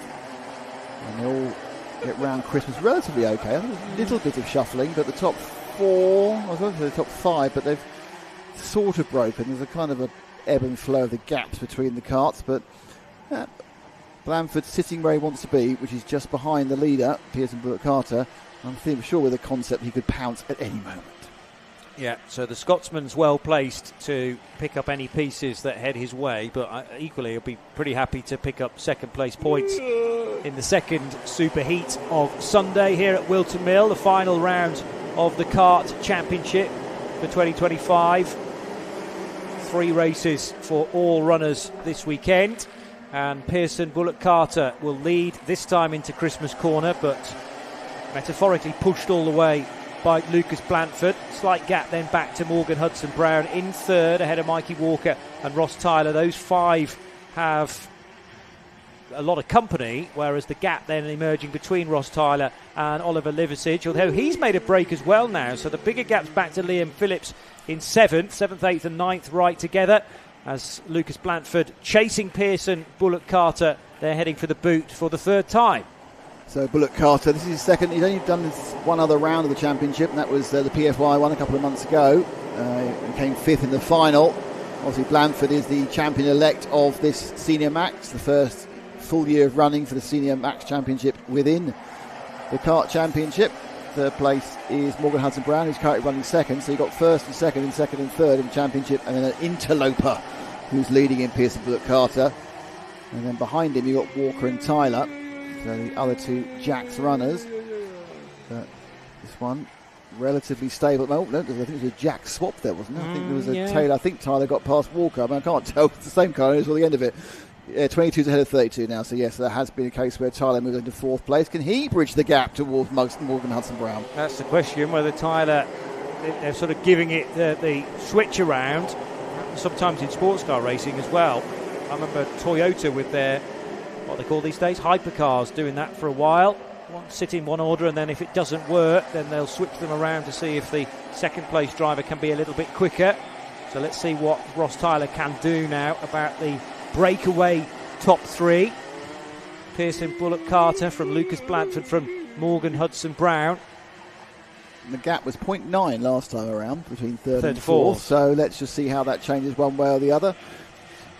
Again, the final car in a segment of the entry, though, is Morgan Hudson Brown, and being fastest because of that double toe from the top 2 cars. So if anything, that gap from third to fourth is extending. Bad news for Ross Tyler, who again has a teammate right with him in Liversedge, and also Mikey Walker.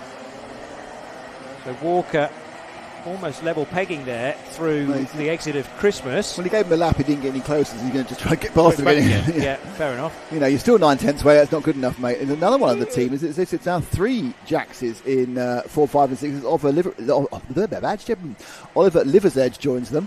I'll get a new pair of teeth in a minute. Mm-hmm. Top 3, back going round the boot again. And it's absolutely Blandford now, who's looking perhaps. I'm not sure what his incentive really is to get the lead, because he's obviously basically pretty much going to win the championship. The other car streaming across the line, Elliot Dalton Ayres, Ben Horner, and there's about a second between those two for 7th and 8th. Daniel Whitfield 9th and Noosh Safa Leathers in 10th position. Close for 2nd and 3rd at Ashby Corner. Both running well out onto the curb, but everyone's been doing that all day, and that's the natural racing line. Fine in the dry, horrendous in the wet. Yeah, don't do the wet. No. And now to the inside, Morgan Hudson-Brown. Can he get down the inside of the boot? Just avoid it. Well, there might have been the merest bit of contact. If there was, they both rode it well. And now right over the middle of the curve goes Morgan Hudson-Brown. He's getting a bit frustrated, perhaps in 3rd position, knowing that his car is faster than Blandford's ahead. Well, they lost half a second on their lead over that train of Jack's machines, the green and the white and the blues. So that's only a half second now between 3rd and 4th, Hudson-Brown and Tyler.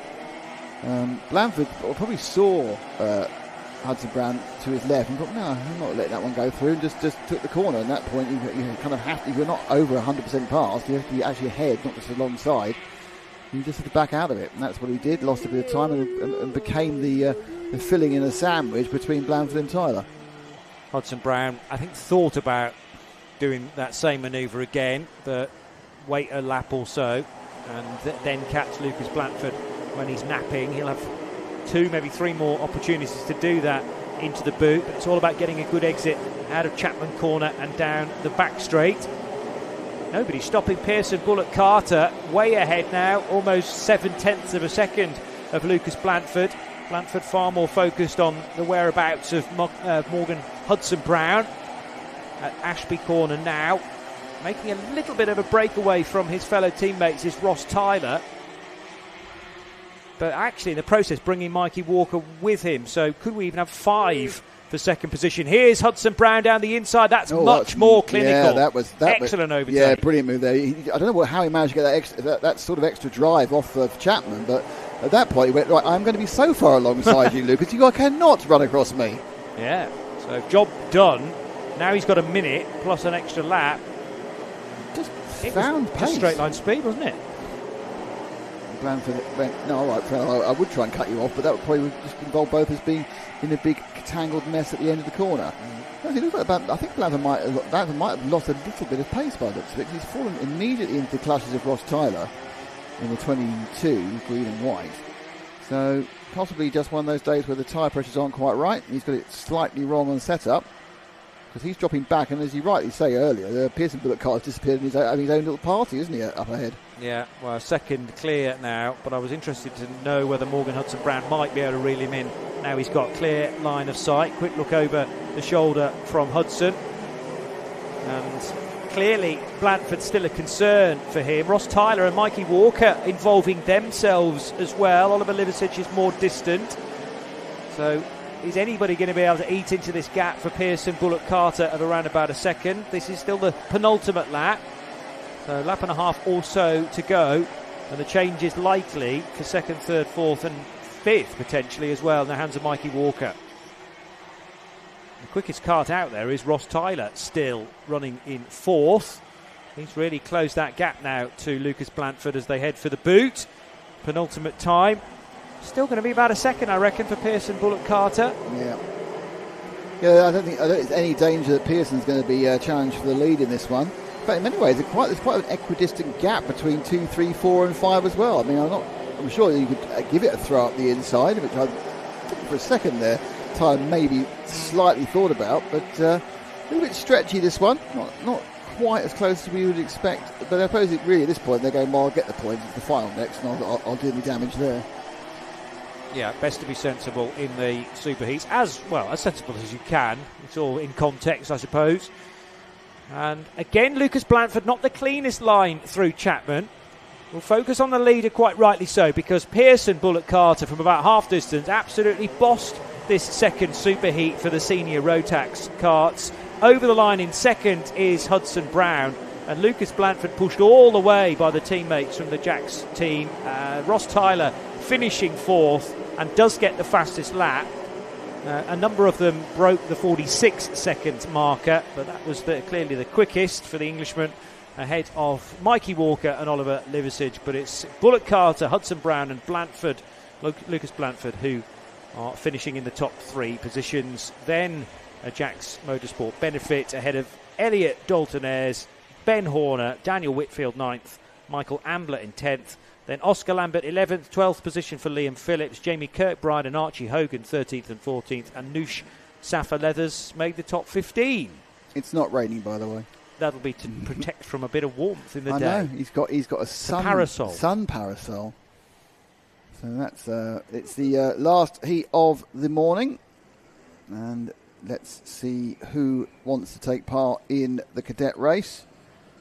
And the answer to that is these drivers. These names. So Riley Blake, Archie Cannon on pole, Riley Blakemore, and then Archie Loveridge. That's where the championship battle seems to be.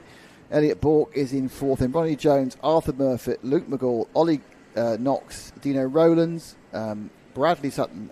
They're the top 10.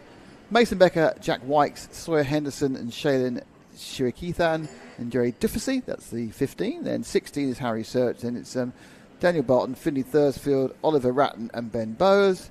And then it's Jem Prakash, Ethan Pearson, Luke Jardine, Jason Fathers, Oakley Poulter, Sam Dixon, Matty Horspool, James Murfitt, Austin Dow, Reggie Dufficy, Seth Wright, Joshua Adati, Maximum Mikowski, and Arthur Barth. An absolutely full grid. There was no space. 34 is the maximum to have on a single grid. We have everything as a single grid here, apart from Junior Rotax, which is a double, which is why we have a B final.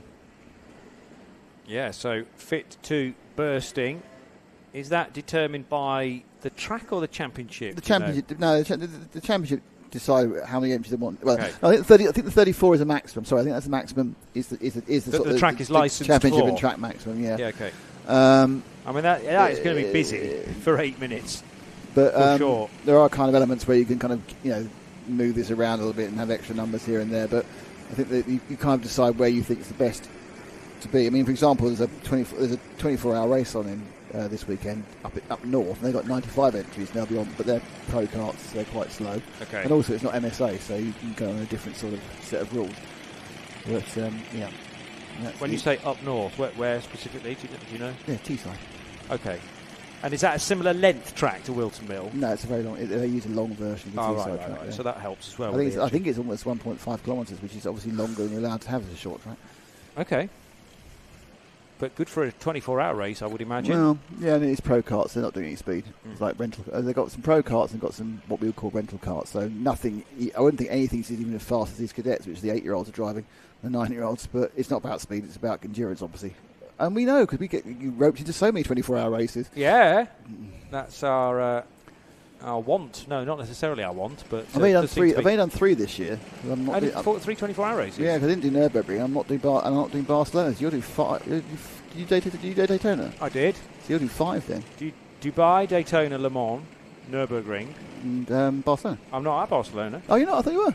No, that clashes with a World Endurance Championship race in Japan. So I'm not going to Japan either. But you do it remotely. We'll be commentating on that race from another location. Do it remotely with some sushi. Yeah, there's an idea. And what's the alcoholic?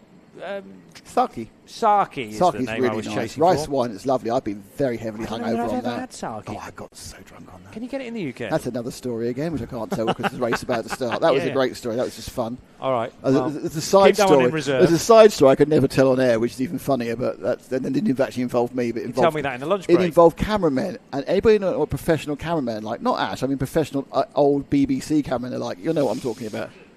No, heavy this one was in drinkers? Japan. It's even worse.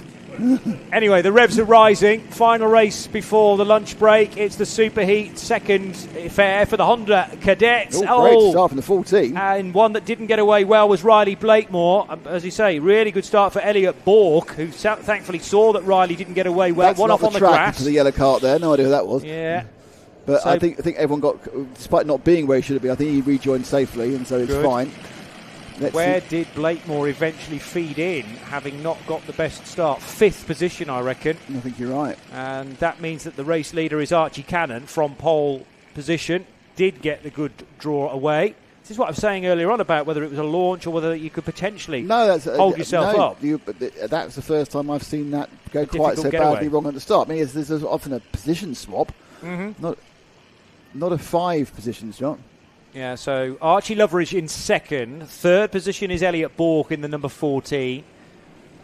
4th place might be Ronnie Jones in the black race suit. Now we've gone Battenberg flag. The flag de la Battenberg. I think we saw in the background there were some problems up towards Christmas. Yeah. I think it's just carts off the track rather than any issue with anyone. There they all go.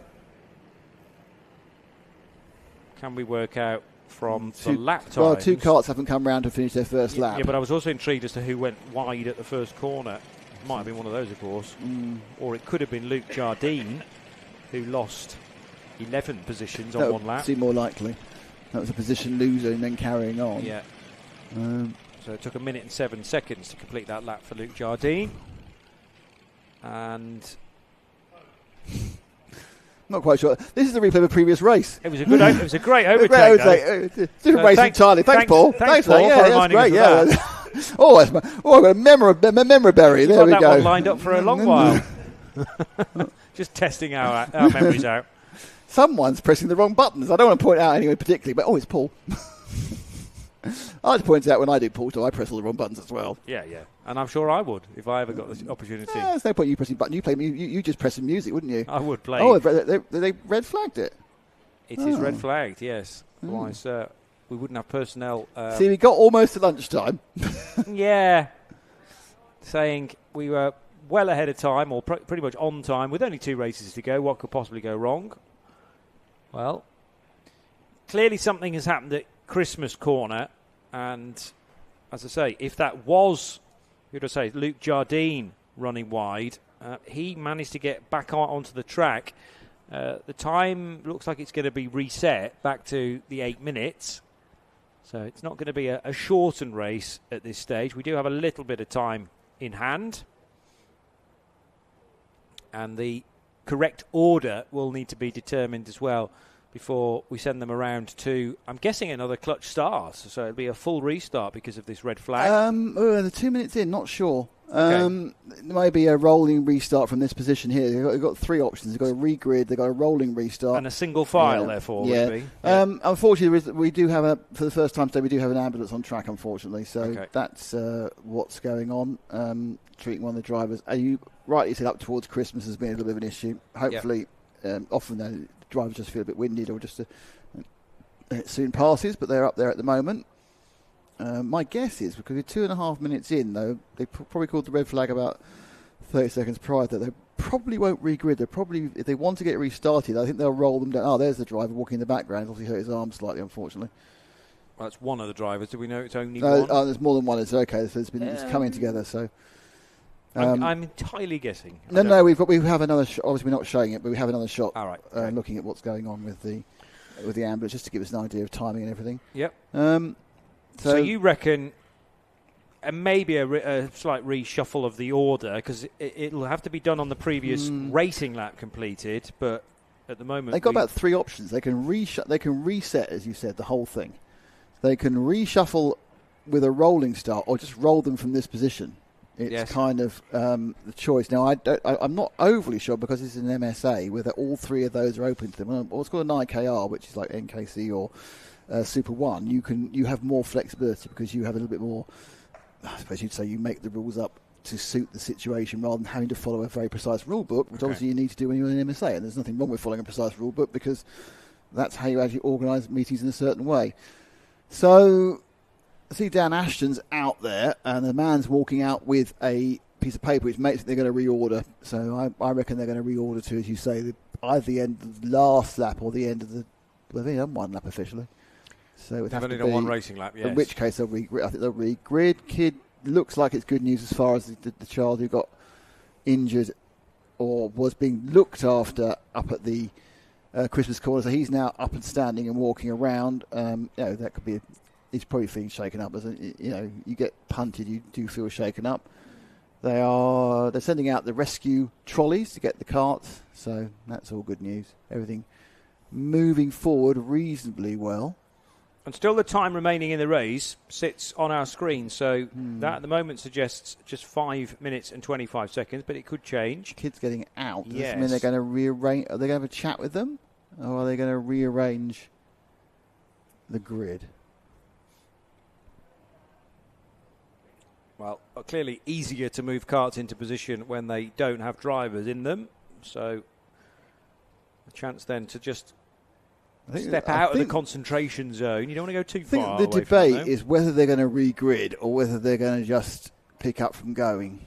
Yes. And having only done one full racing lap. Yes, because the red flag came out partway around the second lap. Good news is Joe Bradley's listening. Good. And he said the MSA haven't existed for years. It's the MS UK. So me calling the Motorsports Association, which is where I remember back from my day, with Dave Richards in charge, the MSA. Oh, it's lovely in those days. And now it's the MS UK with Dave Richards in charge. Is he still in charge? I don't know. I like Dave Richards. I didn't say I didn't like him. I just wasn't sure he was still in charge. Do you know what I like about the only thing I like about Dave Richards is he must know, and I can see why he is so successful, because he knows millions of people, really important people, and grunts like me, but he makes you all feel as valuable as everyone else. Yes.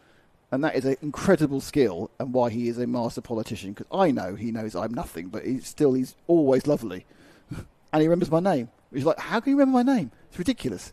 I must be like one of 3,000 people you know in motorsport.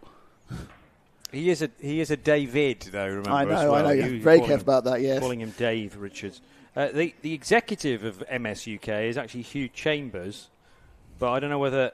Was David Richards the chief executive? Dave was involved with the FIA, wasn't he, in some way? Yes. Oh, they're regridding by the looks of it. Okay. But yeah, David was... I think, obviously, I got to know David quite well because he was working... when I was in F1, was it Benetton? He was sort of team principling with Flavio, which sounds like a poison chalice. I think he was involved with Renault or Benetton in those days. David Richards apparently still is the chairman of the MSUK. MSUK, yeah. And the president is Prince Michael of Kent. Obviously. Of course. Who must be getting on a bit now. Agreed, yes. Do you remember that? You probably don't remember this, but back in the 70s, Princess Michael of Kent, who was I think a German by birth, sort of German mini royal from one of their various families. She was a real cause célèbre in the tabloids. She used to go out and have a drink or something. Like they'd go, Princess Michael of Kent, or she's letting the side down. And you think, yeah, because since then, going out for a drink is quite tame, really, isn't it?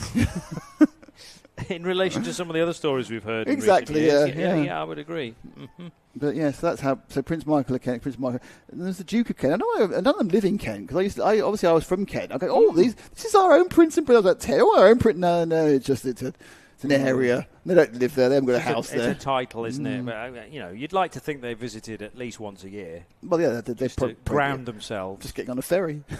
Yeah, yes. I'm not sure if Princess Michael of Kent uses a ferry. Well, the train didn't exist then. Not in those days. No, he's so old.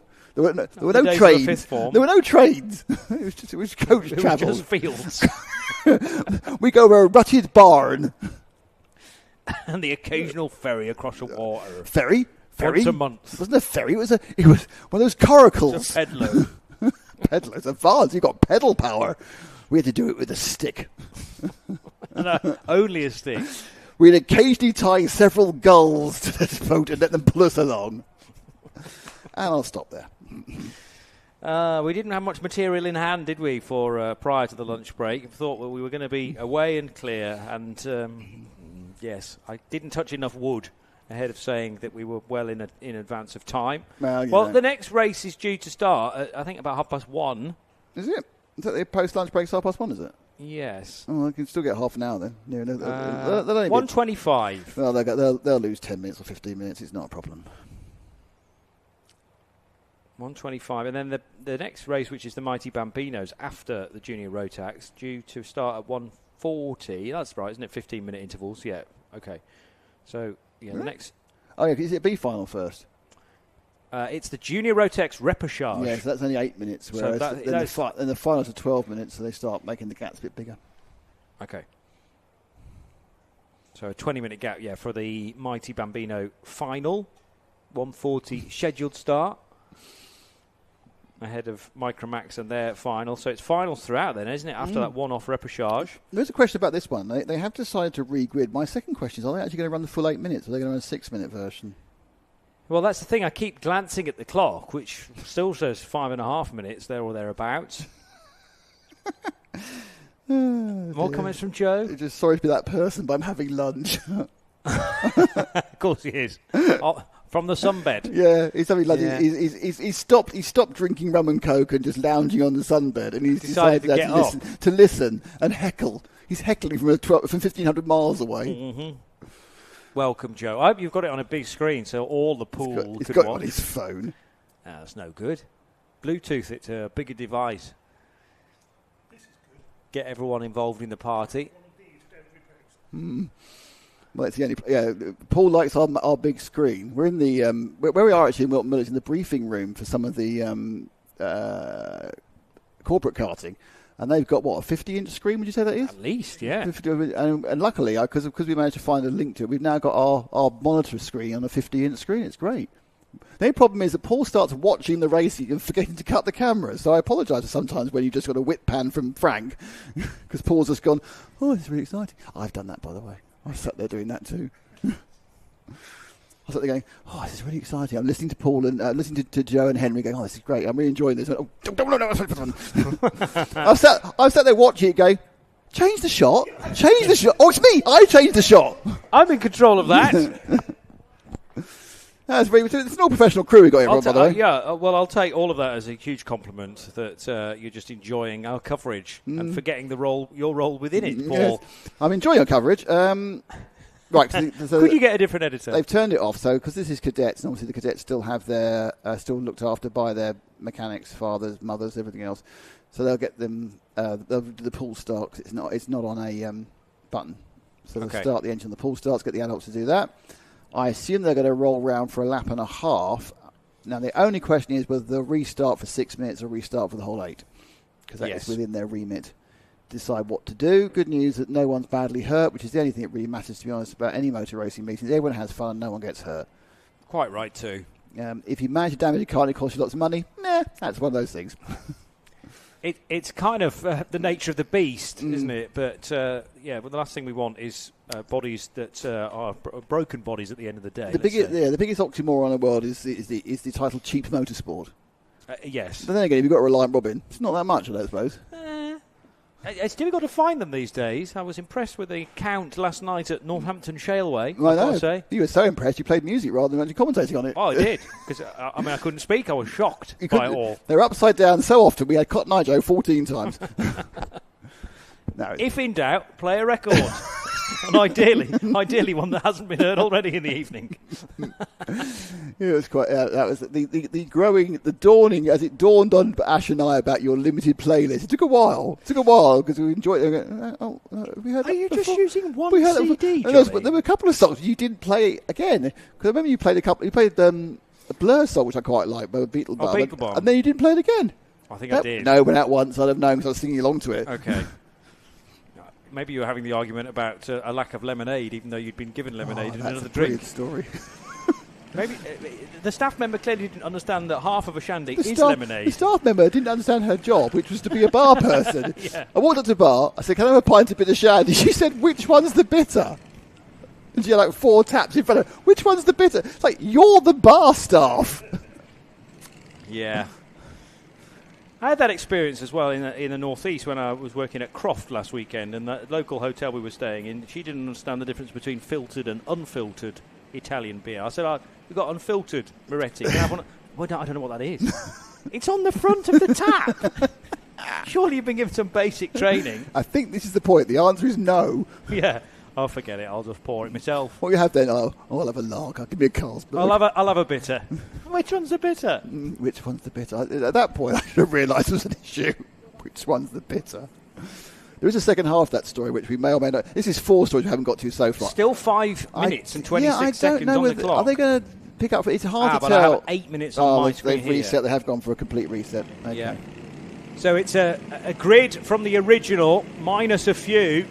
And away we go. Is that better start for Blake Moore this time? He's got away with it. He got the wall. Yes. Well, much better. He may have lost 15 minutes of his lunch break, but he doesn't care. He's straight off in the lead rather than being in 5th.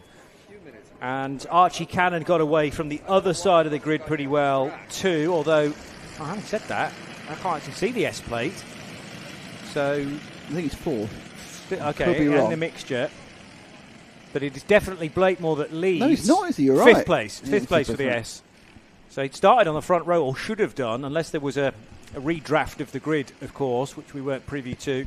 But Riley Blakemore leads through the left-hander, and on towards the back straight they go for the first of this full race, a full restart.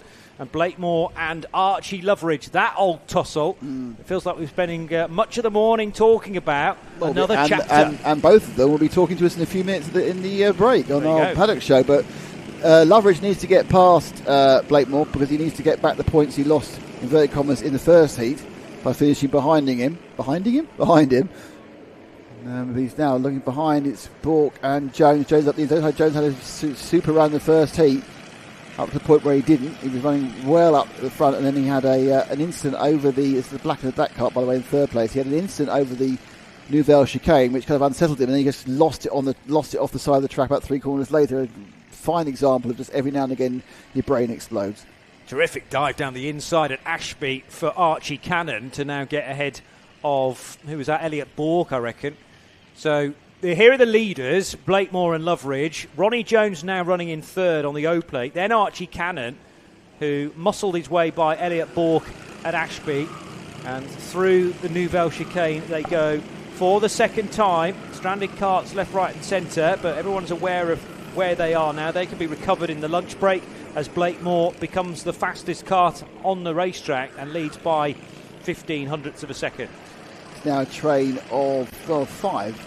Generously, perhaps 7, but it's really about the top 2 at this point. It's whether Blakemore can hold off Loveridge or vice versa. Elliot Bork isn't out of this championship, by the way, by any means. Running down in 5th. He didn't give himself the greatest chances earlier, but he's just... it's going to be really difficult to work out who's where with that. If someone doesn't give me a complete update points list, we're going to be guessing in the final. And then going, what we'll do is we'll award it to somebody and then just say, up the inside, brilliant move there. Completely surprised Blakemore. Loveridge got the inside and doing that, trying to get back in the space again. Drops to third, so Jones is not quite sure what Blakemore did wrong there. I think he might lose a few more yet, Blakemore, although he picked up the speed pretty well. So Blakemore, they caught the curb, and then very last minute indeed for 73, Loveridge up the inside. It was just that unsettled nature of Riley Blakemore's 68 as he caught the curb into the boot itself. And Archie Loveridge, talk about an opportunistic manoeuvre. He might have been rehearsing that one in his mind during the lengthy red flag, to try and assess precisely where his kart was quicker. Job done, and a great overtake it was. Now Ronnie Jones slotting into second as well, as Riley Blakemore picked up the pieces. Yeah, this is bad news for Blakemore, of course. Now, much as the first heat was bad news for Loveridge, because Blakemore now is 2 positions and 3 points behind his arch rival, and it's bad enough getting spooked out of the position at the boot without it then happening also with Jones going through. And going through Oblivion. And they're going to turn around the corner before they go up through Fair Lady, which I didn't even know was called that until about 10 minutes today. Fine Lady. Fine Lady. Well, I like Fair Lady. That's the name. My Fair Lady. My Fair Lady. Of course, the Nissan Fair Lady. It was a sports car in the 70s. There was a lead change. I didn't know all that, but you distracted me with musical talk. Yeah, so Ronnie Jones took the lead. Very classic overtake into Christmas. What he has done, he's given us now a 7-kart train. Terrific. And the Open champion, British Open champion then, who has not had a happy day to this point. I remember him, did he have contact or spin on his own? No, he fell off. He fell off he had an accident on the... or got himself very, very heavily out of line during the chicane, and then he fell off about 4 corners later. Yes, okay. And dropped way down. But this is a real chance for Ronnie Jones to shine now. He'll lead a lap for the first time today. And Archie Loveridge in his wheel tracks looking for a way by, but having also to be very mindful of Riley Blakemore, who'll be wanting to repay that brilliant overtake. Let's hope in a clean manoeuvre as well, but he's got to work out the best place to do it. Ashby may be it, as now there is the O-plate karts from a completely different angle, which is a great one to watch, mind you. Ronnie Jones through Ashby. Good exit speed out of the hairpin. And no, I like it. So Dan, I just wonder why it took us this fun to lose it. Okay, back straight. Race leaders completely together. We've got 5 for the race lead, Nick. Yeah, Jones, he's ninth in the championship. He's not in the contention for, I think, even the podium, obviously, but winning an individual meeting is what everyone wants to do as well.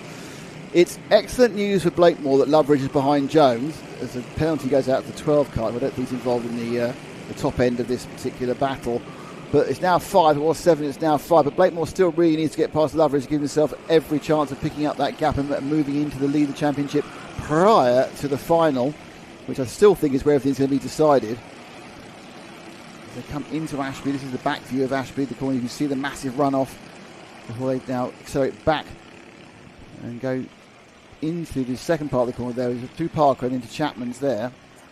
There's the infield nature of Whilton Mill. So the 5 of them together, and I think there's less than 2 minutes to go. So you think, well, go and do something, guys. What are you going to do? But they're all kind of thinking, I think. Blakemore might think one position behind Loveridge is not the end of the world. Loveridge might think one position ahead of Blakemore isn't the end of the world either. And Roy's thinking, I want to win! None of them want to show their cards too early because they've got quite a bit to lose. If Loveridge tries an overtake on Ronnie Jones and it goes wrong, he could lose 3 places in one fell swoop. So doesn't want to give it away too early. Really good point you made there, actually. We've seen this quite a lot, haven't we? A failed overtake is a real disaster because you can end up, you say, dropping back 2 places rather than just not becoming second or not becoming first. You end up being 4th. Also, but you don't want to expose yourself to a very good behind, people going wide at Ashby behind, but it's still those 5 together and they're still in the same order. They've got 3 laps to go, so they've got still plenty of time to sort it all out. And up the inside, Loveridge now, is he going to have the bravery to sweep round the boot? He certainly looked like he was going to, but had to ease back out a little bit. That's given Blakemore a little bit of pace. He saw him thinking, is there going to be a gap? But it wasn't quite wide enough there. It wasn't quite that Loveridge moved away. Now, in a year and a half ago, when we didn't have the chicane there, that would have continued on. Yes. But they have to go back into single final through the chicane and then think about what they're going to do next as they come up towards Christmas for what's going to be anti-penultimate time. Ronnie Jones through Oblivion and then Crook, and he's not quite as quick as he may have been had he taken the more traditional racing line. So Loveridge now looking to just lever him away from that leading position. It's 5 carts totally together, pouring their way out of Inkerman's and darting down the inside for an attempted overtake. Elliot Bork. Well, Elliot started this lap in 4th position, still 4th, but he was 5th, and he was briefly 4th ahead of Archie Cannon, but they're still in the same order. Yeah, no, interestingly, I think that whole movement spooked Blakemore because he's dropped a couple of lengths off. I think he was worried that Cannon was going to come through at the same time. Now, I would say Jones is not quite as quick as the others at this point. I know he's losing out on slipstream, but they're able to sit on his tail.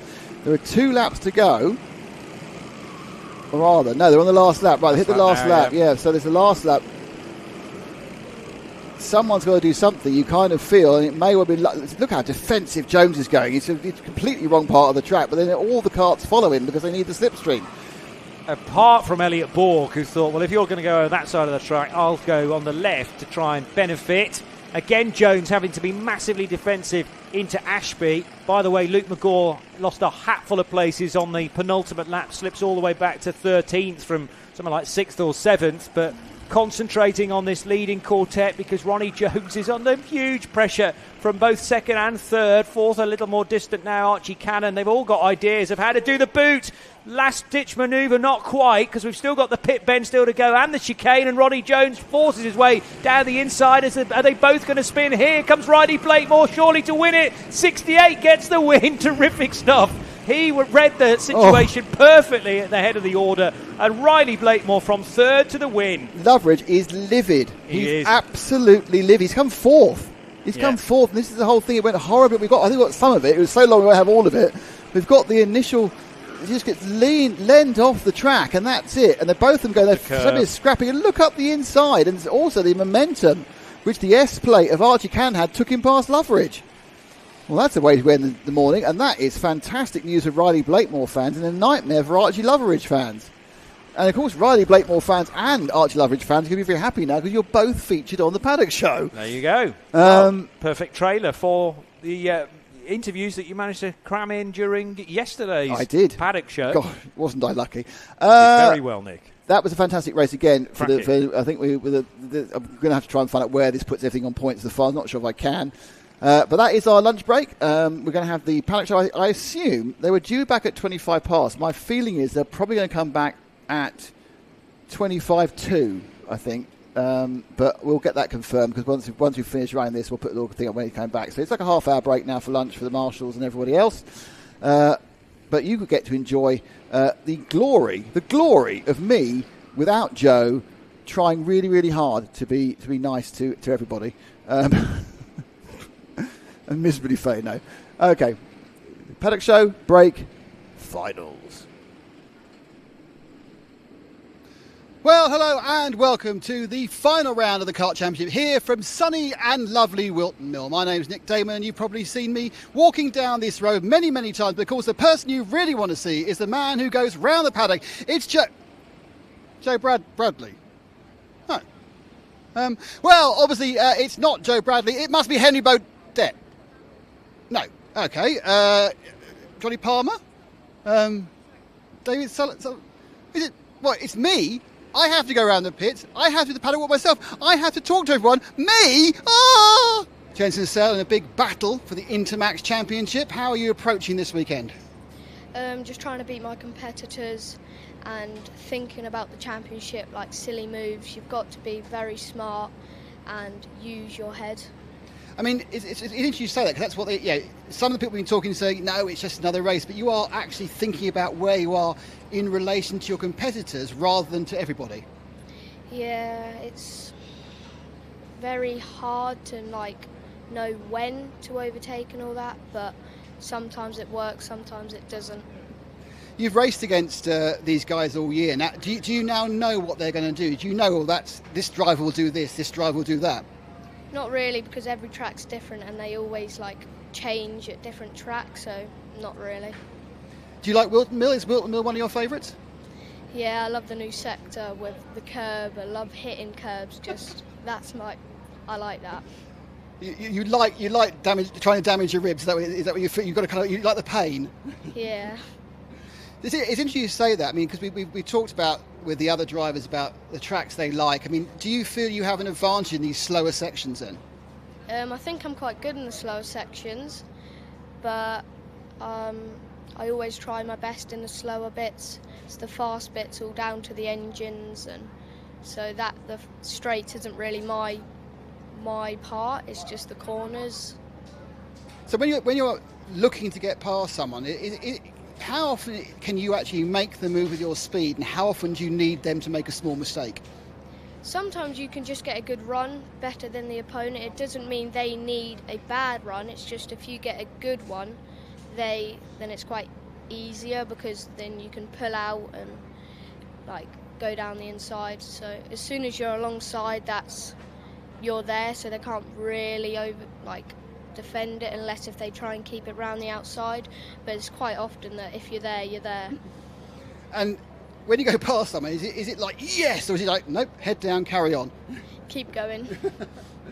So we've asked a couple of drivers. You're currently a couple of points behind, but have you imagined winning? Have you envisaged the win of the championship? You don't think about it until you do it. Yeah. So if I haven't thought about winning, but if I do, then I'll react how I feel. So. Wish you the best of luck. Thanks, Jensen. Thank you. Logan Rolfe, who is leading Intermax on this big championship showdown weekend. How are you approaching this weekend, Logan? Honestly, I have no words. I'm so scared at the minute because if I lose it, I'm going to be gutted. You've worked so hard. I mean, you're starting there thinking about the negatives, don't you? Think about the positive when you win it. Yeah. All I wanted to do, I walked past the podium 2 years ago with my dad in Bambino. I'm like, Dad, I'll never get on that podium. Now I'm going to probably win it. So how are you approaching the races? Are you just looking at points, or are you looking at your nearest competitors? Well, Luke Millward, he was P2 in quali, and there's just no battling in the heats because then I can't afford to drop down and then lose points and then lose probably a place or two in the championship. So yeah. Everyone has a drop round. Is your drop round a good drop round, or is it like a round you've really got to get rid of? I don't really know. I think it's Shennington, but I don't know. So we saw your team and your dad and your managers and everyone else talking about what to do. Are you coming back and talking about the kart or talking about the point situation each time? Well, we're making a decision if we need to do a heat tomorrow, both heats tomorrow or not. We could miss out on a super heat or not. And why would you miss out on the super heat? Because the point advantage to try and save Try and save tyres or an engine or... Well, yeah, tyres and engine, to be fair. But then, of course, you'd start the final a bit further back, wouldn't you? Well, if I win today or come second again, we'll just see the points gap to tonight or tomorrow morning, probably when we're having a barbecue tonight. That sounds right. But, yeah, and see if we can do the heat again tomorrow or both. It's a lot of pressure, but you're enjoying it, aren't you? Yes. And this will be the biggest achievement of your life? Yeah, and also I'm currently Living Tooth 1, so I can be double champion. Well, that's even better, isn't it? Not being win two. Logan, thanks, mate. Yep, there'll be a lot of partying going on. Now, we've spoken to a lot of people who are in championship battles, but actually someone who's actually already won the championship, an unfortunately truncated championship. The Coma C50 ran 3 or 4 rounds, and unfortunately there weren't the numbers. But this is the winner. This is Hendrik Verlaat. Congratulations on being the Coma champion. How do you feel? I feel very happy.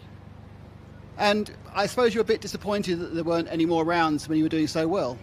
Yeah, I kept on winning the rounds, but and then at Shenny, it's because it's a top-end track and pushed-in track. I just lost the back of the train, and then the top 2 just pulled away, but they started battling last lap, and then I just caught back up, and then I just overtook Cole Parrish to take the second place.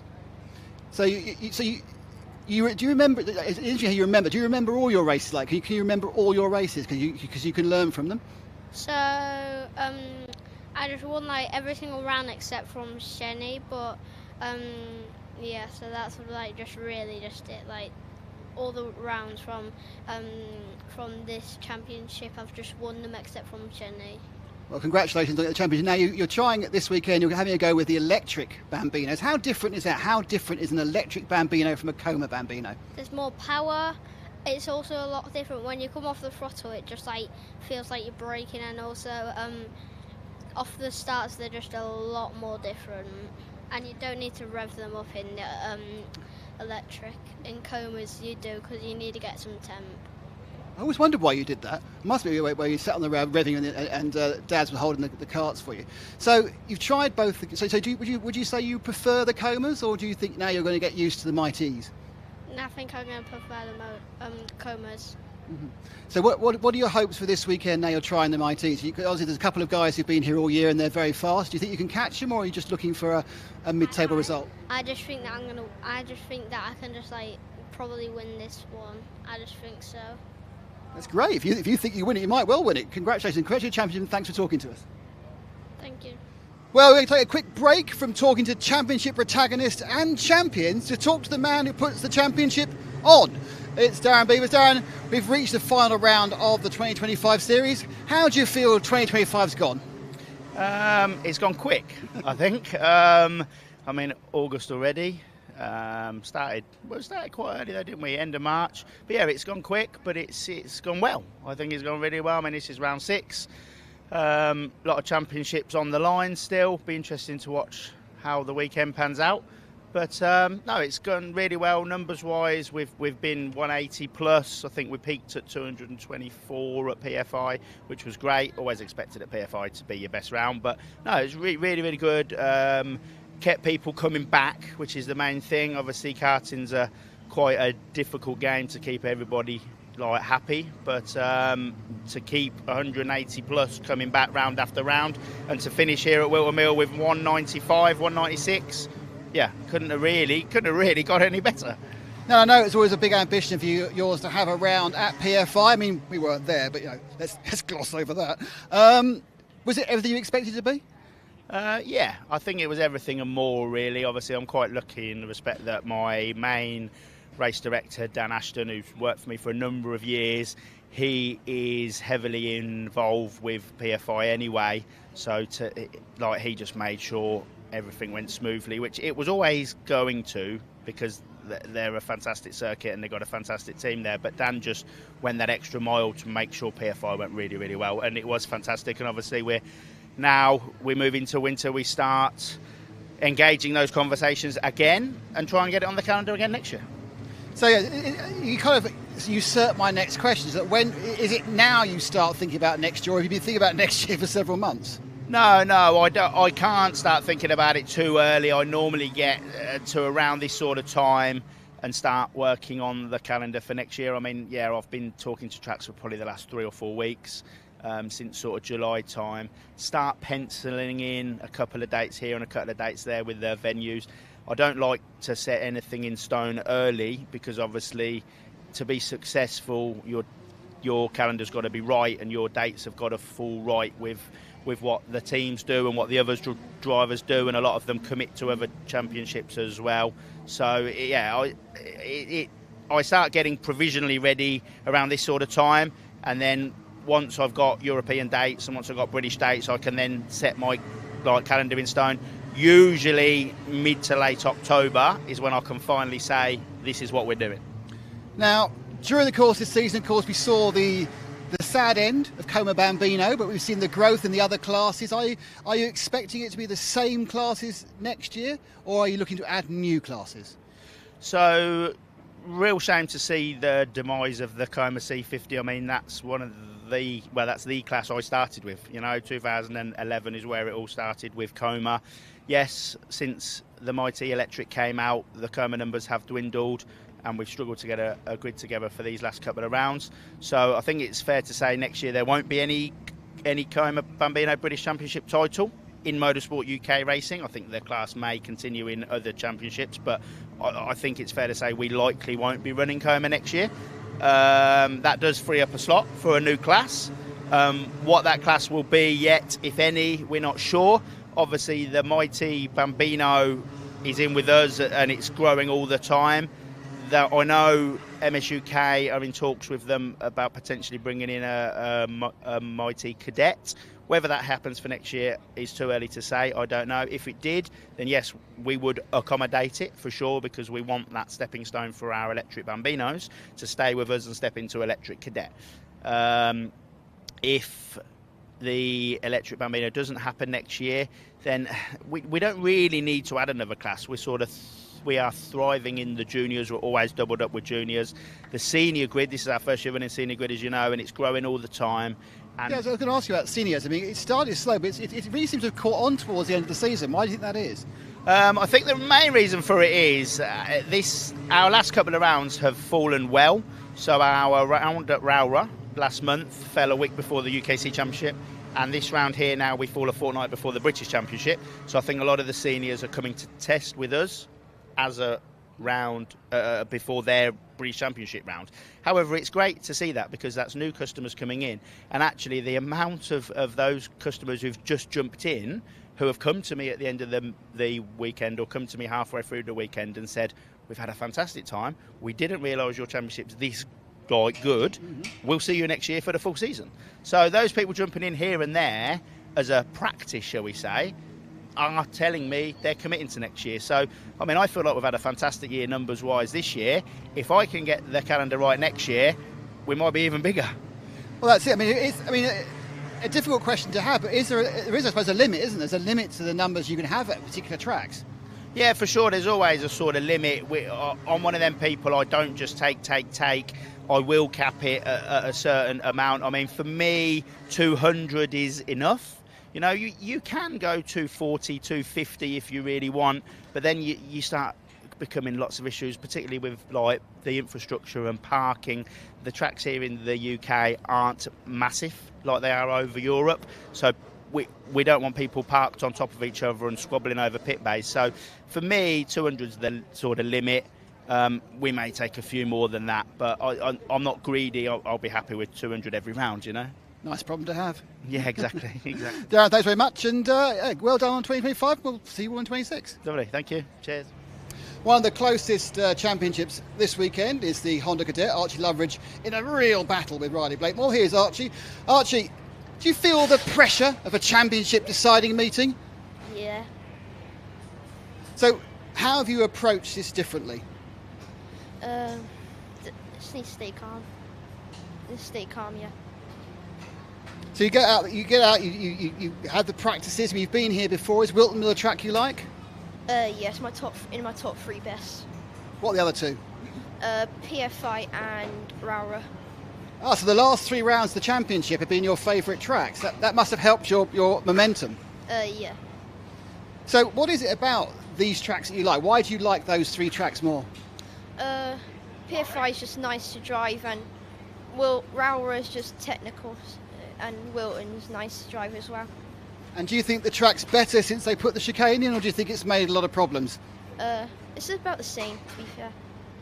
So you turn up now. You've got these races. You've got one focus, which is your Riley. How do you approach the races? How do you go forward? What are you thinking? Is it just all about your competitor, or are you thinking something else?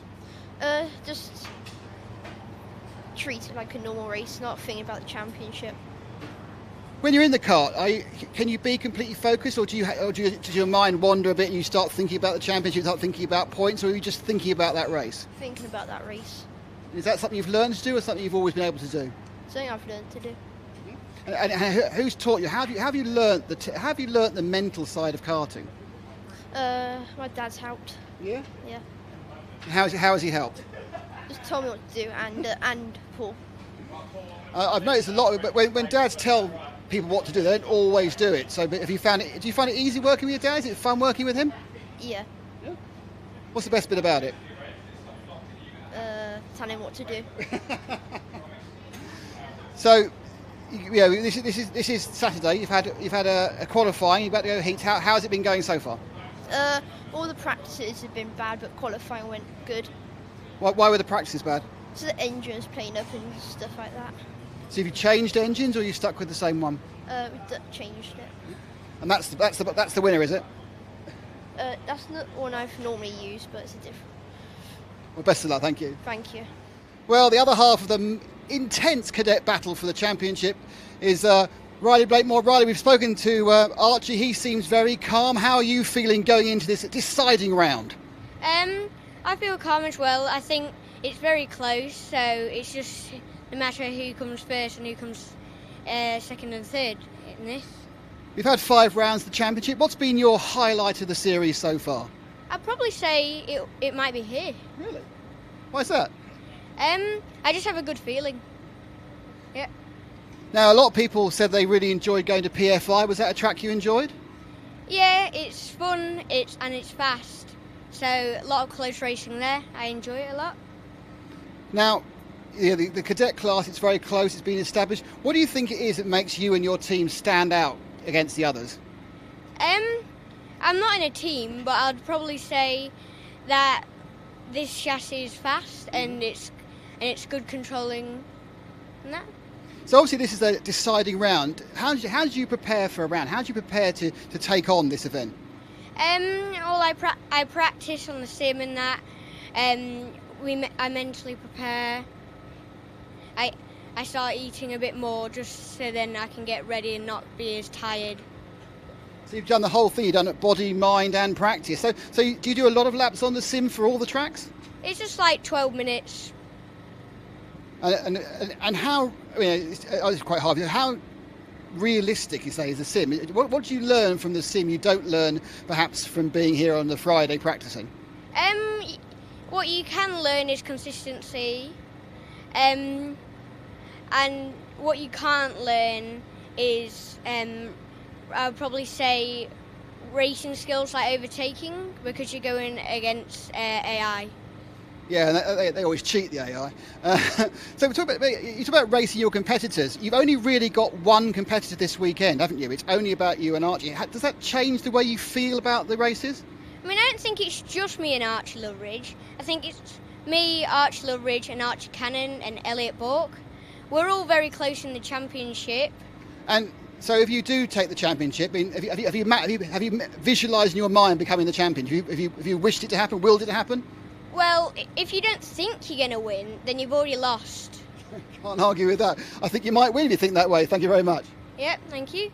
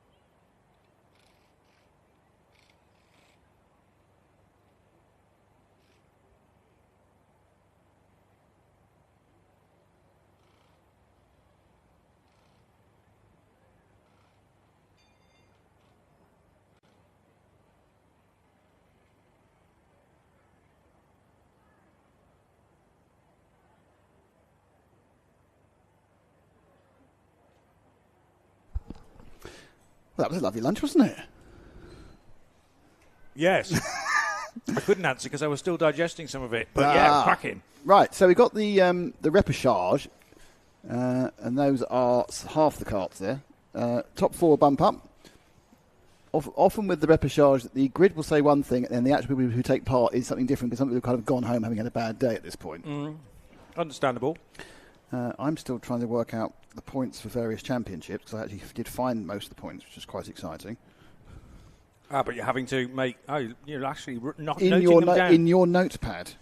That's a very valuable notepad, that is, because... Is it? Well, because Johnny Palmer's done scribbles within it. You could probably sell that at the Has end it got of the year. Has he got like a disco duck sort of thing on it?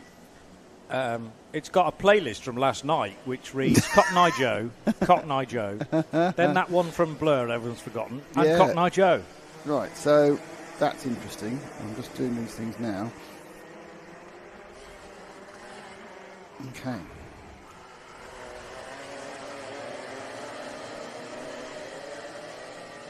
Right, so the only non-final of the afternoon's racing now is the repechage. I like to call it a B final. For the junior rotax, but this, the very nature of, or definition of the word repechage is that those that haven't qualified yet get one more opportunity to get in. There's supposed to be 10, of which 4 will qualify, because I think they're going to do 2 laps. I think we can just have a look at the names there. Archie Doherty, Ellis Dealey, Hayagiva Golkanath, Max Wheatley, Max Downthwaite, Zach Waddell, Tyler Richardson, Adam Giuditis, Clay Waddell, Max Gieterix, and Harry Hadley. I'm not sure how many of those 10 have taken the actual... 11 of them have. That's good news. So 11 of the 10 have taken part. That means there's been another shuffling around. Some of these things get shuffled around after it starts. Top 4 bump up, so the most important positions are 4th and 5th. The winner is lovely for them, but it's not very important to us, if that makes sense. So it's quite simple, this one. We just follow who are in the top 4. Yes, but 5th place isn't good enough, is it? No, 5th place, go home. You just go home. 4th and 5th are the important ones. Pack up your troubles in your old kit bag. So there's like a bubble, which we talk about in qualifying, I suppose, for Formula 1 these days. Q1, Q2, Q3, and if you're outside of a set number of places, you do not progress any further into this weekend. So got to be top 4. It's an 8-minute race plus a lap. And on the front row, to the right of your shot is Ellis Dealey. To the left is Archie Doherty. It'll be Dealey officially on the pole position with the ideal run into the Oblivion corner. Does he get there first? Yes, just about. And the rest of them get through. But remember, all about finishing in those top 4 positions. If Dealey can make a break, he won't have to worry about where he is because he's going to comfortably win this race. But it's all very well talking about that for the opening few corners. We all know that in the latter stages of an 8-minute race, the top few can find one another again. 2-1-2 looking like into second. That's Max Wheatley, I reckon, with a very good start Beginning on the outside of the second row and up to second to challenge our race leader. Yeah, what you'll find is there's people in this heat who shouldn't be in it. They've had a rotten day, they've had a breakdown, something's gone wrong, and they're actually a little bit too quick to be here. I think I'm not seeing any standout names. Normally there's like a standout name. What the earth is that person doing there? This time it shows probably some middle field. You can see by the field spread already. Dealey a long way ahead from Wheatley, long ahead from Doherty and Highgriever, Max and Zach, and they're all kind of going back down. But it's that battle there, third and fourth at the moment, which is Highgriever, Golpanath and Archie Doherty. Golpanath in the green and the white. Now they're both currently bumping up, and it's down to Max Douthwaite in the white cart just behind them, white and green cart with little red tips on the rear of the cart. He has to catch up. He's in fifth, and he has caught up. So as has sixth place, 2-2-4, I think that is, which is Max Greatovich, who's actually got up from seventh. So we now have 4 carts fighting for 2 places. Yeah, because you can almost discount the Welshman Ellis Dealey, who leads comfortably, 0.4 of a second at the start of the lap. It's going to be considerably more than that as they all ride the Newville chicane quite violently in some cases. And Highgriever, as you say, up to third position now, ahead of Archie Doherty in 2.51. And then those carts that aren't going to make it into the main final. Max Douthwaite, the first of those, but it's only 0.2 of a second separating fourth and fifth.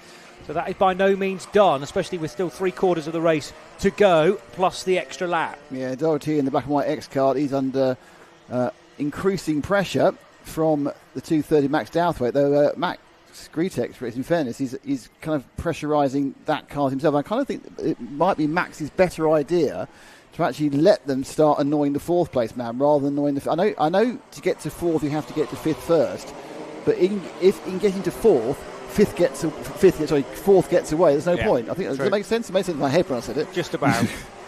I get your train of thought at least. You cannot allow the gaps to grow too wildly, particularly to the place you're ultimately trying to reach. 3 together at Christmas corner. Live comment here. Teddy. Oh, big off there to the left, and he's back on again. Free carpet, free grass cutting services there. That was Max Douthwaite, wasn't it? So Douthwaite. That out. Yeah, 2:30 indeed. So Douthwaite doing battle. Oh no, that looked like a throttle. That looked like a throttle stuck open to me. Well, I think no, he was tangled up with Greatrix. He was pinged, do you think? Okay, he seemed to gain speed as he was pinged. Perhaps he's braking. Oh dear, that was a bit too far. Well, Archie Doherty a bit too far. Live comment from Teddy Higgs round the outside for Heatley. Well done, big man. I think it was in the first lap. And P1 says, hello from Portugal. I'm passionate about the sport, so congratulations to you guys in the UK. Great championship, amazing. That's very sweet of you. Some good kart tracks in Portugal. There certainly are. Not least at Portimao, in fact, where I know some big world events happen. Slipping down the inside there at Ashby, 2.84 or 2.54 was that, Chloe Waddell? A bit too far away from the top 4 at this stage. 2.84, also though having a good race. Adam Duodatis. And there is the 2.24 car of Max Greatrix. Now, it was Max Greatrix who got hooked up, I thought, with Douthwaite, resulting in a high-speed off on the approach to Ashby. Thankfully, Douthwaite didn't hit any of the circuit furniture. The wall is sufficiently far away from there, so there is a bit of recovery area, and came back on via the grass tracking route. But Douthwaite down in 9th position. Ellis Dealey leading by just under 0.4 of a second over Max Wheatley. Might not be that the lead is entirely decided yet, but they don't want to disrupt that too much. Much better to finish in a formation, because first and second is more than enough. Max Greatrix now, though, benefiting perhaps from the incident with Max Douthwaite. Up to 4th position. But he's got a problem. In the fastest man in the field is Adam Duodatis, who's the green and white cart right behind him. So Duodatis officially on the Lithuanian flag, running at... interesting, Max just took that fast lap off in that last lap. So these two are the fastest carts on the track, the red and the white just going under the camera now, and the green and white, and they are battling that final bump up with 2 minutes and 57 seconds to go. Top 3, Dealey, Wheatley and Golkanath are away, really. So it's down to these two to squabble about who gets to race again in about an hour and a half's time. Yeah, so 4th and 5th. Are they going to finish in that order? 2 minutes and 40 seconds plus a lap to decide who will make the main race for the Junior Rotax this afternoon. and they are nose to tail still. Once more though, Duodatis maybe not wanting to give too much away, a little bit wide there on the exit of the pit bend for Max Greatrex, so that wasn't the quickest run over the start finish line, and a small amount of ground made up. What was that, 600ths of a second? Duodatis quicker than Max Greatrex, who still has the fastest lap to his name. Chloe Waddell's got ahead of Max Douthwaite on that lap. It's not gone well for Douthwaite as he fell off the track. So no, it hasn't. I'm sure probably his head's got a little bit at that point when you know you can't bump up, and it's all down to what you probably feel is, as you say, a bit of contact that wasn't your fault. So these two battling round for this final attempt to carry on with the day, or have to pack up the car in the back of the van and go home. No real move at the moment from Duodatis. I thought he would have really kind of pushed it home. This isn't really where you want to wait and do. You want to just get it done in your hand, and you've got that pace. But it's interesting that after he put that fastest lap in, almost immediately we saw another fastest lap from in response from Matt Greatrex. So they both got very similar pace. You know, theoretically, Adam Duodatis has the advantage of the toe, but it's not really very advantageous at the moment. They're both quicker than Hayagriva, Golkulnat, so is there a chance that things will spice up for third and fourth and fifth positions? This and two more, so maybe a bit too far away, therefore. It's an outside chance, but this and three more. I think it's this and two more there. Golkulnat will be feeling the heat to a certain extent, but he'll be loving the fact that now they're battling amongst themselves, as Duodatis had a little think about a move into the boot on that occasion. Stays in the wheel tracks of Greatrex for the time being, but the line out of the pit bend is better for the Lithuanian, I would say. Once more ground made up. We're only talking 300ths of a second, but incremental steps for Duodatis. 39 seconds to go, so you reckon we'll get to the end of this lap and potentially have two more? I think two more, yeah. I think they're just running at the right sort of pace to get those extra laps in. The way it works, of course, is it's when the leader goes across the line, if it's not 8 minutes, you carry on going. The first time you go across the line after 8 minutes, it is then one more lap. And up the inside you go. Oh, beautiful move, and then it's over and undered. Yes. And he's lost more time in doing it. Oh, no. So Duodatis had been working out that was his best opportunity into Chapman. Terrific overtake, but then carried too much mid-corner speed. Couldn't get it slowed enough. Had to get off the throttle briefly, and that put Greatrex back in front again. Yeah, the mistake. Oh, drive off the corner. He just got the oversteer, and he was connecting. The way that actually works is if you get in tight and you effectively do a block pass. That's the way you can do it. Greatrex almost dropping a rear left wheel onto the grass there, which would not have been helpful. So they worked their way through, still in fourth and fifth places. Max Wheatley leading by, well, less time now. In fact, it's Max Wheatley, isn't it, that leads the race. So he's got ahead of Ellis Dealey. We're not concentrating on the overall leader because it's all about who gets through into the final. But that happened on the previous lap. Wheatley now ahead of Ellis Dealey. So he's gained himself a side of the grid. He's not even gave himself a yard, but he's now on the fast or what the normally more preferable side of the grid. But towards the rear of it for the A final. So minimal opportunity to benefit from that, but they're also a clear line of sight. Rather important news. Have you got important news about? Max Greatrex has got a 5-second penalty. Oh, that is huge. So he obviously did touch Max Douthwaite. Yeah. So it means actually Adam doesn't need to go past him at all. No. It's 5 seconds. That's going to drop Max out of the final. There must have been a judge that he was responsible for that, for Douthwaite going off, as you called it correctly. I thought he just spooked himself off, but you're right, there was contact, Johnny. Yeah, well, it just nerfed the rear. We're on the final lap. Max Wheatley is going to win it by 0.1 of a second there or thereabouts. Yes, 2-1-2 across the line. And although Max Greatrex is ahead in fourth position on the road, you incorporate that 5-second penalty, and that will put him behind Adam Duodatis and should put the Lithuanian flag driver into the A final later on today. 12 laps, that's possibly the longest race we've had today. They've all mainly been 10 or 11, but great action to elongate that as much as we could, even though it was exactly the same length as the others at 8 minutes plus a lap. But yeah, that 5-second penalty hasn't been reflected on the timing screen just yet, but presumably will be adjusted very shortly. They'll be adjusted 3. And Duodatis into the final, we reckon. Yeah, so he's all... So now that's our last setting the grid race. It's now finals all the way, and we start off with the Might E Bambino final. Still trying to get the result. I haven't got the result of 100 cadets, which is slightly annoying. I'll have to work it out myself.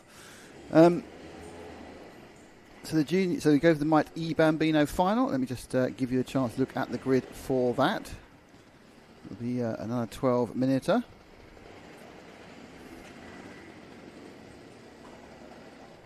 And here we go. So it's the big news about the Might E situation is despite showing in 12th position, Felix Tandy isn't able to take part in the race, in spite of the fact he was leading the championship and probably going to win the championship. Unfortunately, due to a complete freak paddock accident yesterday, he's not quite well enough to take part, which is very disappointing for Felix and his family, and we wish him all the best for a speedy recovery. That means that we have Arthur Rhodes on pole position, and barring a disaster for Arthur, which we don't wish on anybody, obviously, he will, I think, just got the right driver, he will be the champion, I think that's pretty sure. So just checking this overall. So Heath Smith will be the champion, barring a disaster. Arthur, despite a very strong day today, is still going to end up second overall. It's then Logan Edwards next to him, Luca Pede and Hendricks Fallout in the second row. Heath Smith, the champion-elect now, and Jack Harper, third row. Arthur Thompson, Elliot Hitch, fourth row. Teddy Smith, Oakley Howlett, fifth row. Henry Wass on his own in the sixth row. Then Nico Mahan and Callie Tennant. Jules Nash and Oliver Yap. Frank Pearson and Cooper Galloway. And Aidan Castleman and George Algar are at the back. So it's 12 minutes of Might E action coming up. And there they are, just running to the grid. Moving forwards, if I ever end up on the championship finale round in the future, I could probably put together a spreadsheet where we can tot up the various tables. I know you're doing a good job there, but you've got to do the drop scores and everything. Is that easily done? It's kind of like in my mind now. Okay. To be honest, there's only three championships where it's really close. Yeah. And so I've done the points for the three championships where it's really close. And you're on top of things, are you? You're not necessarily giving me that impression. I am on two of the classes, but the third class I haven't had the information I need yet. You haven't had the result through. Is that because it's still obviously being reviewed? There is still an issue, obviously, somewhere. Yeah, okay. All right. Well, as long as we can mean that or label you as blameless, it's the last which is race. A rare treat. It's the last race of the day, so they've got plenty of time for them to decide what they want to do with it. She'll be Reed.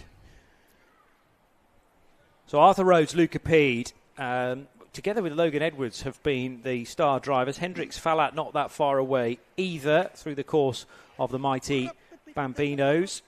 And Fallat, of course, is our Bambino Coma champion. So the petrol and the two-stroke. So ran in comas this year until they didn't run anymore. Won the first 3 rounds and they couldn't get an entry. Yeah.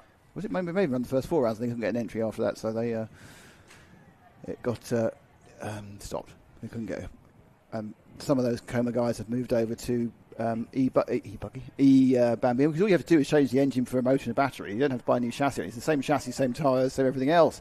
There's a lot of whizzing. The 59 Kart wants to be in every single position of the track there, doesn't he, at the moment? Yeah, having a good go at it. But away we go then. 12 minutes plus a lap for the final for the mighty Bambinos. Great sight they make, heading through the kink at Fine Lady, and then onto the brakes for the first time at Christmas Corner. And it's been a good start from Arthur Rhodes, who leads the way. Luca Pede in second position. Edwards in third, fell out in fourth. Heath Smith, our champion-elect, is in fifth. Not been a great day for Heath, but it doesn't really matter because it's all about the points you gain over the course of the season, the 6 rounds. Championship kicked off some time ago in Warden Law, and then we went to Shannington, GYG, PFI, Rowra, and the final round here at Whilton Mill. And there will be, and I meant to mention this before, but I won't mention it at some point, or I may as well mention it soon, is there are 2 rounds for a winter championship as well. Okay. But we'll carry on talking about this, and I'll throw them in while we just summate what's going on around here. Well, it was a good drive out of the boot initially from Arthur Rhodes, but then Luca Pede very nearly dive-bombed Arthur at the Nouvelle Chicane, thought better of it. I think had that been the last lap, then he would have made a full-blooded attempt. Here comes Pede down the inside this time on 82 and will take the race lead. Logan Edwards making Arthur Rhodes aware of his presence as well. 2 are pressed in behind. This is a great tussle. And only the second lap of a 12-minute race, and Arthur Rhodes leads then, this time out of Ashby, with Pede in second. Third position is now Hendricks Fallat. who got ahead of Logan Edwards in that sequence of events coming out of Christmas Corner. And don't forget, if you watch the lunchtime paddock show, and why wouldn't you, Hendrix Fallat, despite the fact this is one of his first Bambino races, said he was going to win. Said, I'm going to win. I'll go win this. I'll win this, no problem at all. And in fairness, he's doing all right. He's third at the moment, so he was the leader and therefore the winner of the Coma Championship when it was also disbanded or just unable to get a grid. And so with a Nigel Mansell replica helmet, and in third place, Fallat is this break of 3, followed by a second break of 3, and then kind of the field of 5. The second break of 3 being Smith, Edwards and Harper. But we're looking at the roads in the orange and the white. You've got Pede, number 47, blue, yellow, and then in the Callum Williams, and look it up if you don't know what that is Hendrix Fallat. I wondered whether Luca Pede was going to try another audacious manoeuvre up the inside of Christmas Corner. Seems to like the approach there out of the right-hand flick at Fine Lady, but decided in the end to sit behind Arthur Rhodes, make sure that Hendrix Fallat didn't get a sniff of second position. Having said that, at Chapman, did they make nose-to-tail contact briefly there? Fallat now is slow, isn't he, as a result? Lost momentum entirely then. This is entirely a momentum class. I mean, you wind these things up and they stay wound up. They very rarely... They don't have to brake in a lot of the places that other carts have to brake. They actually kind of carry speed and perhaps scrap it off by the turning circle of the machine. So it's you just don't want to lose speed. Anytime he lost it coming out of Chapman, suddenly, rather than being 2 3s, it's a 2 and a 4 as they've broken into those groups. Yeah, that was either contact or just Fallat realising he was getting way too close to Luca Pede's rear bumper and needing to just briefly get off the throttle. Pede down the inside at Christmas Corner, an area he loves so far, and will take the lead again away from Arthur Rhodes. That has allowed Fallat and the rest of them to close in on this occasion. Back in front goes Arthur Rhodes, though, through the kink. So brilliantly timed and brings Hendrik Fallat with it. And Pede's dropped about 5th. I think he got away with 4th, I think. So what was looking great for a lead, and was a lead for a quarter and a half, suddenly the leader's still in the lead. The guy who tried to get the lead and was in the lead is in 4th, and the guys, it just all turned around. They were so close. Yeah. In losing that momentum in trying to overtake something, it's much, much more troublesome within Might E than it is during the other karting, because they literally don't have the top speed, so you can go around most of the corners, without braking or with very little braking. But you have to get up to that speed. You've got to keep the momentum. So you lose momentum by just having an overtaking maneuver, which isn't anything like as much of an issue when you've got more power. That's what it's a great learning environment. You learn when it's wise to make a move, when it's wise not to make a move. These are 6 to 8 year olds, and you kind of wonder how much they learn. Then you see them racing, you realise quite a lot. As Fallat now takes the lead of the final to at least partially prove his prediction true, as he is now winning this race. He hasn't won it by any means, and we're not even halfway yet, but he's winning it. So Fallat, and judging to perfection that opportunistic moment for Logan Edwards. So he slotted through at the same time. Then Arthur Rhodes, who's tumbled from the lead down to 3rd position because he found himself on that wider line on the approach to Christmas Corner. They're all getting a little bit boxed in on the back straight now, heading towards the boot. But good mid-corner speed now. Down the inside goes Rhodes to muscle that back again from Edmonds. And Luke Bede says, I'll have a bit of that as well. Oh, a bit of RCE action. And that's given Fallat a chance to break away. There were 7 karts together. Let's have a look at that one again. And wheeling his way through the Nouvelle Chicane was Logan Edmonds. And Edwards, rolling up over the back of his teammate briefly, Arthur Rhodes. Yeah, and Logan dropped to 6th after all that. Pete was in the middle, just kind of trundling around going, what's going on? What's the madness around me about? Heath Smith did well, though. He's already up to 4th position. Not sure whether he's I think he's 3rd now. Or was that? No, he didn't quite make it. Yeah, there's 3 karts exactly the same. 4 karts exactly the same livery, the RCE cars. Get yourself a crystal ball, though, Nick, because he is 3rd, Heath Smith now. So in and out of Ashby, that was a much better run. And Heath Smith now running in 3rd position, ahead of a couple of teammates. Hendrix Fallat making the break, though, in the F1 Tribute livery. And Arthur Rhodes in that lone 2nd position. So who's going to finish 3rd in the mighty Bambino final? Well, it's 5 minutes to go, so it could be who's still going to finish first, because it's a good chance. This train of 4 should be able to catch up on Arthur in the time available. Now, the lead that Fallat had went down by half a second, so Rhodes much quicker when he's following close enough to pick up Fallat's toe. So Fallat's got the situation where he's leading a mighty race, which isn't always the best place to be, to be honest.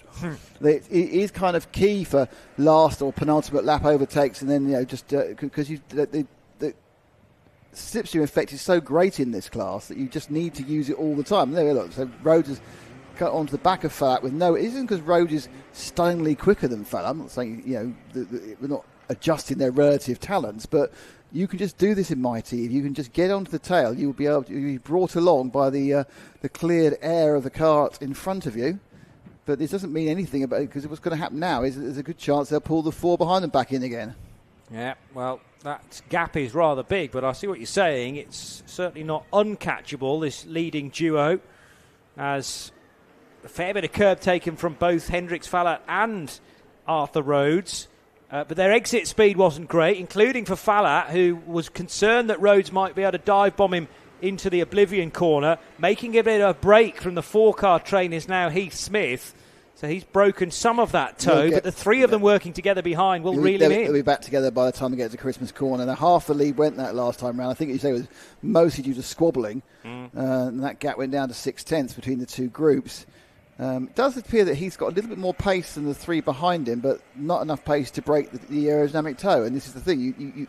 You rarely see a runaway leader. Felix did it a couple of times this season, but on the whole, if someone gets ahead by a second. In any other classing, that's it. No, Mighty, they get dragged back in again.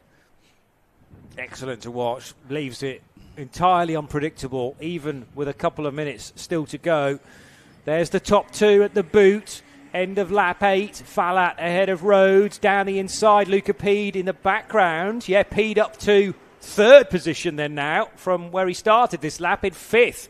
So he's managed to leapfrog both Heath Smith and Jack Harper. Harper now down to 5th place. Logan Edwards, after a good early showing, fading a tad in 6th, but he could still have a shout for the podium with still a number of laps to go.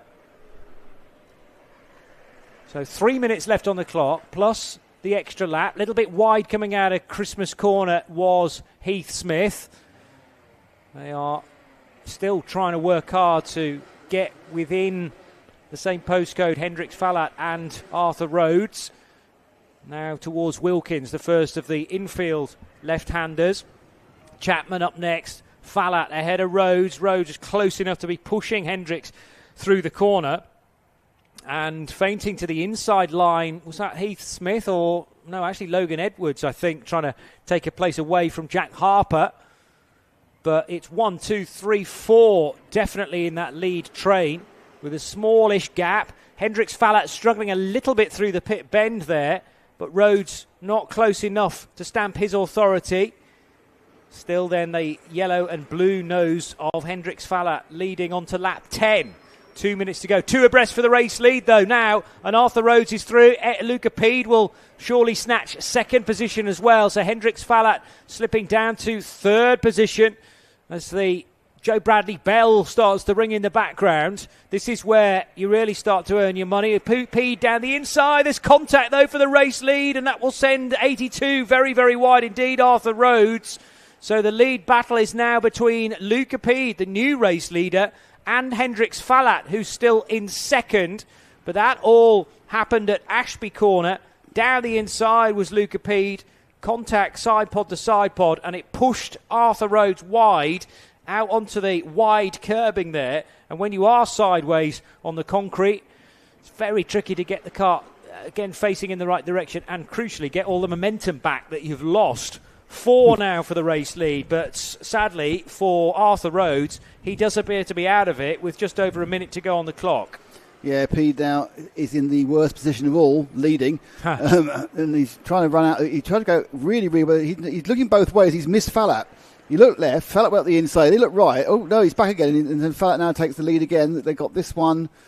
Yeah, I think they're going to get 2 more, actually. And up the inside's changed again, because I think that was Smith taking the lead. Yep, Falat's trying to cut him out going through Ashby. It's going to be a job, and no, it's now Smith. So Smith, who's not really shown anything all day, is now leading the final. Well, that's the way to do it. Yeah, true. Keep your powder dry, and then under the radar. And Heath Smith at the head of the order, ahead of the 15 of Hendricks Falat. Luca Pede in third, 4th position, still in the hands of Jack Harper. And as we've described, Arthur Rhodes a bit too far back. Now, though, challenging to the inside. Hendricks Falat gets the race lead back again at the Nouvelle Chicane. Terrific Mighty Bambino final this to end their day.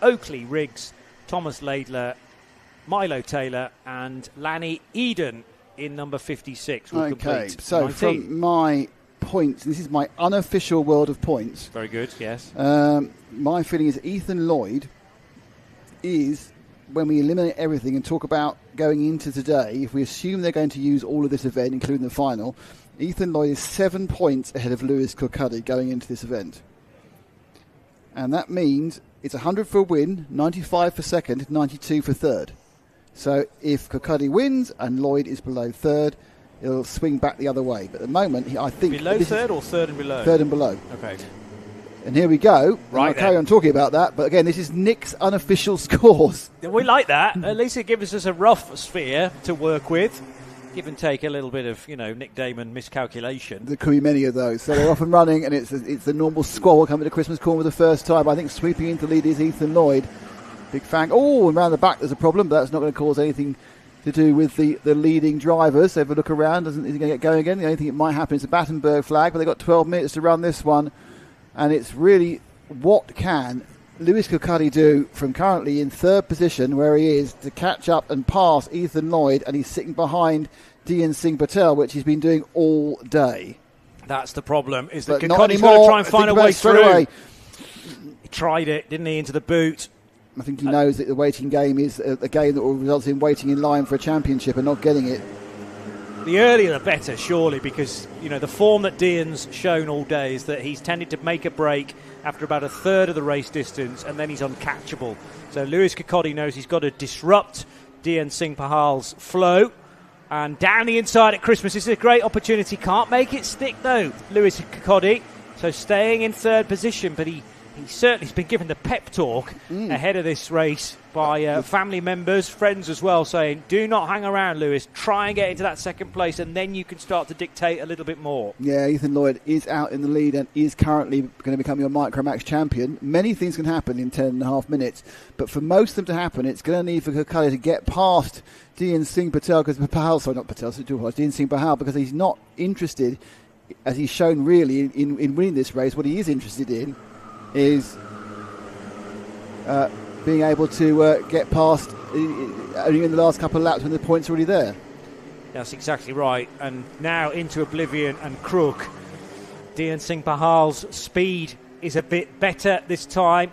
Lewis Kirkcuddy sincerely hoping he's not missed his opportunity. He had 2 good stabs at it into the boot and then half a lap later into Christmas Corner. But Dian is more into his stride now, so much so that he's actually closing in on Ethan Lloyd. I wonder whether Lloyd has made a very slight mistake to bring him back into the clutches of Dian Singh Pahal. Lewis Kirkcuddy and Zach Andrew neck and neck, third and fourth ahead of Dimitar Uzanov, and Freddie Blackshaw in the early running is in 6th place. There he is in number 62. Uzanov we've not even spoken about Uzanov all day. And now there he is in the top 5 and looking to move into 4th place in that 62 car. It looks over his shoulder. Nope, there's no one there. Deep. No, off you go. So crack on. All black helmet for Dimitar. Freddie Blackshaw is a kart behind, but a few more kart lengths behind, actually. How about Dian Singh Pahal? Not right seen, on him, yeah. Yeah, indeed. Not necessarily seen the speed to match and potentially pass Ethan Lloyd. The two of them ran nose to tail for the first heat of the day, I remember. Maybe a tad wide coming out of the Ashby and onto the curbing there, the Ashby right-hand hairpin. My guess is that Lloyd made a little minor mistake we didn't quite catch, because that's where 4 or 5 tenths. But also it's possible that Dian Singh Pahal was running a tyre pressure, just took a little bit longer to come on, hence the reason he was under quite heavy pressure from Kirkcuddy the first couple of laps. And now they're doing the thing they did last time, which is finding it relatively easy to keep a comfortable gap between themselves and the Scotsman. Zach Andrews still in 4th and Dimitar in 5th as they go into and round and through Oblivion and the Crook. And they'll go up past, I want to say Fair Lady, but it's not Fair Lady, is it? It's Fair, whatever it is. Fine Lady. Yeah. And that's Dietmar in 4th. So Dimitar, sorry, not Dietmar. Dimitar is effectively deciding he wants to appear on this live broadcast just in the final. That's fair enough. I mean, he's been up there in the results in the sort of 6th or 7th positions, but wants a podium to end his day. And Uzanov now ahead of Zach Andrew, so any more overtakes he can accomplish he'll be there. But that will truly mess up Lewis Kirkcody's pre-planned attack on this race, because the Scotsman running the S-plate wants to get ahead of Dian Singh Pahal. And Dian Singh Pahal, I won't say he's been held up by Ethan Lloyd. I think there was a segment of this race where that was definitely the case. But Ethan Lloyd now has become much more consistent. One maybe minor error brought him back towards the second place cars. But they're in their rightful positions now, and they're rightful positions that we've seen for most of the day. Well, I was just thinking, we've done two races in 5 minutes, so that means for 21 racing minutes, Lewis Kirkcody, he's staring at the back of Dian Singh Pahal's kart, and this time this is a little bit closer, but it all has to be laid on the line now. It doesn't really matter for Kirkcody. He probably just needs to throw it and just hope for the best. I mean, I know there's 7 minutes to go, but he's got to get past 2. Though in some ways he needs Pahal's help. He needs Pahal past Lloyd as well, because first and second isn't enough for him to win the championship. So even if Kirkcody gets into second and Lloyd wins the race, that's not enough? No, even if Kirkcody wins the race and Lloyd is second, it's the other way round. Okay, gotcha. Right, so Lloyd's Kirkcody's got to win points. and hope that Lloyd is third or worse. Yes. Yeah, okay. Or has an 8-point shift in a different way. They both both fall off and have massive point differences, yeah. Yeah, well, that's the best case scenario for Kirkcody. The unofficial Nick scoring, by the way. Well, Kirkcody had to approach this considering, imagining that Ethan Lloyd is winning. What must I do then? Well, got to get ahead of him, first of all, and then hope that Lloyd loses another place. So, yes, Kirkcody desperate for it all to go a bit wrong ahead of him, and Dian to be a bit eager on an overtake, perhaps, and compromise the run of Ethan Lloyd. But they've been running like this for most of the day, nose to tail, and pretty comfortably as well. Kirkcody's just got to sit there and hope that an opportunity comes his way. He's got 6 minutes and the lap to do that. But now with company, because here comes Dimitar Uzunov again, 62. Great challenge to overtake Zach Andrew, and he's right with the top 3 now. Yeah, and Kirkcody's dropped off. So this is this middle period now with just about 6.5 minutes down, 5.5 minutes and a lap to go. And Dimitar is looking more likely to go past Kirkcody than Kirkcody's going to get anywhere near Singh Pahal. Singh Pahal, is he getting a little bit more racy towards Ethan Lloyd, or it's hard to tell because we've seen him sitting there for most of the day, to be honest. I wonder if they're parked up that way in the paddock as well, just right behind, and that's it. That's how they make it to the assembly area as well. Like Dian's on a one cart length tow rope. You spot one and the other one's there. But I mean, is Dian doing a bit of gentlemanly thing here for Ethan Lloyd, saying, well, I'll just tuck in behind you and make sure that Kirkcody can't get through? I think Dian is happy to win the final, but he's happy to win the final by having a fight over the last couple of laps when they've managed to get a gap that's not going to compromise either, or certainly not going to compromise Ethan's chance of the championship. So that's what I would say. As Dimitar now looks up the inside of Kirkcody, and he's going to just a lot of time for both of them, really. Almost. I mean, it's hard the way the corner comes back in at the second half of Christmas before they get to Inkerman. So good idea, good move by Uzunov. As you say, it's ultimately cost the Scotsman time, as now the leaders head towards Chapman. Dian Singh Pahal still assessing precisely where he's got a tiny advantage.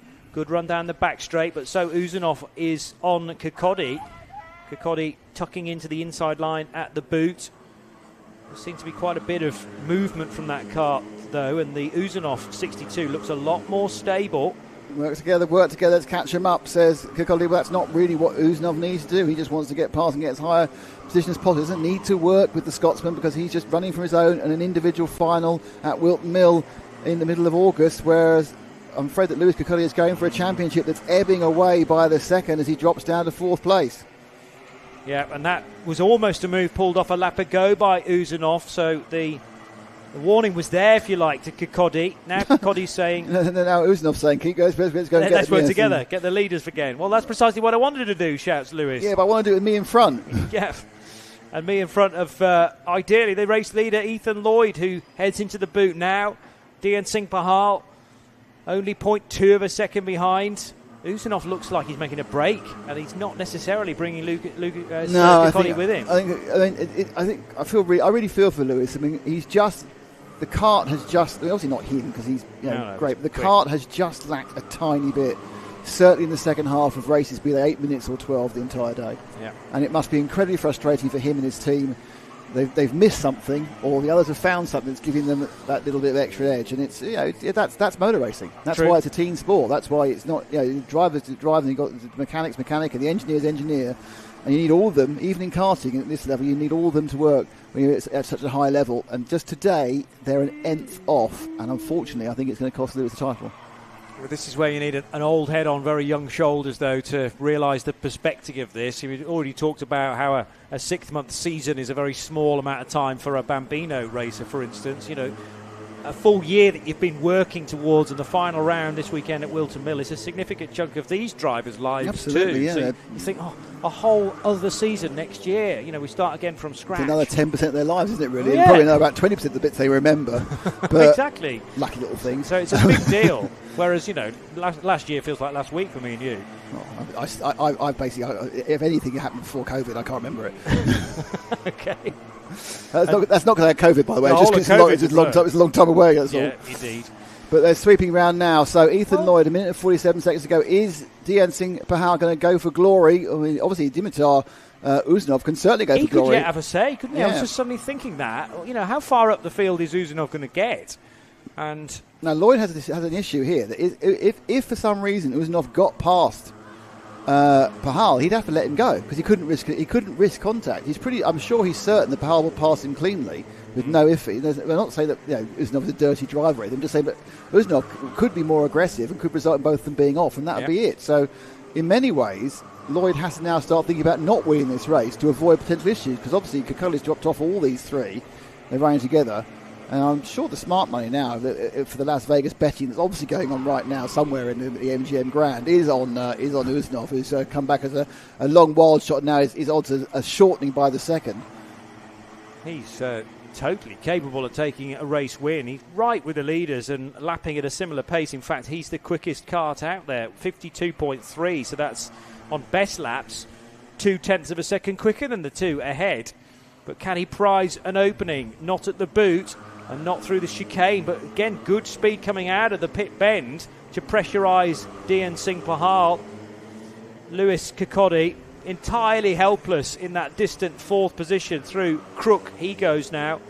And Dian Singh Pahal, a little look over the shoulder. No worries for Uzunov, who does the same. It's surprising that Uzunov didn't look for a little bit of a move there. Perhaps he found that, in the back part with Pahal actually getting himself a bit of a toe as well, there wasn't much he could do. So they've got 1.5 laps to go of the Micromax season of 2025 of the TKC Championship. About to crown our first champion actually on the track because Heath had kind of won it before he started. But obviously anything we say is A, subject to my counting, and B, subject to the final scrutineering, of course, as well.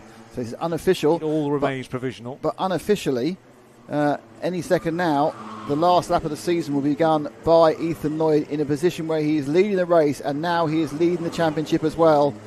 I'm not sure what Dian Singh Pahal will do. I'm sure Dimitar Uzunov will try and get one of those positions at least. He's coming out there. Oh, and that's what you don't want to do, and that's what could have been dangerous if it had been happening anywhere around Ethan Lloyd, but it was actually Pahal and Uzunov. A massive swerve. I think that might have just attacked the attention slightly of the stewards. He's all over the shop, making sure he doesn't get past. But I think he's going to do it anyway. So he's now they're going around the outside of Parker's. Will Uzunov now getting up the inside of Chapman? I don't know, but the real focus now, and Pahal's in a massive favour for Lloyd. Lloyd's got the lead. Ethan Lloyd, the number 66, the RCE driver, he's on his way to becoming the Micromax champion for the TKC provisionally for 2025. Great, he had an absolutely fantastic day today. Ethan Lloyd, he is, we think, your champion, and I think he thinks he is as well. Too right, yes he does, and that's a moment of reflection that he was actually able to enjoy as he headed across the line. A moment's peace for the final lap. Dian Singh Pahal far more concerned about Dimitar Uzunov, who wasn't able to get the opening on the 15th and final lap to head Dian Singh Pahal. So Dian in second, ahead of Dimitar Uzunov. A great drive, though, from where Uzunov started. Lewis Kokoli, a thought for the young Scotsman. No, I really feel for him. I feel for him because there's nothing he could do. I think in the end he just sat there, and it wasn't, and he said, I've just not quite got that final, whatever it was. The top end performance. It drifted away. And it's Motor racing is this as well. Motor racing is not all glory. There's a hard days, and it's one of the hard days. 95% non-glory, in actual fact. Yeah, not far off that one.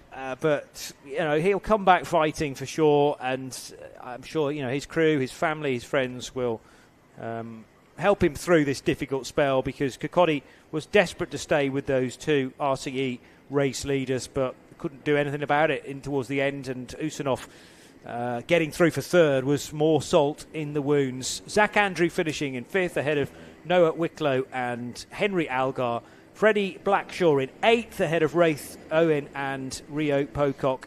And then it was Jensen Darlow 11th, Junior Wright in 12th, Carter Jackson and Oakley Riggs 13th, 14th. Sui Hong Javan reached the end in 15th position. Joseph Cox 16th ahead of Thomas Laidler, Milo Taylor and Lanny Eden. So an eventful race in the end, and it did go the way of Ethan Lloyd, who just needed to continue the lead from pole position, and a terrific performance, as you say, not just in the final, but all day long. Great day, great working between the two of them. Okay, so we just move straight on. It's now the Rotax Junior Promo final. And Elijah Hazelwood is, as we said already, the champion, barring a disqualification, which I'm sure isn't going to happen. Next to him on the front row, it's Lewis Gilbert. Then you have Isaac Jameson and Bertie Hodgson, Jack Mackay and Noah Clark. And then you have Cooper Campbell-Lees and Zach Jennings, Luke Wells and Pierce Whitehead. That's your top 10. Alfie Forrester and Elijah Hartley, Oscar Shervich and Aston Brown, Ethan Barth and Ronnie Legg, James Fabricius.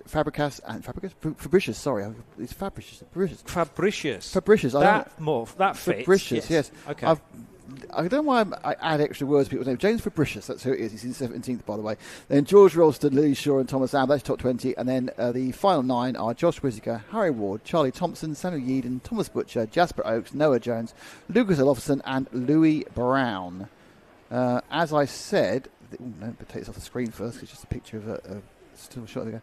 As I said, this championship has kind of been sewn up by Hazelwood. There's a battle for second between Gilbert, Cooper Lees and Zach Jennings. Zach Jennings is a little bit in the pound seat to this one, because he's got a difficult drop score. So those are the guys looking to try and get into the rest of the overall championship podium. But of course, there's a chance to win the actual race of the day as well.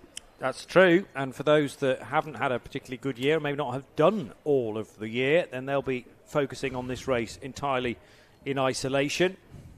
There are other championship positions up for grabs as well. We've been focusing on championship winners, of course, because that's where the headlines are, but nip and tuck further down the points standings with what feels like a small amount of events itself. There's only 6, but I suppose within each you get 3 races, so it's a significant amount of race hours through the course of 5 races. Oh, because I'm not included yesterday, am I? So it's 2 heats on a Saturday. Yeah, it's time qualifying, 2 heats. Practice, time qualifying, 2 heats on Saturday. 2 super heats and a final on Sunday. Yeah. But we've got a bit of time. Just to say, this is the final round, as you say, of the championship. But there is a winter series. Yes. It has been announced. They are 2 individual races.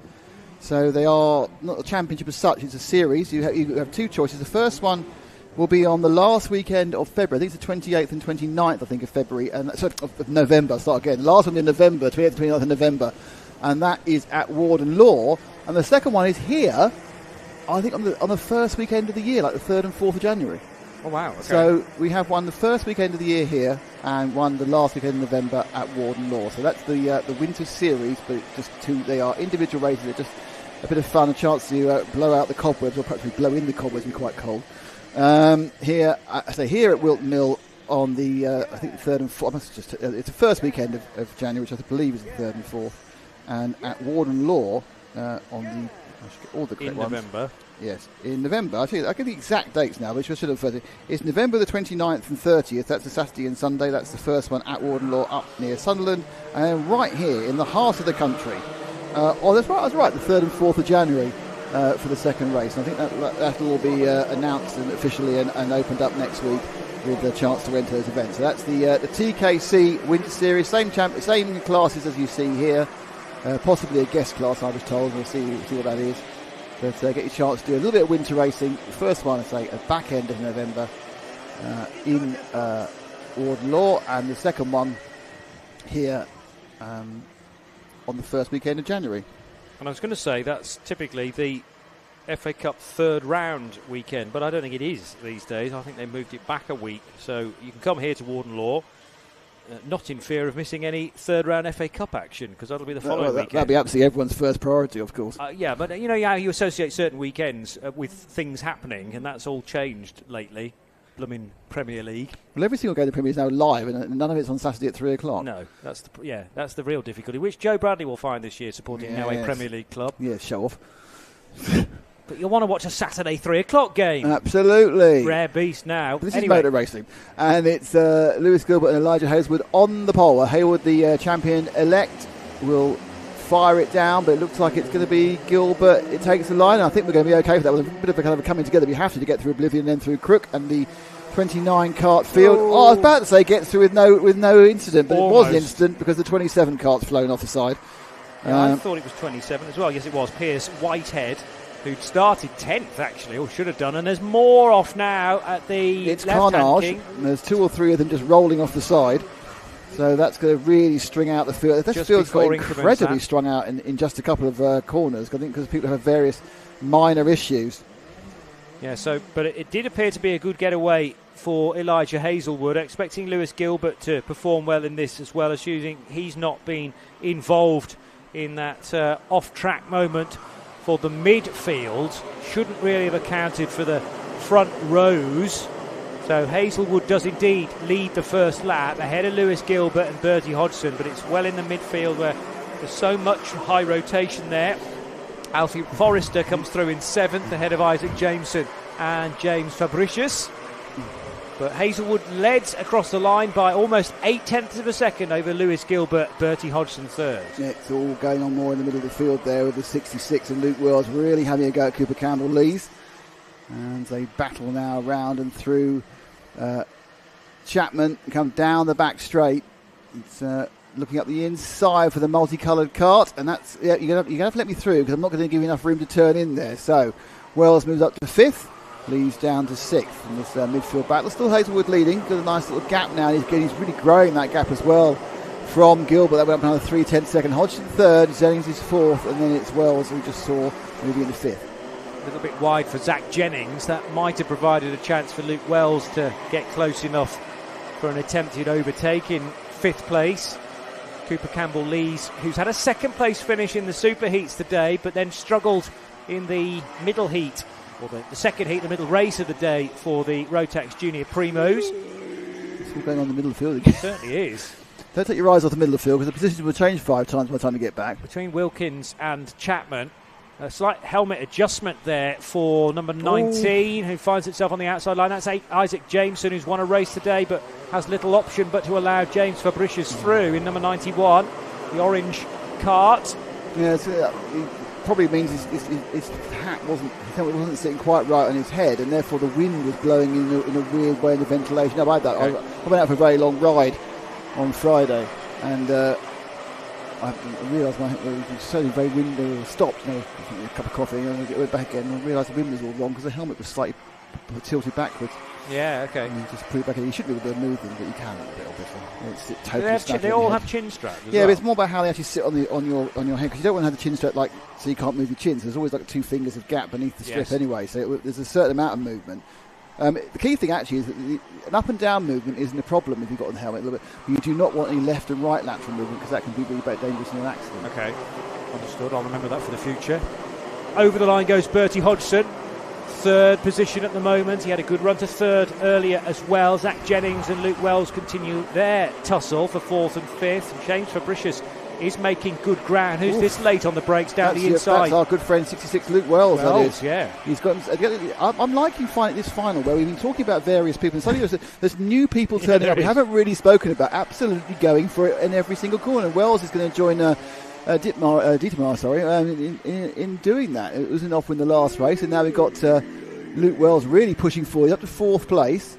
There's a lot of action there. 2 of the X-Karts there, the black and white machines. That's the 19 of Isaac Jameson. He was a bit further forward during some of the heats, wasn't he, Isaac? And then behind him you've got the I think that's the Forest car, the Ashton Brown. That was the 69. It was Jennings who was very slow coming off Chapman, and he's lost about 4 places in the process. So Zach Jennings descends in number 69 to 8th, and yes, has allowed Cooper Campbell-Lees and Isaac Jameson now through. Eliza Hazelwood still continues to lead, 1.3 seconds over Lewis Gilbert. Battle here is now for third and fourth with the very energised Luke Wells having a go into Bertie Hodgson. Wells is, I don't know whether he was asleep all the rest of the day or something. Or perhaps it's possibly because he could have a bad grid position and had to work his way through to get to this point in the first place. You have a bad Saturday. You've got to work at the first half of Sunday. A little bit of a tip there at the back of Hodgson's cart, and that might give a chance, possibly. No, it's not going to give Fabricius a chance to get through. That's Fabricius there in the multicoloured helmet. But those three, third, fourth and fifth, cross the line together. And still a pretty... See, the first two are away. Hazelwood, Mars and Gilbert. And it's a battle here, 3, 4 and 5. Kind of feel that in balance, I know this is the early part of the race and the pace just changed, but on balance, this first half of the race, you'd say that it's Wells has got the major pace, so Fabricius now has got an idea he might be able to get past Wells. He had a long look at the inside at Ashby, didn't he, Fabricius? He's the fastest kart on the track at the moment, 47.52, helped by those two in front of Wells and Hodgson. And Hodgson not really carrying as much speed as Fabricius. So you've got the leading one of this trio for third place, potentially holding up the two in behind. They snaked their way through the Nouvelle chicane. Good drive off the pit bend for Fabricius this time, but couldn't get level pegging with Luke Wells. That's a big ask because the next corner's a left-hander at Oblivion. Yeah, and Elijah Hazelwood is almost in Oblivion. He's that far ahead. That would have worked if I'd been able to say his name correctly. It's good though. In your mind, it was brilliant. Yeah. Another 6 minutes to go. You've got another go.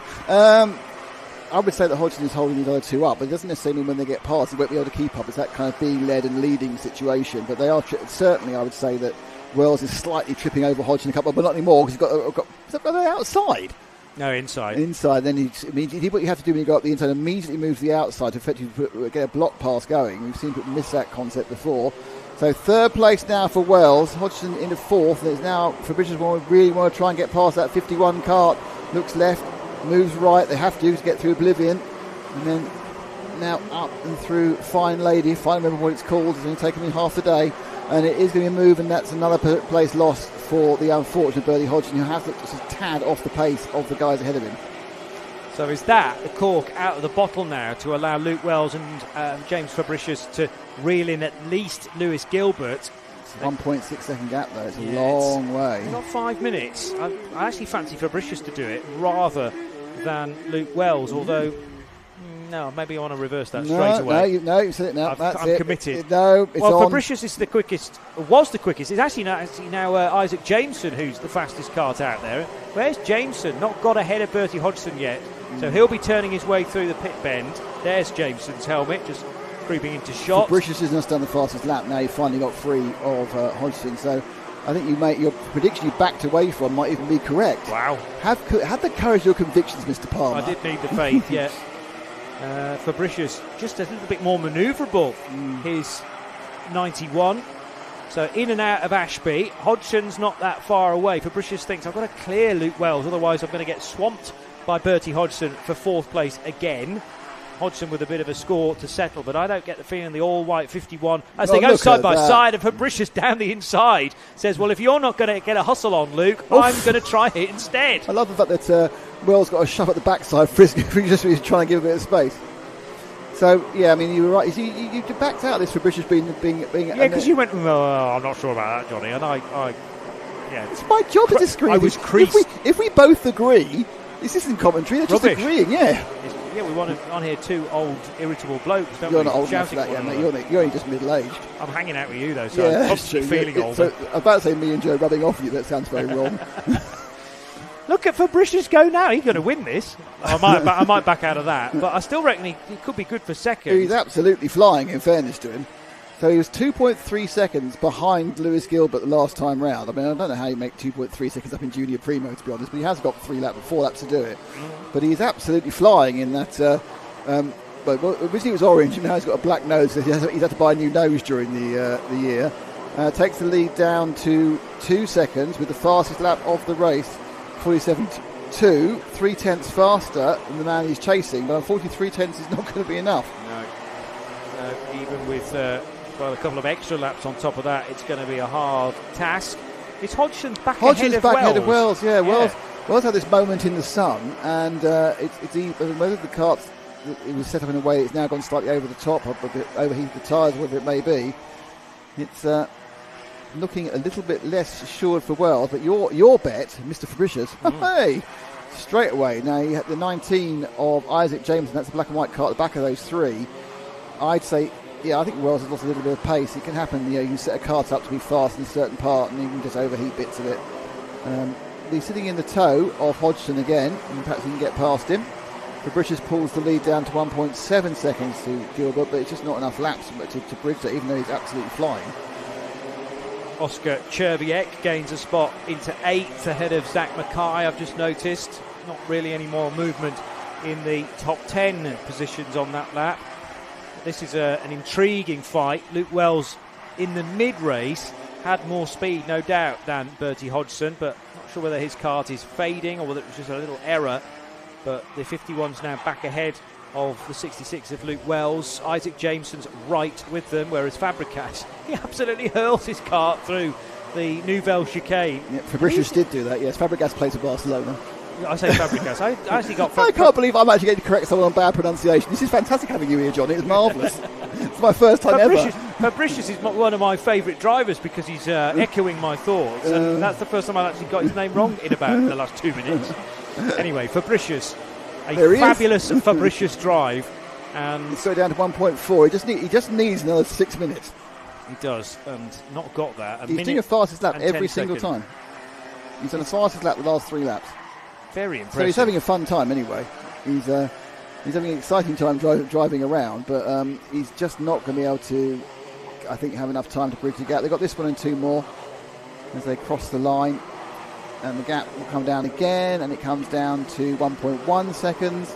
Elijah Hazelwood, just to remind you, is winning this race by 2.6 seconds. We've not mentioned Elijah Hazelwood's name for quite some time. I actually struggled to say it all about 5 minutes ago, so that's possibly why. But yeah, he leads by 2.6 seconds.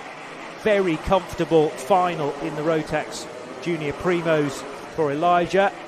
Lewis Gilbert still running in 2nd position, but feeling the heat a little bit from James Fabricius. And there is the Hodgson, Wells, Jameson fight. They're going to get 2 more, because this is our man here, Hazelwood. He's going so quickly, he's going to cross the line. There's going to be 2 more when he gets over the line. So Hazelwood, 2 laps to go as he crosses now. 6 seconds to go. There's 2nd place man. And there's a 3rd. Oh, he's getting closer, isn't he? Fabricius got it down to 0.9. I mean, he's going to run out of laps by about 2 laps, I think. And there's the battle a bit behind, and then it's Hodgson, and it's out. Wells against Jameson. Wells and Jameson looking up the inside. Wells saying, no, look, I've really worked hard to get this top 5. I don't want to lose it, especially not on camera. And they go sweeping down the backside to Ashby. And there's our leader. He's got a lap and a half. And the only question is how close has 2nd and 3rd got on the last lap. Zach Mackay's now made a statement saying you're not mentioning me a great deal in 9th position. Well, he's now the fastest well, kart he's got a 5-second penalty as well. Oh, has he? Yeah. So they'll drop him from 9th down to way out of the top 10. Yeah, but still, he's got a quick kart. Hazelwood over the line. 1 more lap to go, leading by 3 seconds over Lewis Gilbert. The gap to 2nd and 3rd is 0.8. That's not going to change. Luke Wells, unfortunately, has just dropped out of the top 5. He's gone to 6th place over that last lap. Just obviously the kart set up to be quick at the start. Didn't maintain that pace in the second half. But this is your Junior Primo winner and your Junior Primo champion for 2025, Elijah Hazelwood with the X-Kart. Absolutely dominated the series, never really in doubt, barring some weird situation where he got disqualified, which I can't even think what it could be. Turned up, scored the points, won again. Hazelwood absolutely class in this Junior Primo field. Let's see next year how he gets on in Junior Rotax, because my bet is, Johnny, he could end up at the front of it. Well, yeah, I mean, it's all about the momentum as he now celebrates as he crosses the line. And if you can win a championship this dominantly, as Elijah Hazelwood has done, then stepping up a division, if you like, stepping up into a different category can be a very easy move to make. 1 or 2 eager to get that little bit of extra speed across the line, including Oscar Cherviek, who's been having a good battle with Zach Mackay all the way through that race. Isaac Jameson will get the fastest lap of the race on that final circuit, 47.1 from the 5th placed finisher. But Elijah Hazelwood dominating that, winning it by 3 seconds over Lewis Gilbert in 2nd.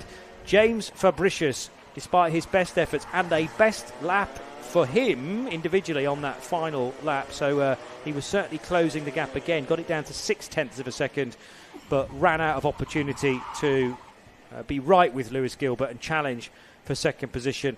Bertie Hodgson, Isaac Jameson, Luke Wells all crossed the line together for 4th, 5th and 6th position, ahead of Cooper Campbell-Lees, Oscar Cherviak and Zach Mackay. Aston Brown completed the top 10, and beyond that, Alfie Forrester, Lily Shaw 11th and 12th. 13th place was Noah Clark, ahead of Charlie Thompson, Harry Ward, Elijah Hartley and Ronnie Legg. Then we had George Ralston in 18th position, Thomas Butcher, Thomas Ambler, Samuel Yeadon, Jasper Oakes, Louis Brown and Josh Whittaker lost a lot of ground on that final lap. In fact, he may well have retired, actually, Josh Whittaker. And those that didn't make the full 17 laps, Zach Jennings, Lucas Olofsson, Pierce Whitehead and Noah Jones. Rotax Junior Primo final, a really good one to witness. Not for the lead battle, it's fair to say, but fantastic to plot the progress, particularly of James Fabricius, who might well have had a quick enough kart to have won that, maybe certainly to get to second position had he had a better day yesterday. And it does take some recovery if you've had a tough Saturday to then start to get things going in the right direction on Sunday.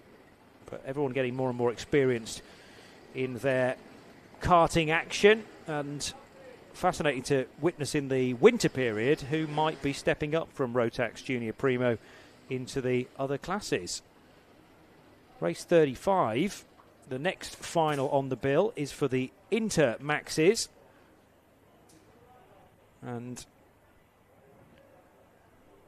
the Intermax grid for their final here at Whilton Mill. We'll see Luke Millward on pole position alongside Aquila Nane Giannone. Then it's George Quinlan and Larry Price on the second row, ahead of Oliver Barton and Logan Rolfe, who's had a real up and down day. Logan Rolfe, a couple of collisions. One was really costly in the opening superheat of the day, put him right to the back of the field, and he recovered to 20th position. Slightly better situation in race 2, although again an awkward run to call, really. It was a challenge for something like 3rd and 4th at the time into Ashby. Actually, it was for second with Larry Price, and we weren't sure whether Larry ran offline or Logan Rolfe was a bit too ambitious a move. Nevertheless, it cost him ground, and Logan Rolfe wanted second places all day, ideally. Well, he hasn't had one yet, and he'll start from 6th place. Then Leo Livings and Eddie Duncan. We've got Ronnie Smart and Lewis Herbertson next up, ahead of Jensen Sale and Drew Davidson. Charlie Quinn, Noah Clare, Jensen Walker and Noah Jepson. Cameron Tipping and Rudra Golkunat will start from 18th, ahead of Odysseus Hole and Jamie Walsh. Then it's Jaden Patel Scott, Finley Thompson, Harrison Thorndyke and Annika Hurd completing this entry for the Intermax final. Another 12 minutes plus an extra lap. Now, I've done some points calculation on this one. Tremendous. As they say. Jensen Sales, who was in second, has kind of given himself some issues, to be honest. That's Jensen Sale. Yeah. Mm-hmm. Well, in that we don't think his kart's been firing on all cylinders, if you like, all day. No. Larry Price also hasn't really put together a cohesive challenge. But, so it's looking particularly good, despite Logan's issues. Logan actually hasn't dropped as many points as you think he does. He's still managed to get 89 points out of a possible 100 so far. Because some of the people who beat him weren't registered for the championship. So they right. So they are effectively invisible, are they? Invisible, yeah. On the championship. Interesting. So the good news, it looks like, I think he just has to finish in the first couple of positions. He should be okay. That's Logan. Yeah. Oh wow. First few. I mean, because it's mainly because there's not been a cohesive challenge. Yes, even from Larry Price. No, Larry Price he's. I'm saying not from Larry Price, but Larry Price is. I'm trying to find Larry Price's actual scores, which for some reason are not currently sitting in front of me. So bear me 1 second. You can tell from that sound effect that they're actually on the floor, and that was Nick leaning down to grab them. Because he's so old. So this is Micromax, isn't it? No, Intermax, isn't it? Intermax. And are you had points established from yesterday, or we do not worry? No, I've got yesterday's points as well, so You it's have, fine. okay. I've got yesterday's points. I just need to find the points I need for this particular selection of issues. There's an awful lot of pieces of paper. This is the problem. Yes. There's micro. I don't want micro, do I? Want inter. There's inter. I need to see what.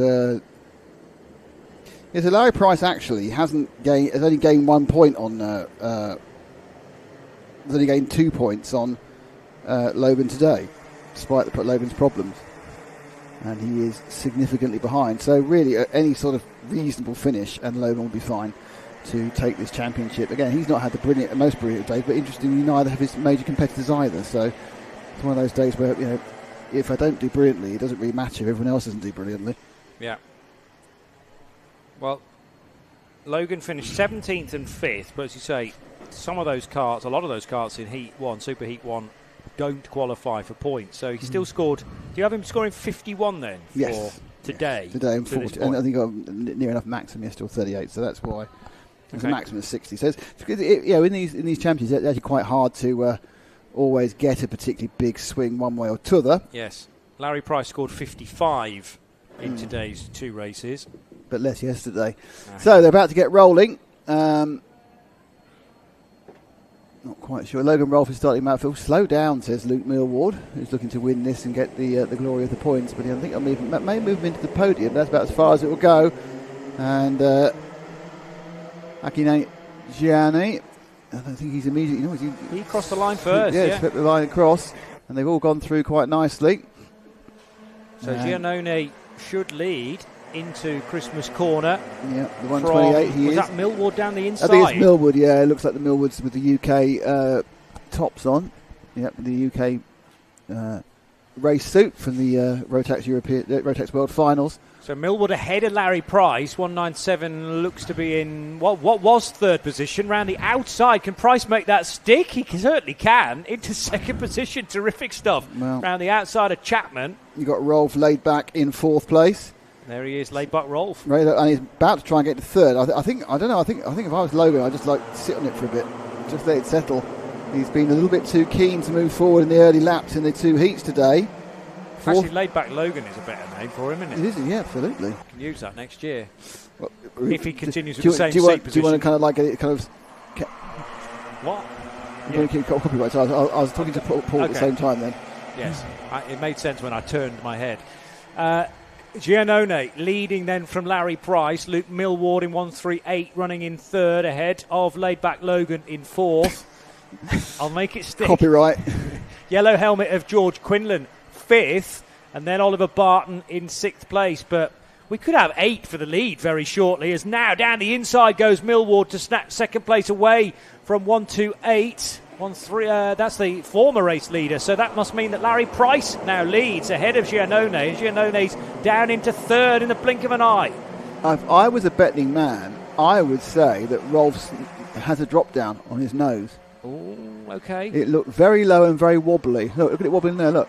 Yes. I think, and it's got a dent. I think he's had. I don't know where he did it, but he's gone into the back of someone. So I think, again, unofficial Nick scoring. I think Rolfe, look at that nose. That doesn't look like it's properly attached. And he moves out. Oh, this is just a dreadful day for Logan. That's Logan out in the boondocks. Yeah, rejoins. Still think he's going to have enough points to win this, despite the disaster that is today.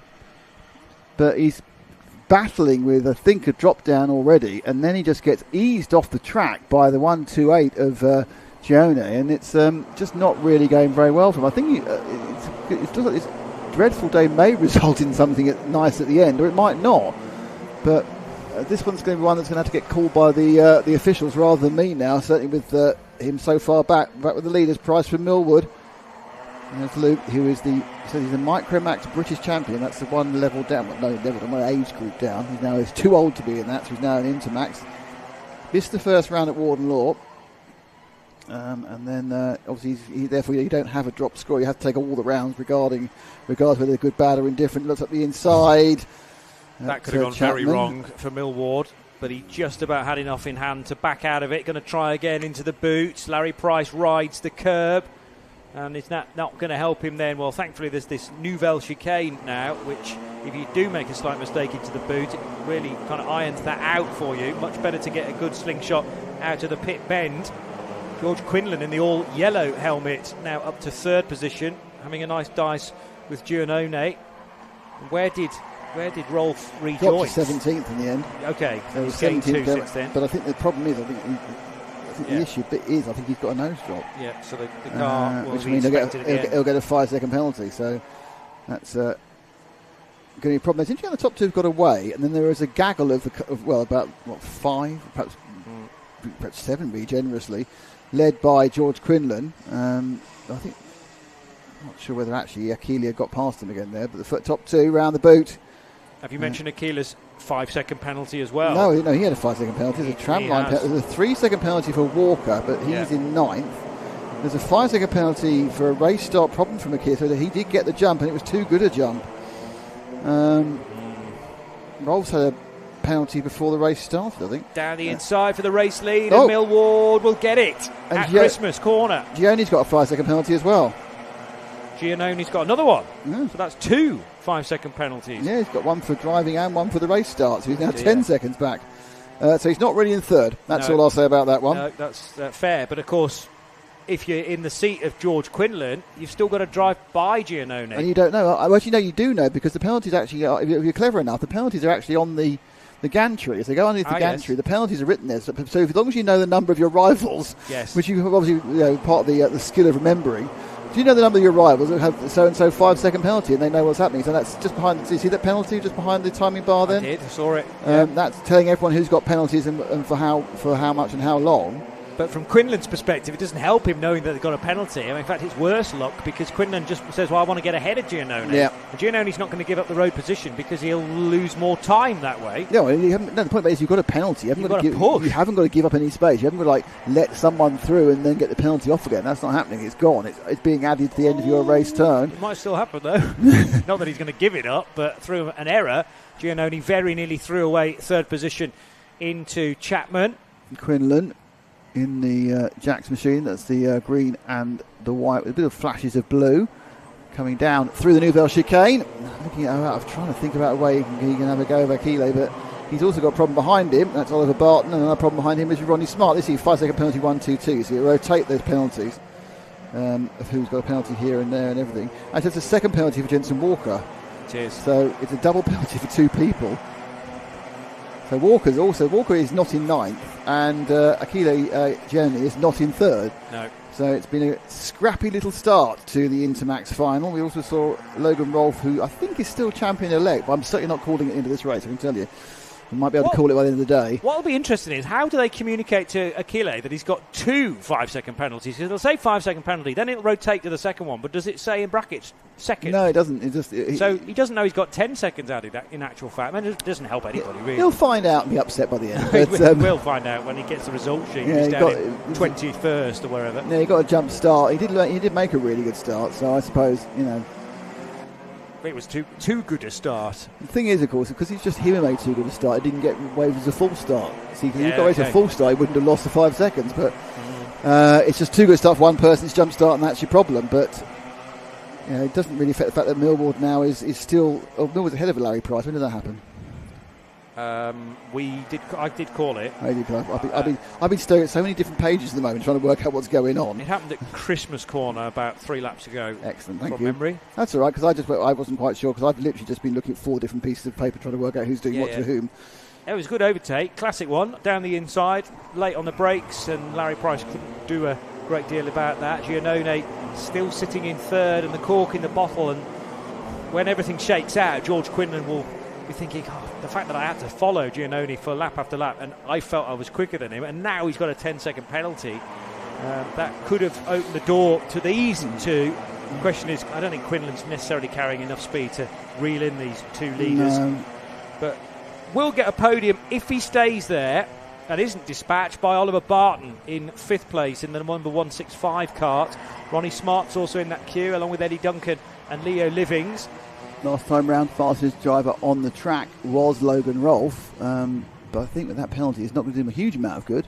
He's currently scored Logan in 13th, but he would actually drop down to 18th if those penalties, because other penalties are involved as well. I'm not quite sure, but he would be 18th before they drop other people further. Yeah. There's also a driving standards flag for Giannone as well about the potential of blocking. That's blocking, yeah. Drew Davidson's picked up a penalty. That's the S-plate driver. He's in 14th. So a very, very busy time in the steward's office today. There's a lot of people out there marshalling. There's a lot of CCTV cameras there seeing things we don't see. And they're being very, very careful to make sure these drivers stay on the straight and narrow as far as there's a letter of the law. I think there's also quite a real push for the spirit of the rules as well. Yeah. Well, if you are seen as blocking and you've got a time penalty that's going to put you behind the cars you're battling with anyway, then that's even more of a reason, I think, to warn Giannone. We're giving you the benefit of the doubt to stay there in third position and actually sufficiently ahead this time of George Quinlan. Both Quinlan and Barton want to be free of 128 to have clear line of sight on these two, almost backing it into Christmas corner that time. Larry Price, very late on the brakes, carrying good speed in certain areas, more so than Luke Millward, but Millward gets good drive off the crucial corners and stays ahead on this short, sharp straight from Ashby into Wilkins. Yeah, Millward, again, it's taken him a little bit of time even in this move up from Minimax to Intermax, but again, now putting down that performance as we saw when he was the British champion, of course, last year in Minimax. Quinlan's got ahead of the penalised Giannone, so finally he's managed to wrestle that third position away, and now we'll get to see what sort of speed George Quinlan can get to, but he left himself too much of a challenge on now with a couple of minutes to go and 2.2 seconds to get to second place. I mean, he has got the actual official podium now. True. Yeah, it's as the crowd are seeing it as well, so third place on the road. Quickest driver out there is still Luke Millward. Larry Price, though, following his every move. Who's one off in there? the background, yes. Someone probably about 8th went off. 8th or 9th by the looks of it. Yeah, I would suggest. We'll find out in a minute, because they'll start coming. They'll fall down the field. We'll watch them. They come across the line in a minute. Go around the boot for the. They've got about 3 laps to go. Possibly might be 4. Certainly 3 as they come down. Hit the Nouvelle chicane. Top 2 similarly not particularly gapped, and they looking behind them in the last few laps now of the Minimax Championship. Can't really call who's going to be. There's 2 carts went off. It was Ronnie Smart and Eddie Duncan, who obviously had a bit of a coming together, and both dropped down 10 positions. But more than that, they're still dropping. So it's been a real disappointment for those 2 carters with a few laps to go. But it was there's the 150 in the middle. That's Ronnie Smart, who was just stuck in the middle of the track. That's why he's not come through. So not quite sure why he's stuck in the middle of the track, because I said the engine's stalled. You've got a starter. They're doing it under yellow flags. That's fine. So 40 seconds to go. Then across this one, and then they'll get 2 more. So it's 3 laps or 2? This one and 1 more. So they've got 2 laps to go. Eddie Duncan didn't appear either at the end of lap 13. The leaders are back around again for the 14th time. 20 odd seconds left on the clock. So the completion of that lap puts them onto the penultimate lap now, and 1 more lap to go.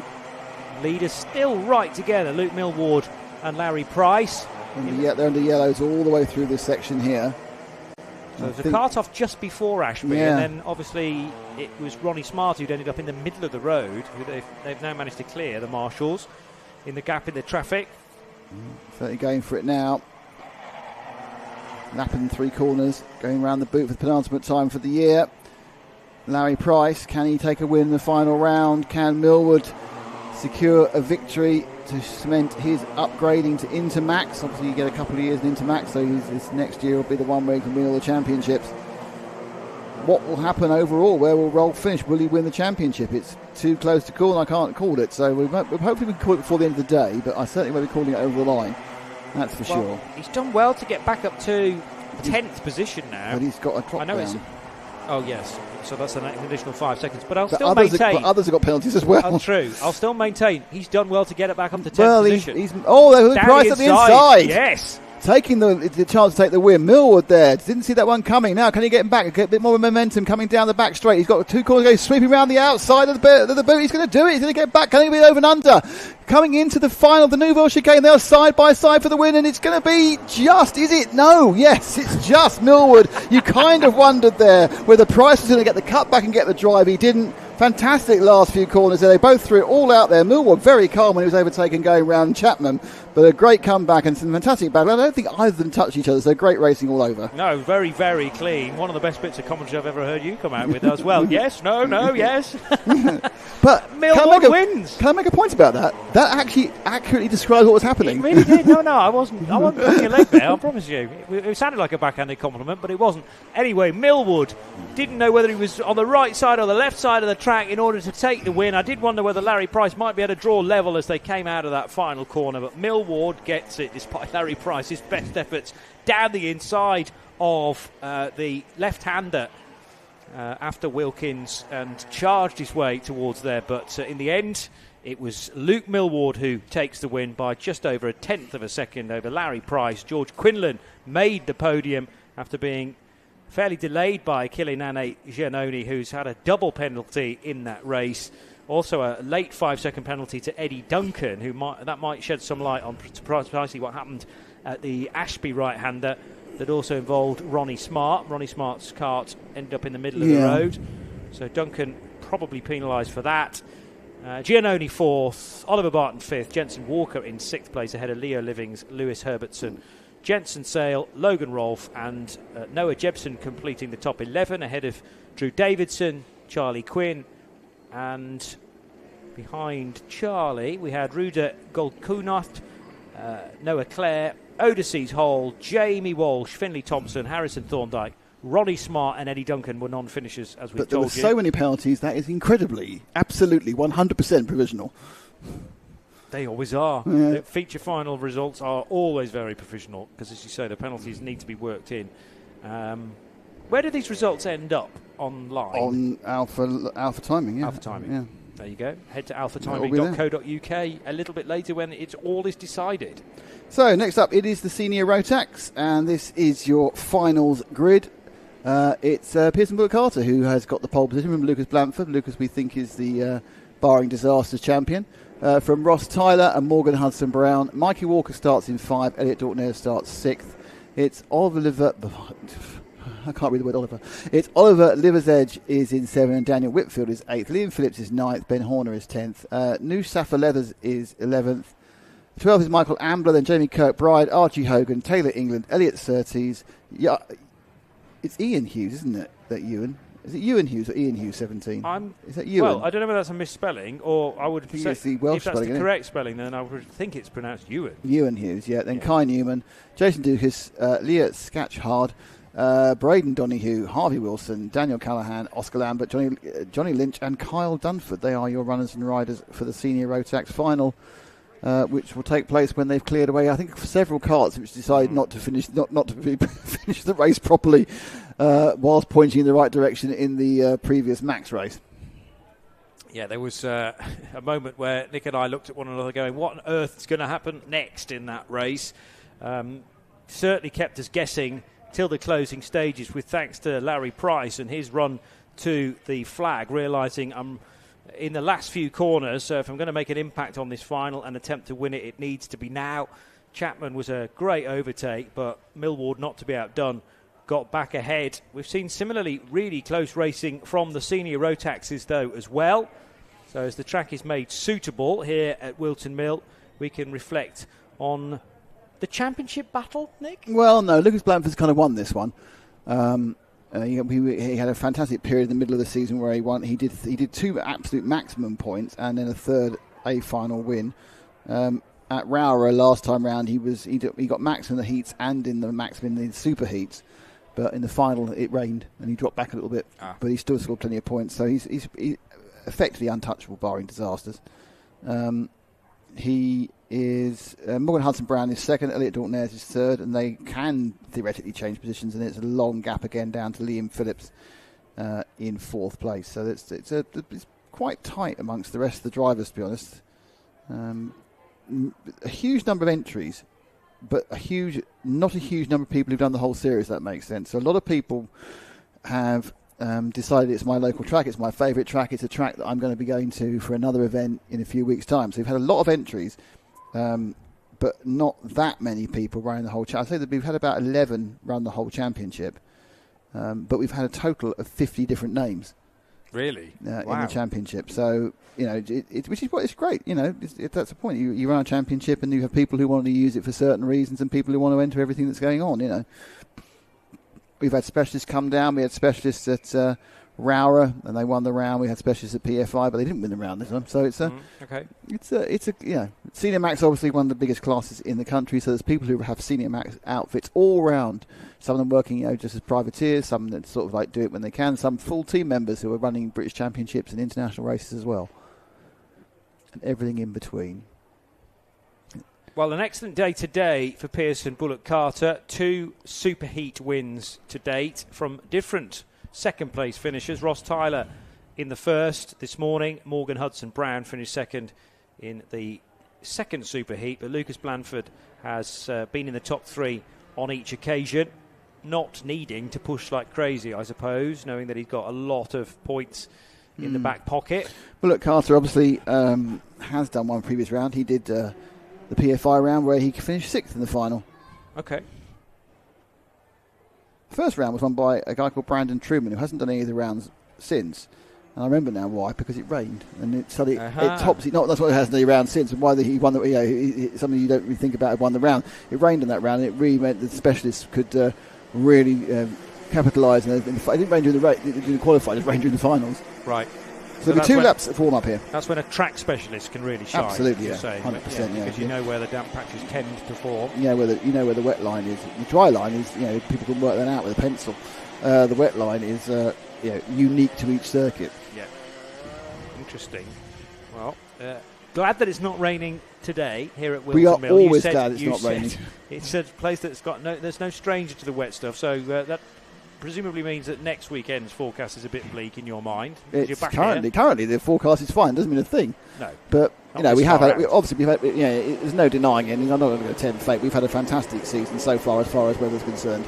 Good. We only had one really wet one, and that was last time at Rowra, and that was only wet for half a day. So it's been a good summer for that. Previous years, I think we had one situation where there was rain at some point in every meeting for about 7 meetings in a row. It wasn't that thing where it chucks it down. It's a much more annoying thing when suddenly there's a shower and you have to waterproof everything.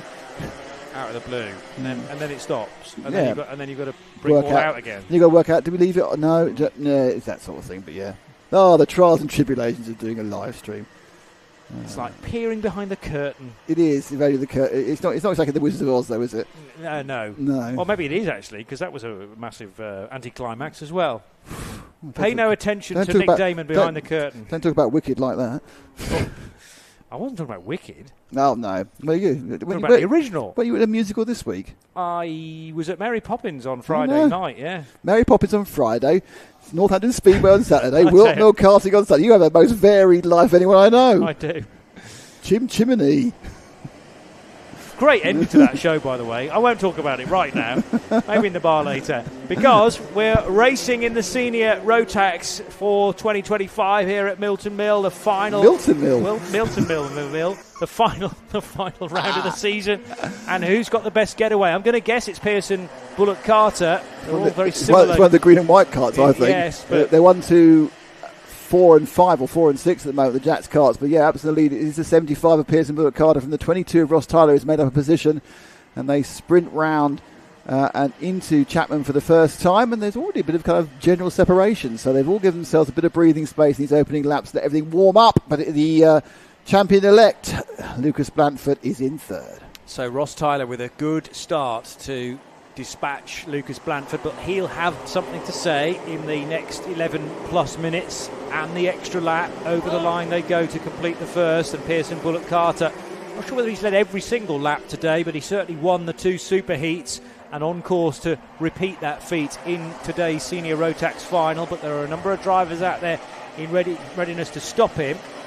Might need a couple though to attack to try and throw Pearson the curved ball.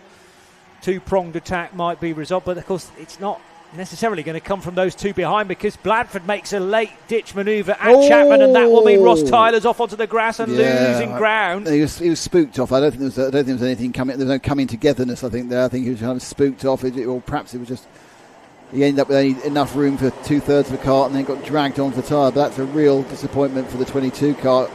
He's going to drop down. It's really hard to get back through this field. Blandford has made that position. Obviously, we'll keep a close eye on the timing of the penalty schemes to see whether anyone thinks that was a problem. Yeah, so Blandford, for the time being, now into second position ahead of Mikey Walker. Morgan Hudson-Brown not that far away either, in fourth position. Then the gap back to the blue helmet of Oliver Liversidge. And Ross Tyler rejoining. A bit erratic coming through the exit of Wilkins as well. Is he still cleaning up his tyres potentially? Well, that was just him finding the rhythm again. Ross Tyler across the line at the end of lap 2 in second, but with company. Elliot Dalton-Ayres not that far away as everyone snakes their way through the Nouvelle chicane. It looked to turn way too much left for a moment, and then all of a sudden the momentum from the tail end swings them round. We've seen this a few times. They seem to point in the wrong direction, and they just get caught, don't they? Like the Scandinavian switch that you find in, or flick that you find in rally driving. But it works for everybody, so clearly it's the right line. I think, as I said before, my postulation is something to do with that you've got the slow rear axle, the way that the cart then just hooks back up again. Again, this is my guess, because I am not obviously a kart dynamics expert, much as I might try and pretend I am whilst I'm on air. Top four are away, and they've managed to get a little tiny break over Liversidge, and of course the recovering Ross Tyler, 5 and 6. But actually, even on saying that, actually the fifth kart is actually catching up this top four, isn't it? So I'm reverse mystic megging. I'm demystifying Meg. That's a good line. Mind boggles with that. Anyway, moving on. Elliot Dalton-Ayres leading by a couple, or not leading, he's seventh. Leading Ben. What I was trying to say was, he's leading everyone down from seventh onwards. He's leading Ben Horner by about a second or so. Oh, now, a lovely little move there. That was a late move into Ashby. I haven't seen that very much. Mikey Walker into second. Gives Pearson Bullock Carter a bit of breathing room, but they'll soon catch that back up again. Blandford, our champion-elect, has to settle for third, and behind him, Morgan Hudson-Brown looking a little bit more racy, thinking about an inside run at the boot. Yeah, so this is challenge on for second, third and fourth positions, giving Pearson Bullock Carter just a moment's peace out front in number 75. So Mikey Walker giving Pearson that chance to breathe again with a teammate in behind as well to keep Lucas Blandford at a sufficient distance, and that might allow Hudson-Brown a chance to work out where his kart is a little quicker than Blandford's down into Ashby. This is lap 6, so ticking off the laps, but not yet at half distance. Far from it, in fact, with another 90 seconds or so to go. There's the race leader, then second, third and fourth, all together heading for the boot, and about to be joined by a fourth member. In fact, that's the 90 car of Oliver Liversidge in the blue helmet. The question nice is, tidy line out of the final corner. Is this a workable break? Because Pearson Bullock Carter is pulling away by a tenth of a second or so each lap. He's got up to 3/4 of a second. Is he actually going to be able to break the toe? He's got his teammate Mikey Walker in second, then it's Blandford, and then behind him Morgan Hudson-Brown. But it's really whether he can actually continue to gap. We've not really seen this happen at all today. And I'm not quite sure what it is about the Whilton Mill circuit, or just perhaps the weather, or perhaps the close level of competition, but no one's really been able to get a long way away, with the exception of Hazelwood in the Junior Primo. But really, looking quite like it might be that Pearson Bullock Carter might be the person who can do it. This battle now, we're looking at the 69 of Morgan Hudson-Brown with Oliver Liversidge. His name written large across his racing overalls. Part of the Jacks team, Liversidge, and he's got his teammate behind him, is Tyler, who's recovering from that grassy moment on lap 2 or 3. Yeah, that was a little out of the blue, but whether there was contact or not, I'm sure will be looked at, but heavily delayed Ross Tyler in the process. He has got more on point since then, though, and challenging now Liversidge for that 5th place. Race leader turning into Chapman with an advantage of about 0.8 of a second at the start of this lap. Mikey Walker just nonchalantly looking around, really, trying to sense where Lucas Blandford might attack next.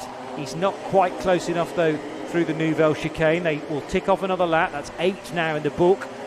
And second, third, fourth, fifth, sixth. Although still tightly bunched, just starting to settle down a little bit now. And again, they're not gaining anything on Pearson Bullock Carter, but he just put the fastest lap of the race, and he's only 300 per second faster than the others.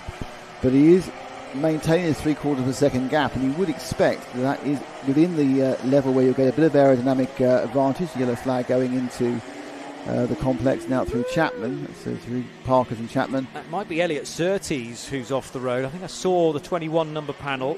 He was running in 18th place, although did he complete lap 5? Oh, in fact, my timing screen's well lap behind. 8 now, yeah. Yeah. I'll give it a refresh. Yeah, honestly. And see whether... You've got a historical timing screen. I have. So Mikey Walker is now exactly 3/4 second behind. He lost another 3... He's currently losing 300ths of a second a lap to Pearson Bullock Carter, who's just eking out the fastest lap each time. They are effectively going at the same speed, but you would expect a bit of gain. But as you rightly point out, Johnny, this has led to a kind of a separation of all the karts by a few lengths. Blanford is 2 or 3 kart lengths ahead of Hudson Brown, who's 2 or 3 kart lengths ahead of Liver's Edge. That nose to tailness has gone, but we've got still 4.5 minutes to go. Yeah, and 1 or 2 might have an idea up their sleeve in the closing stages, but they'll have to really try and get a move on at this point to make it possible into the final 2 minutes. That was indeed Elliot Surtees off the road and in the sanctuary of the Marshall post, just I think on the approach to Wilkins, but that's why there were yellow flags being displayed into the first of the challenging left-handers on the infield part of Whilton Mill. Pearson Bullock Carter out front by about the same distance as separates Mikey Walker in second and Lucas Blanford in third. Gap is 4/10 of a second. Pearson though to Mikey more like 8/10 at the start of this lap, and that's about the margin that Pearson has been enjoying for most of the other scraps through the course of the day. He led one of the superheats by a second. It was tighter actually for superheat 1. That was just half a second advantage over Ross Tyler. Ross Tyler, I thought, might be the one to step forward and challenge, but of course then there was that collision. There was an investigation for it between Blanford, but it's not resulted in appears in a penalty, so it's been judged as a racing incident. Okay. Obviously the penalty can get applied very retrospectively as well, but in fairness to Pearson Bullock Carter, he's really putting together a good weekend. I mean, it's interesting how he's not really eking away in any way from Mikey Walker. Mikey Walker actually gained a 10th of him last lap round with the fastest lap of the entire race. So perhaps now we're unleashing the beast that is Mikey Walker. He's got 4 or 5 laps to get back up to the back of Bullock Carter. Blanford, our champion-elect, he's happy in third. I'm pretty sure that's all he needs to do. But is Mikey any closer? No. And so once again, he just stays at this 6.67. And that time round, he lost 200ths of a second again. So it's very much nip and tuck. But Bullock Carter did a great job because he's staying ahead despite the fact he's giving them a tow. And that's worth 2 or 3 tenths a lap easily. Interesting. Yeah, agreed. Mikey Walker is capable of going faster than Pearson Bullock Carter because he's got the fastest lap by a couple of tenths, but he can't do that lap after lap, clearly. And that might have been earlier in the piece as well, and maybe he was getting a tow. Now he's into clear air in second position, trying to replicate the 45.7, but struggling to do so. Over the line then go the top 2. Has that gap come down anymore? Yeah, by about a tenth in the favour of a chasing Walker. Blanford under heavy pressure now from Morgan Hudson Brown. Well, I say heavy pressure, been under pressure from Morgan Hudson Brown for 10 minutes and 13 seconds, which is the rest of the race. But he's under quite a lot of pressure, obviously keeping his place on the podium at the moment, and we believe also taking the overall championship as well for 2025 in the senior rotax here at the TKC. In lovely sunny conditions at Whilton Mill. Still a couple of minutes to go, a couple of laps to go, minute and a half left. They're doing 46 and change laps, so good pace. It's a very fine day to be racing in the Northamptonshire countryside, but certainly it's a very fine day to be Pearson Bullock Carter because you're just staying equidistant ahead of your teammate Mikey Walker, and Lucas Blanford, the person who's been dominating the championship, ain't getting anywhere near you at the moment. Hudson Brown are most likely to snatch a podium in the dying stages inside the final minute, and into Inkermans they go for third and fourth places. Good exit speed, though, from Blandford out of Ashby on this occasion, and then into Wilkins. Leading duo still separated by about the same margin. It's hovering between 5 and 7/10 of a second. Pearson Bullock Carter able to manage the distance and sense where Mikey Walker is. There'll be hand signals as well from the pit area as to how much of a distance they've got. But Blandford just about got Hudson Brown covered, I think, unless Hudson Brown can make a charge either into this corner or the one at the end of the back straight, so the opening to the boot. Best opportunity. Sometimes he gets a good run out of Chapman, does Hudson Brown. And Lucas Blandford is a little bit closer this time. The clock will read 0 the next time they cross the line. That will signal the final lap of the final. Yeah, so the Senior Max final. This one hasn't really exploded into life as I kind of hoped it would do. I mean, we can appreciate the skill and the pace, but apart from that instant on lap 2 when Tyler went grass cutting, it's been a little bit processional. I think it's mainly down to the performance of Pearson Bullock Carter, who had the speed to stay ahead despite pushing the air away from everyone behind him. And perhaps the fact that Michael Walker never got quite close enough to make the most of that slipstream. Blandford, the Scot, really kind of just about guaranteeing his podium and his overall championship win. He's just holding off more than Hudson Brown. Had a good weekend. But yeah, I think we've had a number of good finals. They can't all be classics, Johnny, can they? No, agreed, because then they wouldn't be classics by definition, because every single final would be utterly off the scale and bonkers. And sometimes you just need to take a step back and go, Pearson Bullock Carter, a tremendous drive all weekend. When you consider the relentless nature of this senior rotax competition, but he has had his head and shoulders above water all weekend, and Pearson Bullock Carter, having bossed the superheats, will take the final this weekend. Blandford's got the championship as well, and Lucas Blandford, with third position, takes the championship. That was a champion. It was a look at me. I've done quite well. Kind of self-effacing wave from our winner, Pierce. I've won the heat, and then Blandford went, I've won the whole thing. Yeah. Well, fair play. I mean, too right, it's absolutely. a bigger deal. You can't celebrate winning this. What can you celebrate? I've come up with many different options, but let's just keep it to the Senior Rotax Championship for 2025. And I refuse to celebrate the birth of my child. It's not the Senior Rotax Championship. Exactly. Well, we've been with him every step of the way, and Lucas Blandford, a star man as well, knew what he had to do. Always travels a fair old distance, unless it's Warden Law. Then from Scotland. There aren't any races. There aren't any meetings of the Kart Championship north of the border, are there? No. Maybe that. Good karting tracks in Scotland. Many of them, I'm sure. One. Okay. Which I really wish you hadn't said, because the name's flown out of my head temporarily. It's a very good circuit up there. Yeah. Yeah. Okay. I just can't think what it's called. Don't worry. The Ultimate UK, so you go there, and let's talk about the next race. Yes, right.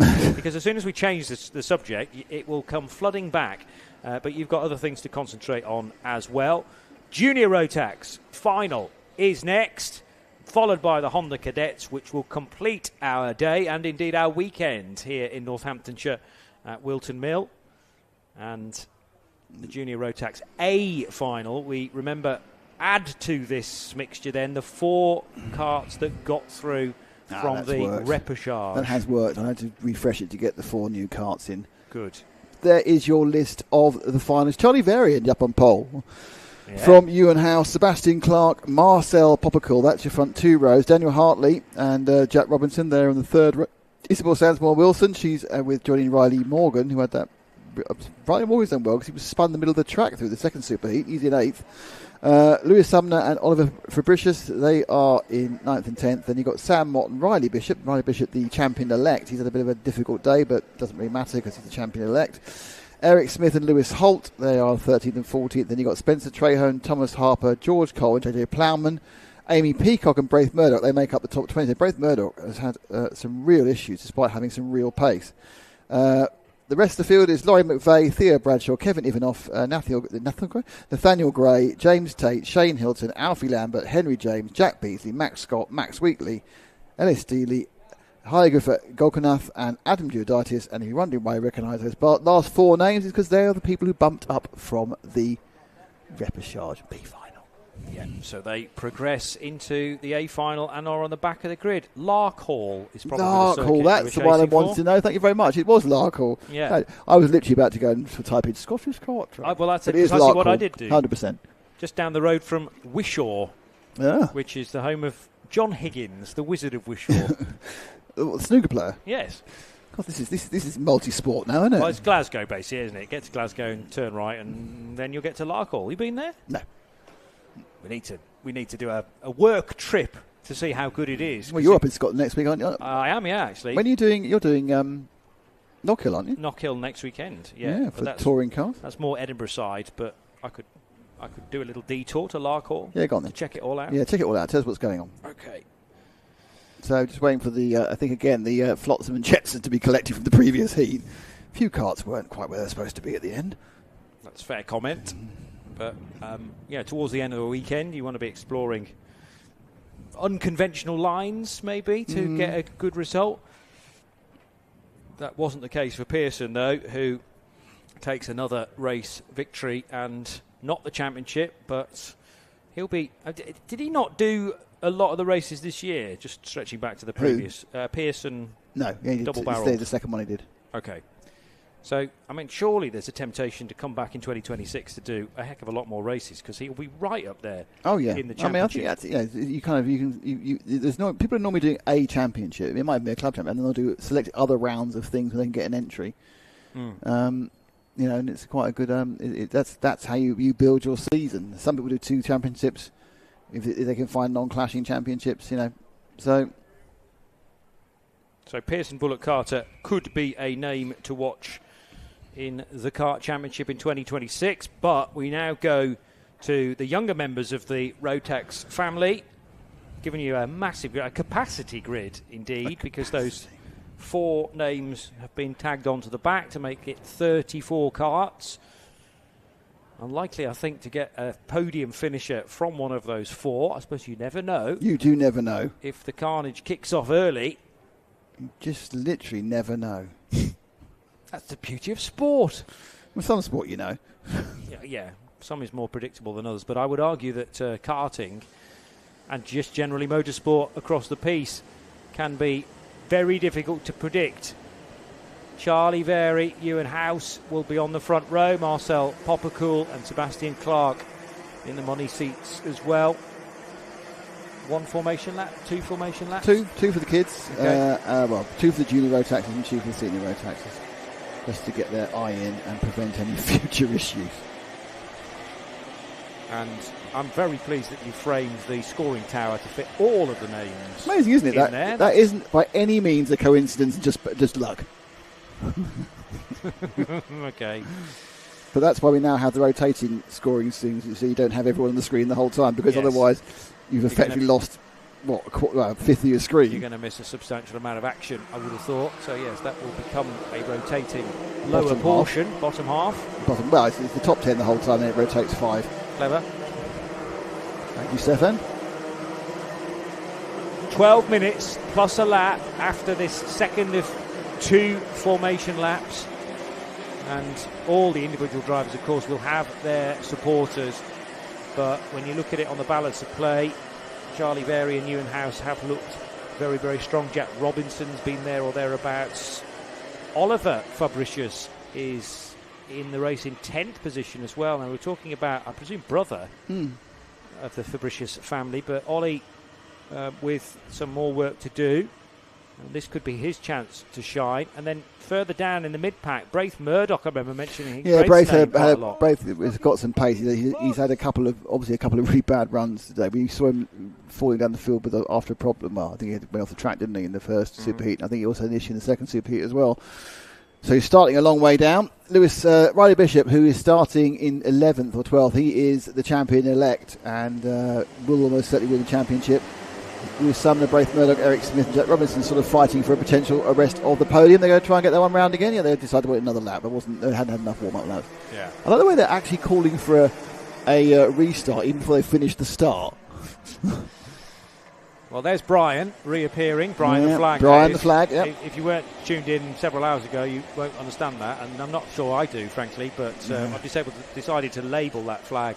It's Brian the Flag. With Brian the Flag, because it doesn't really have a name other than a restart flag. It's a restart flag, yes. I mean, it's not like it's got a lovely name like a cake, like the Battenberg flag has, you know. Yes. There are no cakes that look like that.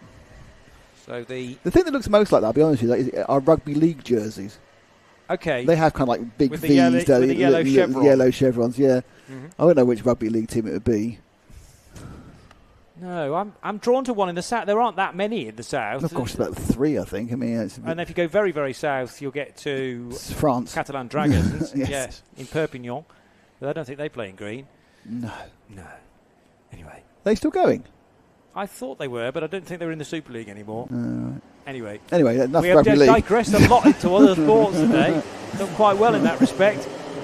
Charlie Very, is this going to be called as an official start? Yes, so it is. far, so good, yeah. So everybody works their way through Crook for the first time of asking of a 12-minute race. Charlie Very, is he ahead of Sebastian I think Clark? he is, yeah. The second place is Clark in the 250. Third is the 226 of Ewan House. So that is a Very from House. So House is immediately, I want to be second place, thank you very much. So it's the two teammates, 227 and 226, the Coles teammates. And they sweep round, but a lovely little break there for Charlie Very, isn't it? Because they're squabbling behind as he goes around Chapman for the first time and down the back straight.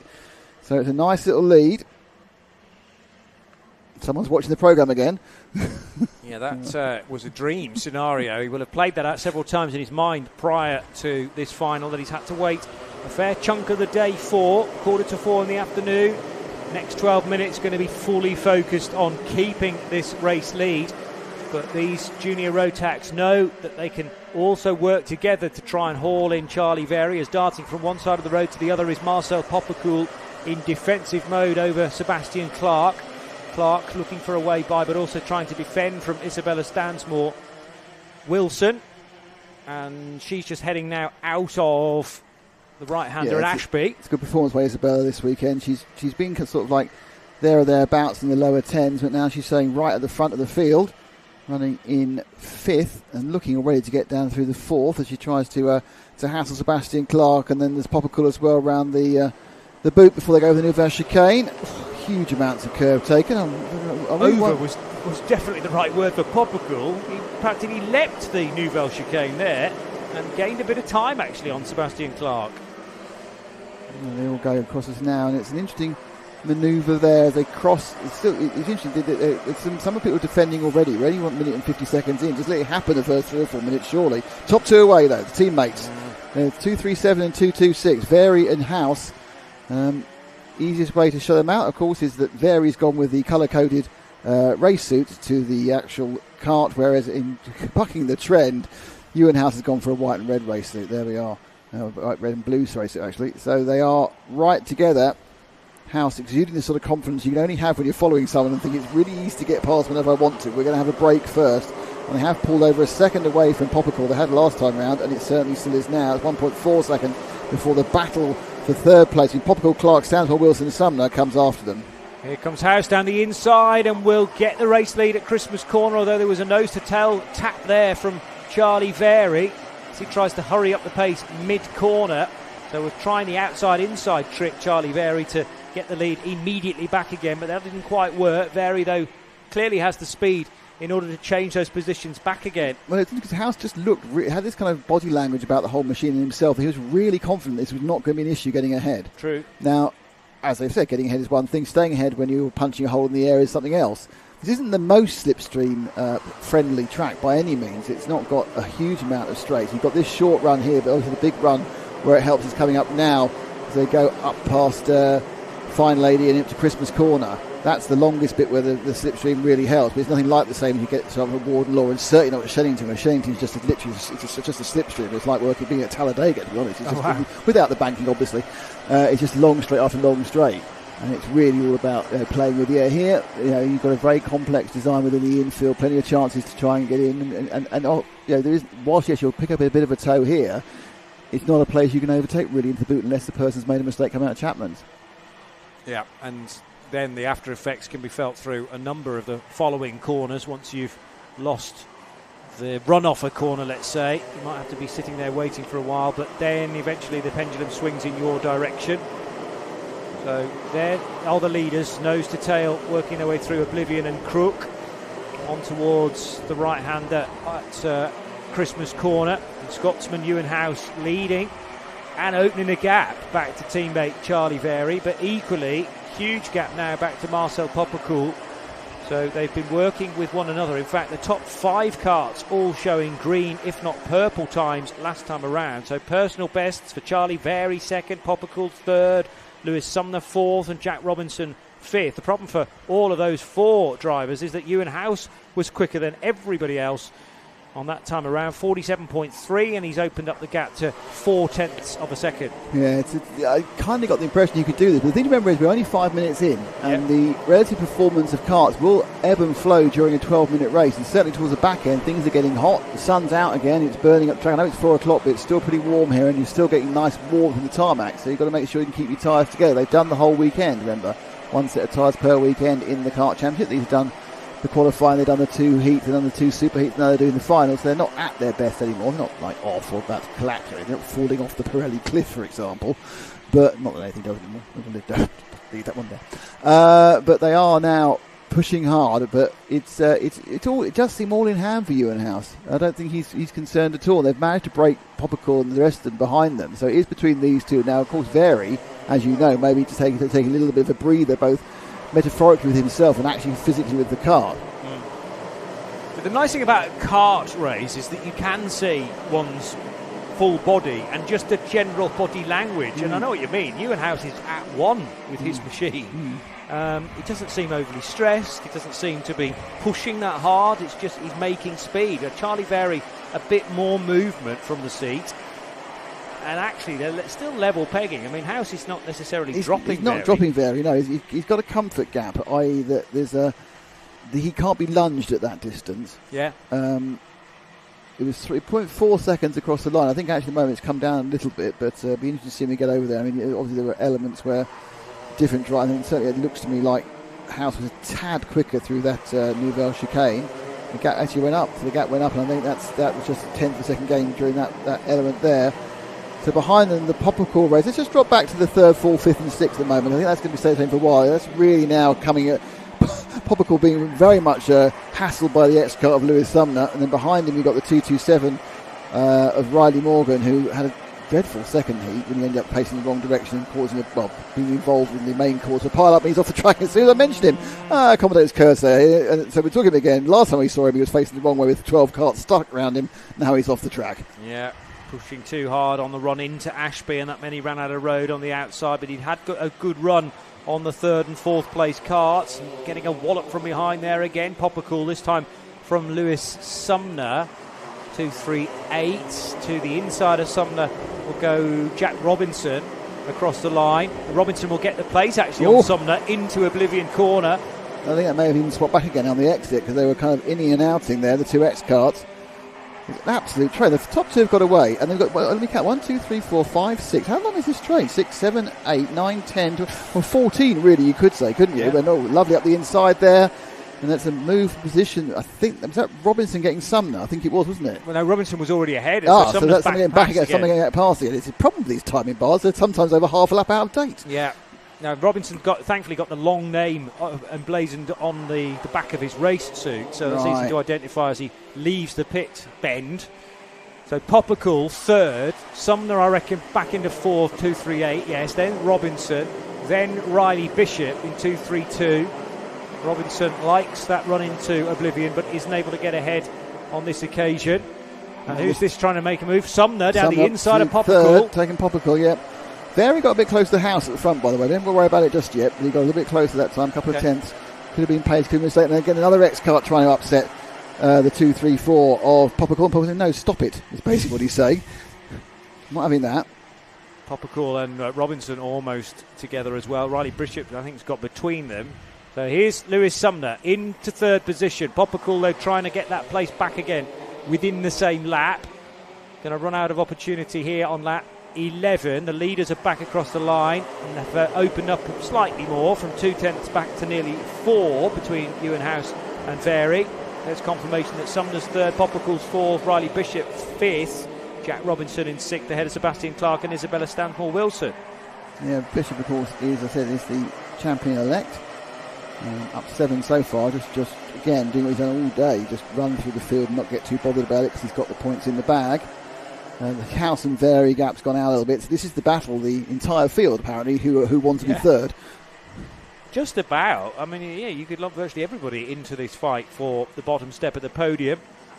Again, Lewis Sumner's chance to imitate Ewan House's driving style, because he looks very cool now and in command. Well, he's got the man who's really dominated the championship behind him in Riley Bishop, the 232 teammate. Again, not under any pressure this weekend, apart from not starting a fight or a fire and getting him, kicked out. But it's all going quite well for Bishop. He's driven through the pack here. Can't get close to the top two. They've broken away. 7 seconds ahead, Johnny, the top two.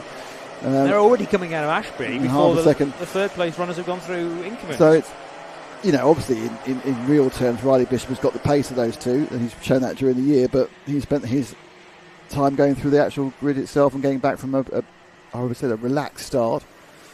Driving well, looking behind him, seeing what's going on behind him. This is the junior Rotax. That's the guy there in 232. That is the guy who will be your junior Rotax champion, as long as nothing weird happens in the steward's room.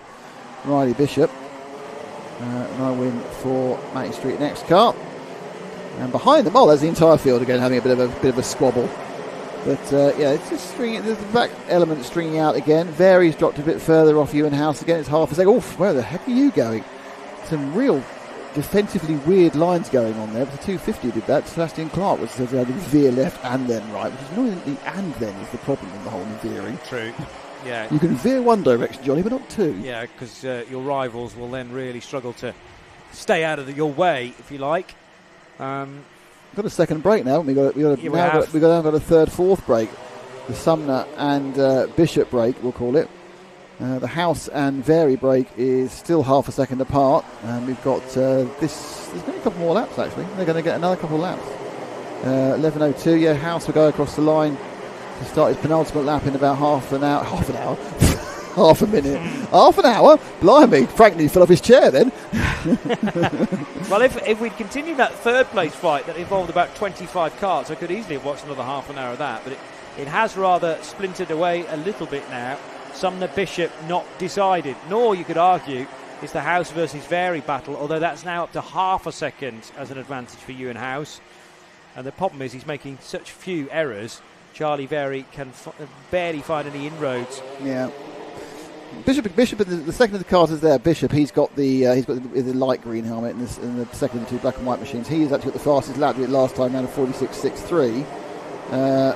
Immediately removed by the kart in front of him. Got a 46.58. So they are the fastest karts on the track, but that is only a tenth or two faster than our leaders, who did the same. Whose lap time, Varies came back here by 100th of a second that time. So we are on to the penultimate lap now. Is that Eric Smith flinging one down the inside? I think it was, yeah. Christmas corner. Enough. Poor Marcel Popocar is just dropping back a little bit in this in the KMS carnage is there. There's 3 or 4 in the KMS team there, all having a bit of fun as we run in the sun to the end of the Junior Rotax Championship. Let's look at our leaders for this final lap, and it's been a fantastic performance from Ewan House, looking to win the leg. It's a round, isn't the championship, as well as being the man who takes the victory at Whilton Mill. Vary was caught and passed about 3 minutes in, and since he's not let him go, but he's never looked like he's going to get past again. And it's been a great performance by the two Coles Racing machines, but House putting down a real marker for next year. I think you can probably say for another year. I don't quite know the age of these drivers, but I think he's probably all right. But it's a great to win. It's great to finish the season with a win. And don't forget, there's 2 Winter Championship races coming up. Autumn Series races coming up we'll talk about. But a great performance by Ewan House. He's going to take this one. He's going to take the final round of the Junior Rotax final, and he should do a little punch in the air, like, hooray, look at me, I've won it, I'm brilliant. And then the next person over will be, the fourth person over should be doing a big punch, because that's Riley Bishop, who's going to win the championship. Nothing, didn't care. So he won the championship. You couldn't even celebrate winning the championship. That's just no good for that. Really the highlight reel, Riley, honestly.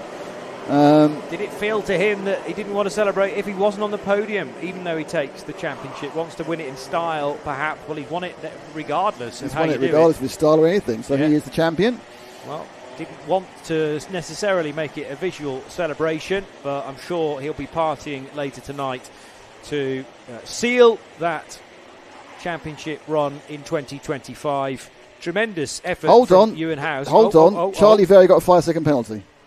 Right, so which doesn't affect anything. That removes Charlie. Which affects nothing. Yeah, because he was 7 seconds over Lewis Sumner. I don't know why he got a 5-second penalty, I must admit. how was the pass done, and was there some contact? No, Charlie Vay was the second-place driver. Yeah, but he was leading initially, and Ewan House got ahead of him. So I'm just trying to remember how that was done and whether there was some contact. He has a 5-second penalty. It has not affected anything. He is still second. Still second. He's no longer 0.45 of a second behind Ewan House, but he doesn't lose a position, as you say, because they were 7 seconds clear of the rest. Lewis Sumner, the champion for 2025, Riley Bishop, finishing 4th ahead of Jack Robinson 5th and Eric Smith in 6th, who did make that move on Marcel Popocool at Christmas Corner with a couple of laps spare. So Marcel Popocool, the pole in 7th ahead of Issy Stansmore Wilson. Then it is Braith Murdoch, number 214 in 9th, ahead of Riley Morgan 10th. Then it was Daniel Hartley, Theo Bradshaw, Amy Peacock, Kevin Ivanov, and completing the top 15, Sebastian Clark. Thank you, Johnny. Now time for the final race of the day. It's the Honda Cadet final, and it is one of the ones that is still up for grabs, and we'll go into the grab situation when we get to it. Starting on pole, it is Archie Cannon, then it's Riley Blakemore. Archie Loveridge is in 3rd, Elliot Borks in 4th. Then it's Ronnie Jones, Bradley Sutton, Luke McCall, Arthur Murfitt, Dino Rowlands, Ollie Knox, actually top 10. Then Sawyer Henderson, Mason Becker, Jack Wicks, Jerry Tiffany, Shailen Srikithan and Finley Thursted. And it's Daniel Barton, Jayan Prakash, Oliver Ratton and Harry Search. That's his next 10 to 20. And then you have Ethan Pearson, Sam Dixon, Luke Jardine, James Murfitt, Ben Bowers, Seth Wright, Jason Fathers, Oakley Porter, Richie Duffy, Maddie Horspool, Austin Dow, Joshua Adoti, Maximilian Migalski, which is a fantastic name, and Arthur Bath. Bath. Okay. So this Honda Cadet was definitely up for grabs moving into the championship. I now need to do the Nick calculations, which is obviously very, very, very, very questionable. So Loveridge from Blakemore, that was the major thing, and what has happened is Blakemore has gained 5 points on Loveridge, so he's 2 points ahead going into this one. So Blakemore is 2 points ahead, and the thing is, actually, Elliot Bork's involved as well. If there's a big difference, but just making it easy for my little brain to understand, there is 2 points between Blakemore and Loveridge. They're further. Archie Cannon, the Scottish champion, is a further 10 points back from Blakemore. So Blakemore's leading by 2 from Loveridge and by 10 from Cannon. Yep.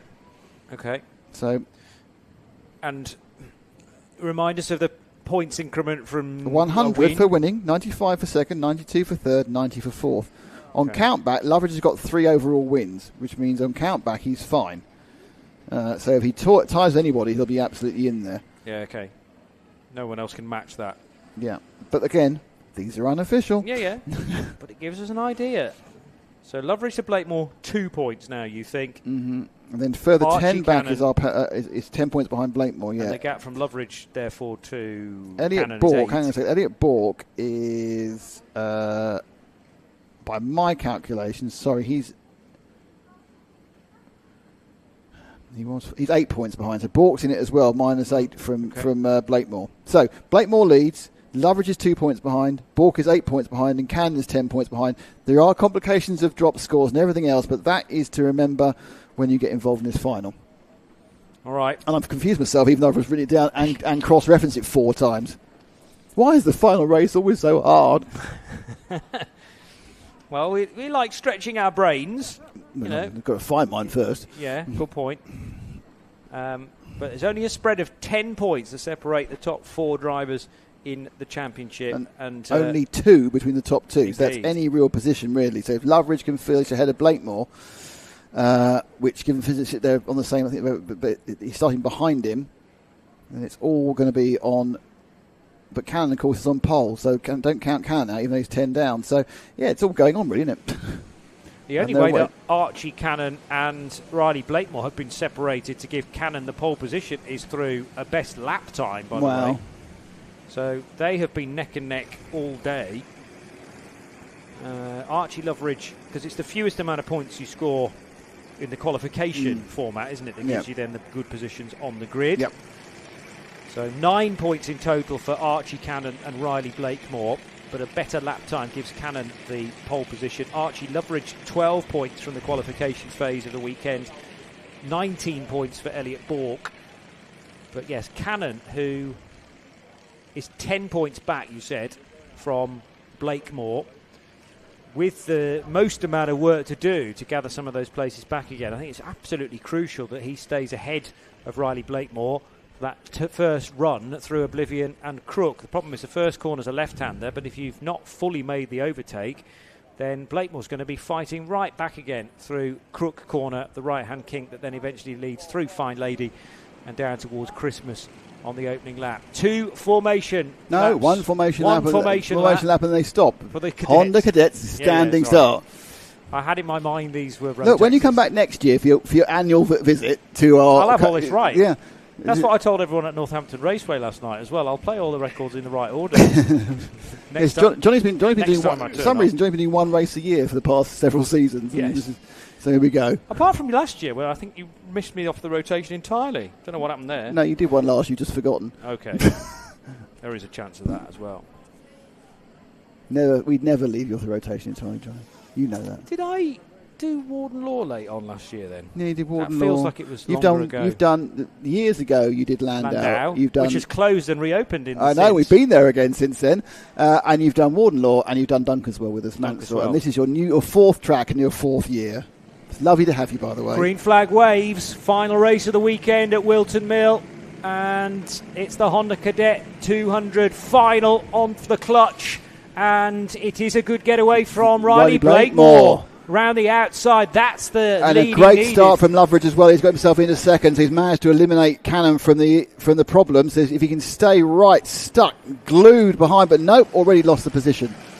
So that is a problem. So it's going to be Cannon into second. Blakemore, what's happening right there? Someone's slightly off the track.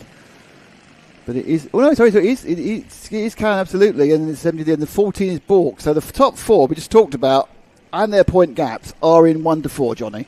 So now what we need is my brain to try and work out all the points. At the moment, it's quite easy because Blakemore's leading, so he'll be champion. Yeah, and he just needs to stay there if he is working out his strategy. And also, if Loveridge and Cannon start to get into one another, that will also provide a solution for Riley Blakemore and the perfect run. But this is a long race for these youngsters. And we've also found, just like in the Bambinos, that a gap can develop and then close up within a matter of minutes as well. So even if one of them does get away, Riley Blakemore, for instance, he'll not be counting any chickens even with 3 or 4 minutes left on the clock. Archie Cannon, with the most amount of points to try and gather back, he's the outside bet with the Scottish S-plate, running in second place ahead of Archie Loveridge and Elliot Bork, but this is no good at this stage for Cannon or Loveridge or Bork because the man they're trying to outscore leads the race. Yeah, I mean, it's the case really now. Loveridge, he's pointing ahead. Let's keep going. I don't know whether Loveridge has got a tactic in his mind to spend 4 minutes making sure it's just 4 of them battling and trying to pull away and then working out what to do next. But Loveridge, of course, is in the position where he just needs to be ahead of Blakemore, whereas Cannon needs to be ahead of Blakemore and have various different karts in between them, probably not Loveridge. So he needs to find somebody else needs to turn up, like, Bork or Murphy, to make it happen. So it's a real, 14-move chess piece to get Cannon to win this championship. The other two just need to finish ahead of the other one. Ronnie Jones is the fastest lapping driver. He's down in 6th position in the black helmet and black race suit. Turning through Ashby is the first and second place fight, and everybody else, frankly, with Loveridge in the blue helmet trying to force the mistake from Archie Cannon. Could be a long wait, that. And same goes for Riley Blakemore, who carries good speed out of the left-hander that leads onto the back straight and now into the boot. Very little steering input from Riley Blakemore. Very smooth racing driver coming out of the pit bend and back across the stripe, and continues to enjoy a massive 0.2 of a second lead. Gosh, ridiculous so early on. So Cannon, Loveridge and Blakemore just coming up towards Chris. No one's really looking to make a move yet. They're sitting in the slipstream, making sure Blakemore doesn't get away. 4th place is Bork. He's just a couple of lengths off, and particularly stressful for him just yet. But I just feel that Cannon needs to try and make something happen. Now, how he makes it happen, I am not an 11-year-old karter or a 10-year-old karter, so I don't know. But following Blakemore is a path to not being champion. So stop following him, is what I would say. Now, that's easier said than done. Riley he's very accomplished. These guys, they might be under 11, but they've still got years of experience and a great amount of data in their heads about how to run these races. But at some point, you've got to try and exploit a potential weakness. Fastest is Loveridge at the moment, but it's only 300 because he just gained a little bit on the others during that situation. Now looking to pop out from this slipstream. Come on, let's have a move. But they're just playing. Loveridge playing the waiting game, John. He's absolutely fine. He just needs to finish ahead at some point by one place. Cannon playing the waiting game is pointless. No, it's no good. It's absolutely pointless. He just needs to get ahead and see what happens behind, and hope that behind him things will break out. As it is, he's actually providing protection for the man he's trying to beat. Yeah. Yeah, and the thing is, if Cannon can get ahead and therefore put Blakemore out of his stride, then there's more chance of Blakemore's race unravelling with Loveridge and Bork snapping at his heels. The other difficulty is, of course, that Cannon has got to outscore Loveridge in a way, and I know he's doing that by being second but that's not compared to third, but that's not enough, precisely. So the points deficit from Cannon to Blakemore is 10, I remember you saying. Yeah, that's right, yeah. So if he wins the race, he's got to hope that Loveridge doesn't perform well. I mean, Blakemore's got to fade to something like, 6th, 7th, 8th place? 5th, I think, would do it. 5th, okay. Even that's a big step. So, I mean, Cannon was always, as I say, the least likely to, and therefore maybe take some more risk. Just go for it. Yeah. What's the worst that's going to happen? You finish 4th, or 3rd. No, just go for it. I mean, we have still got 7 minutes to go. They've kind of worn off the extra amount of time you get for a final compared to a heat, but they are really squabbling around, and someone's going to. So Loveridge still just wants Cannon just to go and just do stuff. If second to third will still give Loveridge the title. So if Cannon goes and wins it, Loveridge is second and Blakemore's third. He still won't. But the notable thing is, the last lap there's a tiny gap for Blakemore. Tiny gap over Cannon.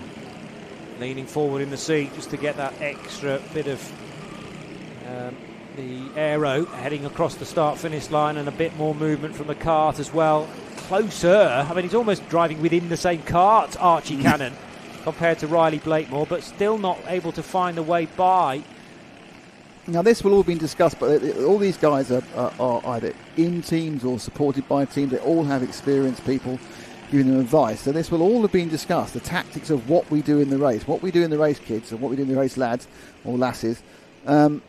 And they'll have discussed this why, and they were almost certainly running to a plan. Now, whether the plan's a good plan is another question entirely, but they'll be running to a plan here. Don't do this, don't do that, wait for this point, if this happens. Because, it's not often a championship comes down to a final race, but this one has, with 4 different potential winners who are actually first to 4th. So you kind of wonder who had the best advice. Currently, Riley's advice, get in the front and stay there, is working very well. Well, it was all down to that standing start that Riley Blakemore absolutely nailed. 1 or 2 have got that wrong through the course of the day, but generally it's a simple process. Well, Riley got it wrong that one time, but then the race was full started. It was Riley with a big mistake. Yeah, of course it was. And the race, that was the race that was red flagged after a lap, and they restarted it. So, it's not. It happens to all of them sometimes. It's a case of getting the combination of bouncing, getting off the brakes and on the throttle at the right time. Most of the time, they all go off pretty much online, but occasionally someone gets it wrong, and it really goes. When it goes wrong, it really goes wrong. Blakemore's almost stopping his kart partway round the boot, just making sure that there's no hint of an inside line from Archie Cannon. But I just wonder whether Cannon can exploit that a little more, getting well over to the right and just block passing. And that's his biggest opportunity. I don't think he's fast enough into Christmas here. Can't draw level with Blakemore. Blakemore is a canny fox. Despite his tender years, he's been at this for a number of his few years of massive racing. Percentage of his life. 40% of his life he's been doing percentage this. Life. That's what we were talking about earlier on. But it's been a lifetime achievement, you might say. And there's some air. There's air between them now. This is the point where you Italy. There's Loveridge just shoving. Oh, That's the chance. Too much. That's mystic, Johnny. Look at that. You are a motorsport god. You worked out where it was going wrong. Well, Loveridge spotted it. Yeah. Loveridge thought, and it's harder to spot it on the ground than it is for us with a bit of a raised angle. Agreed. You can see a little bit more what's going on. We can get an idea. I mean, he would have seen visually the way he was coming closer towards Cannon when that happened, but Cannon's now going to try and get past him immediately, which is. Yeah, well, that's not helping either of them now, is it? Because they're losing ground to Riley Blakemore. I just wonder whether Archie Cannon can learn from Loveridge's bravery, because he was just that bit more committal and said, yeah, well, I'm going to show you how to do it, because I need to make up ground as well. It's Loveridge that is only trailing the race leader by 2 points, and therefore the point swing from first to second is 5. Yeah, it's 5. So if Loveridge can win this, that's the championship as well. But it's interesting, isn't it? Because Blakemore was the beat, but that whole I'm second, you're second, I'm third, you're third. Who was the winner? Blakemore. Blakemore all day long. Yeah, they were scrapping themselves. Elliot Bourke sitting there, and in 5th place Arthur Murphy, who's just been a very, very comfortable 5th, just watching this all going on. I mean, he's not involved in the championship fight, but he's looking to pick up pieces of possible podiums today. Now, what we've not seen at any point is Loveridge try to get out and get past the S plate of Archie Cannon. No second and third. It's Loveridge in the blue helmet, the green helmet. That's Archie Cannon, second and third, and they're just not. It's just not looking to get through. Back marker, that could be potential, but they are very good actually at these. One thing I've noticed is back markers are really very, very good at getting out of the way, unless you hit them at exactly the wrong place. As did happen actually in one of the races at Shillington. And it did affect the result of the final. Not in this class, in a different class. It just found this back marker at just the wrong point. The leader tripped over him and it just lost all momentum, and suddenly the guy in second just went past him. Not deliberate by any means by the back marker. It was just one of those things. No. Well, they're desperate to not interfere with the race. You would have thought a track with more corners, such as here, it's more likely to happen. But you described it at Shellington, which was just all long straights. Yeah. But again, finding a back marker in the wrong position. Yeah, he's moved out the way very well actually. He's letting none of those top 5 really got in any way held up by the 24 Kart, who's just obviously had a difficult start, probably been off the track and lost a few seconds, and now just finishing his day, probably quite depressed. The top 4 are away with a minute and 38 to go. Blakemore is leading, and more important now, Loveridge has gone for it. More important not only has Loveridge gone for it, but also Elliot Bourke's gone for it. So the S plate of Cannon goes down to 4th with a minute and 28 to go. But is it too late? But Loveridge just now needs to get past Blakemore. It's a battle for the championship between those two. Can Loveridge make up the distance of, well, it's going to be, it was 0.4 of a second. I think it might be less than 0.4 of a second now. It's going to be, wait for it, 0.4 of a second. But it is the top 2 are the top 2, and it's a straight fight now, Johnny. Intriguing stuff. They cross the line with well over a lap time still in hand, so they'll get to the end of this one, and then 2 more. So this opportunity for Loveridge potentially to reel in Riley Blakemore and see then whether he can overtake, because catching one thing, overtaking another. A chance, by the way, to mention the back marker, who was Arthur Bath, number 24. In his first year of cadets, he's come out of Bambino for this. Now, right, so Loveridge really needs to make this happen now and not get himself bothered by Bourke. Look at that, he's carrying some speed into the entry of the boot, and he's getting right on the back of Blakemore. And we're actually going to get a grandstand battle. We are going to get an absolute grandstand battle for the championship here. It's who dares wins. It's who wins. It's Loveridge and it's Blakemore. Blakemore leads with 2 laps to go. Got to get past to outscore Riley Blakemore by 5 points, and the difference at the moment is 2 when those drop scores are taken into account. Surely Riley Blakemore will be running things through his mind as well. He's looked like a cool customer at the head of the order, but everyone is going to get incredibly tense. The shouting's begun outside our commentary box as well. It means so much to these families that have been racing all year long. Riley Blakemore trying to hold off the challenge of Archie Loveridge. This is the penultimate lap. They've got this. They've got the boot. They've got the Nouvelle chicane, and then they've got a lap. And already Loveridge is quick here. Then just stay in tight, and Blakemore does. It's now about placing your kart. He's got one area of real vulnerability, which is the end of coming up to Christmas corner in a bit. But now Loveridge saying, "Don't fight me, Elliot. I've got to try and do this himself." Right, coming out of the main straight for the last time, Johnny, take him home. Better run coming out of Crook Corner. But that is fended off by Riley Blakemore, who puts his car in the middle of the road into Christmas. What's the exit speed like, though, for Blakemore? And is he going to be compromised by the time they get to Ashby? Surely Blakemore is going to have to defend again into this tricky right-hand hairpin, and he does. 2 left-handers to come next then, Wilkins and Chapman. And the other distraction is Elliot Bourke, no doubt, for Archie Loveridge. Challenge is on. Remember, Loveridge has appeared so strong into the boot, and this is, if anything, Riley Blakemore's weakness. Loveridge down the inside for the championship, and he rides over the side and puts potentially Blakemore out of the race. So Loveridge is going to finish ahead of Blakemore, but that's surely going to be looked at again. Different winner, though, that we weren't expecting. Elliot Bourke will win the final from Archie Cannon in second, and you just sensed that was going to come to a head somehow, Nick Damon. Archie Loveridge does finish third, but substantial contact. Yeah, but let's do that again, because the problem is where Blakemore is. So this is going to be a real steward's room inquiry. He's lobbed it up the inside, Loveridge, and he has taken Blakemore out. So he's taken Blakemore out of the championship because Blakemore will be points behind Bourke and Cannon, I think. If Loveridge picks up a 5-second penalty, he drops 2 places to 5th. And that means Elliot Bourke will gain 11 points on him. It's only 8 behind. Yeah. So this one is literally too close to call. I'm afraid, Riley Blakemore fans, he won't win because you can't get, even though he may feel incredibly hard done by and incredibly hurt by what happened there, let's see it again, he won't get this back. So he is where he is. The question is, what happens to Loveridge? If Loveridge gets a 5-second penalty for that, he will drop far enough behind Elliot Bourke to give, in my pre-Nick Damon title numbers, under investigation, Archie Loveridge. I'm afraid we're going to be off the air because this is going to take a while, I can tell you now. Certainly. You're going to have to kind of go back to the highlight, to the reports to find out who gets it. It's going to be either Elliot Bourke or Archie Loveridge who'll be the cadet champion. It's all going to be decided in the steward's room. There's going to be, I would think there's probably some recriminations and tears there. But Loveridge finally went for it. He finally decided, I'm going to try and win this. And that was his best opportunity. Exactly. You're absolutely right. He'd been great on that entry into the boot the entire race. It's down to you all to decide what you feel.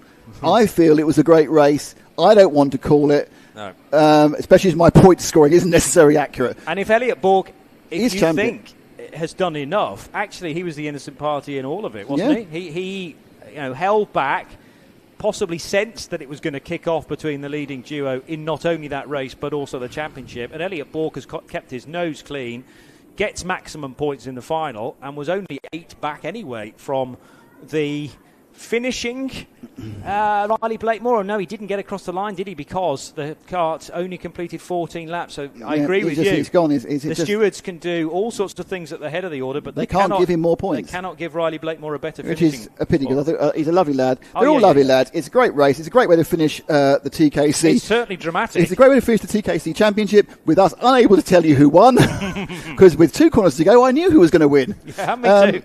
Thank you for being with us during this season. Just to remind you, there is a winter championship. It is on the 20th and 29th of November at Warden Law. It's not a championship, sorry, it's series. I've been told that they're individual races. And then on the 3rd and 4th of January, here at Whilton Mill, the 2 races for the TKC. We at Karting Live TV, we'll be back here at Whilton Mill next week, unfortunately without Johnny, but with Joe. So we've got Joe back, and we've lost Johnny, but we're back here for the NKC. A tanned Joe Bradley. Well, that's a horrible thought. With Joe Bradley for the NKC. My name's Nick Dame. I've had a lovely time working with Johnny, who I don't think I've actually commentated with since the 8 hours of Bahrain in Tim's house. Oh, yes. Many, many years ago. And I think I sat down throughout all of that as well. I've been sitting down today. You did. Paul's been pressing the button, sometimes the correct button, sometimes watching the race. Frank McKinney's been up on a Christmas corner. Thank you, Frank. And Ash Leontine has been doing the gantry camera and doing all the technical stuff because he's actually a professional as far as camera is concerned. Thank you for being with us all day. It's been great fun. We will see you next week with the NKC. And don't forget, look at your favourite interweb environment of karting to find out who won that race because we don't know. See you all very, very soon.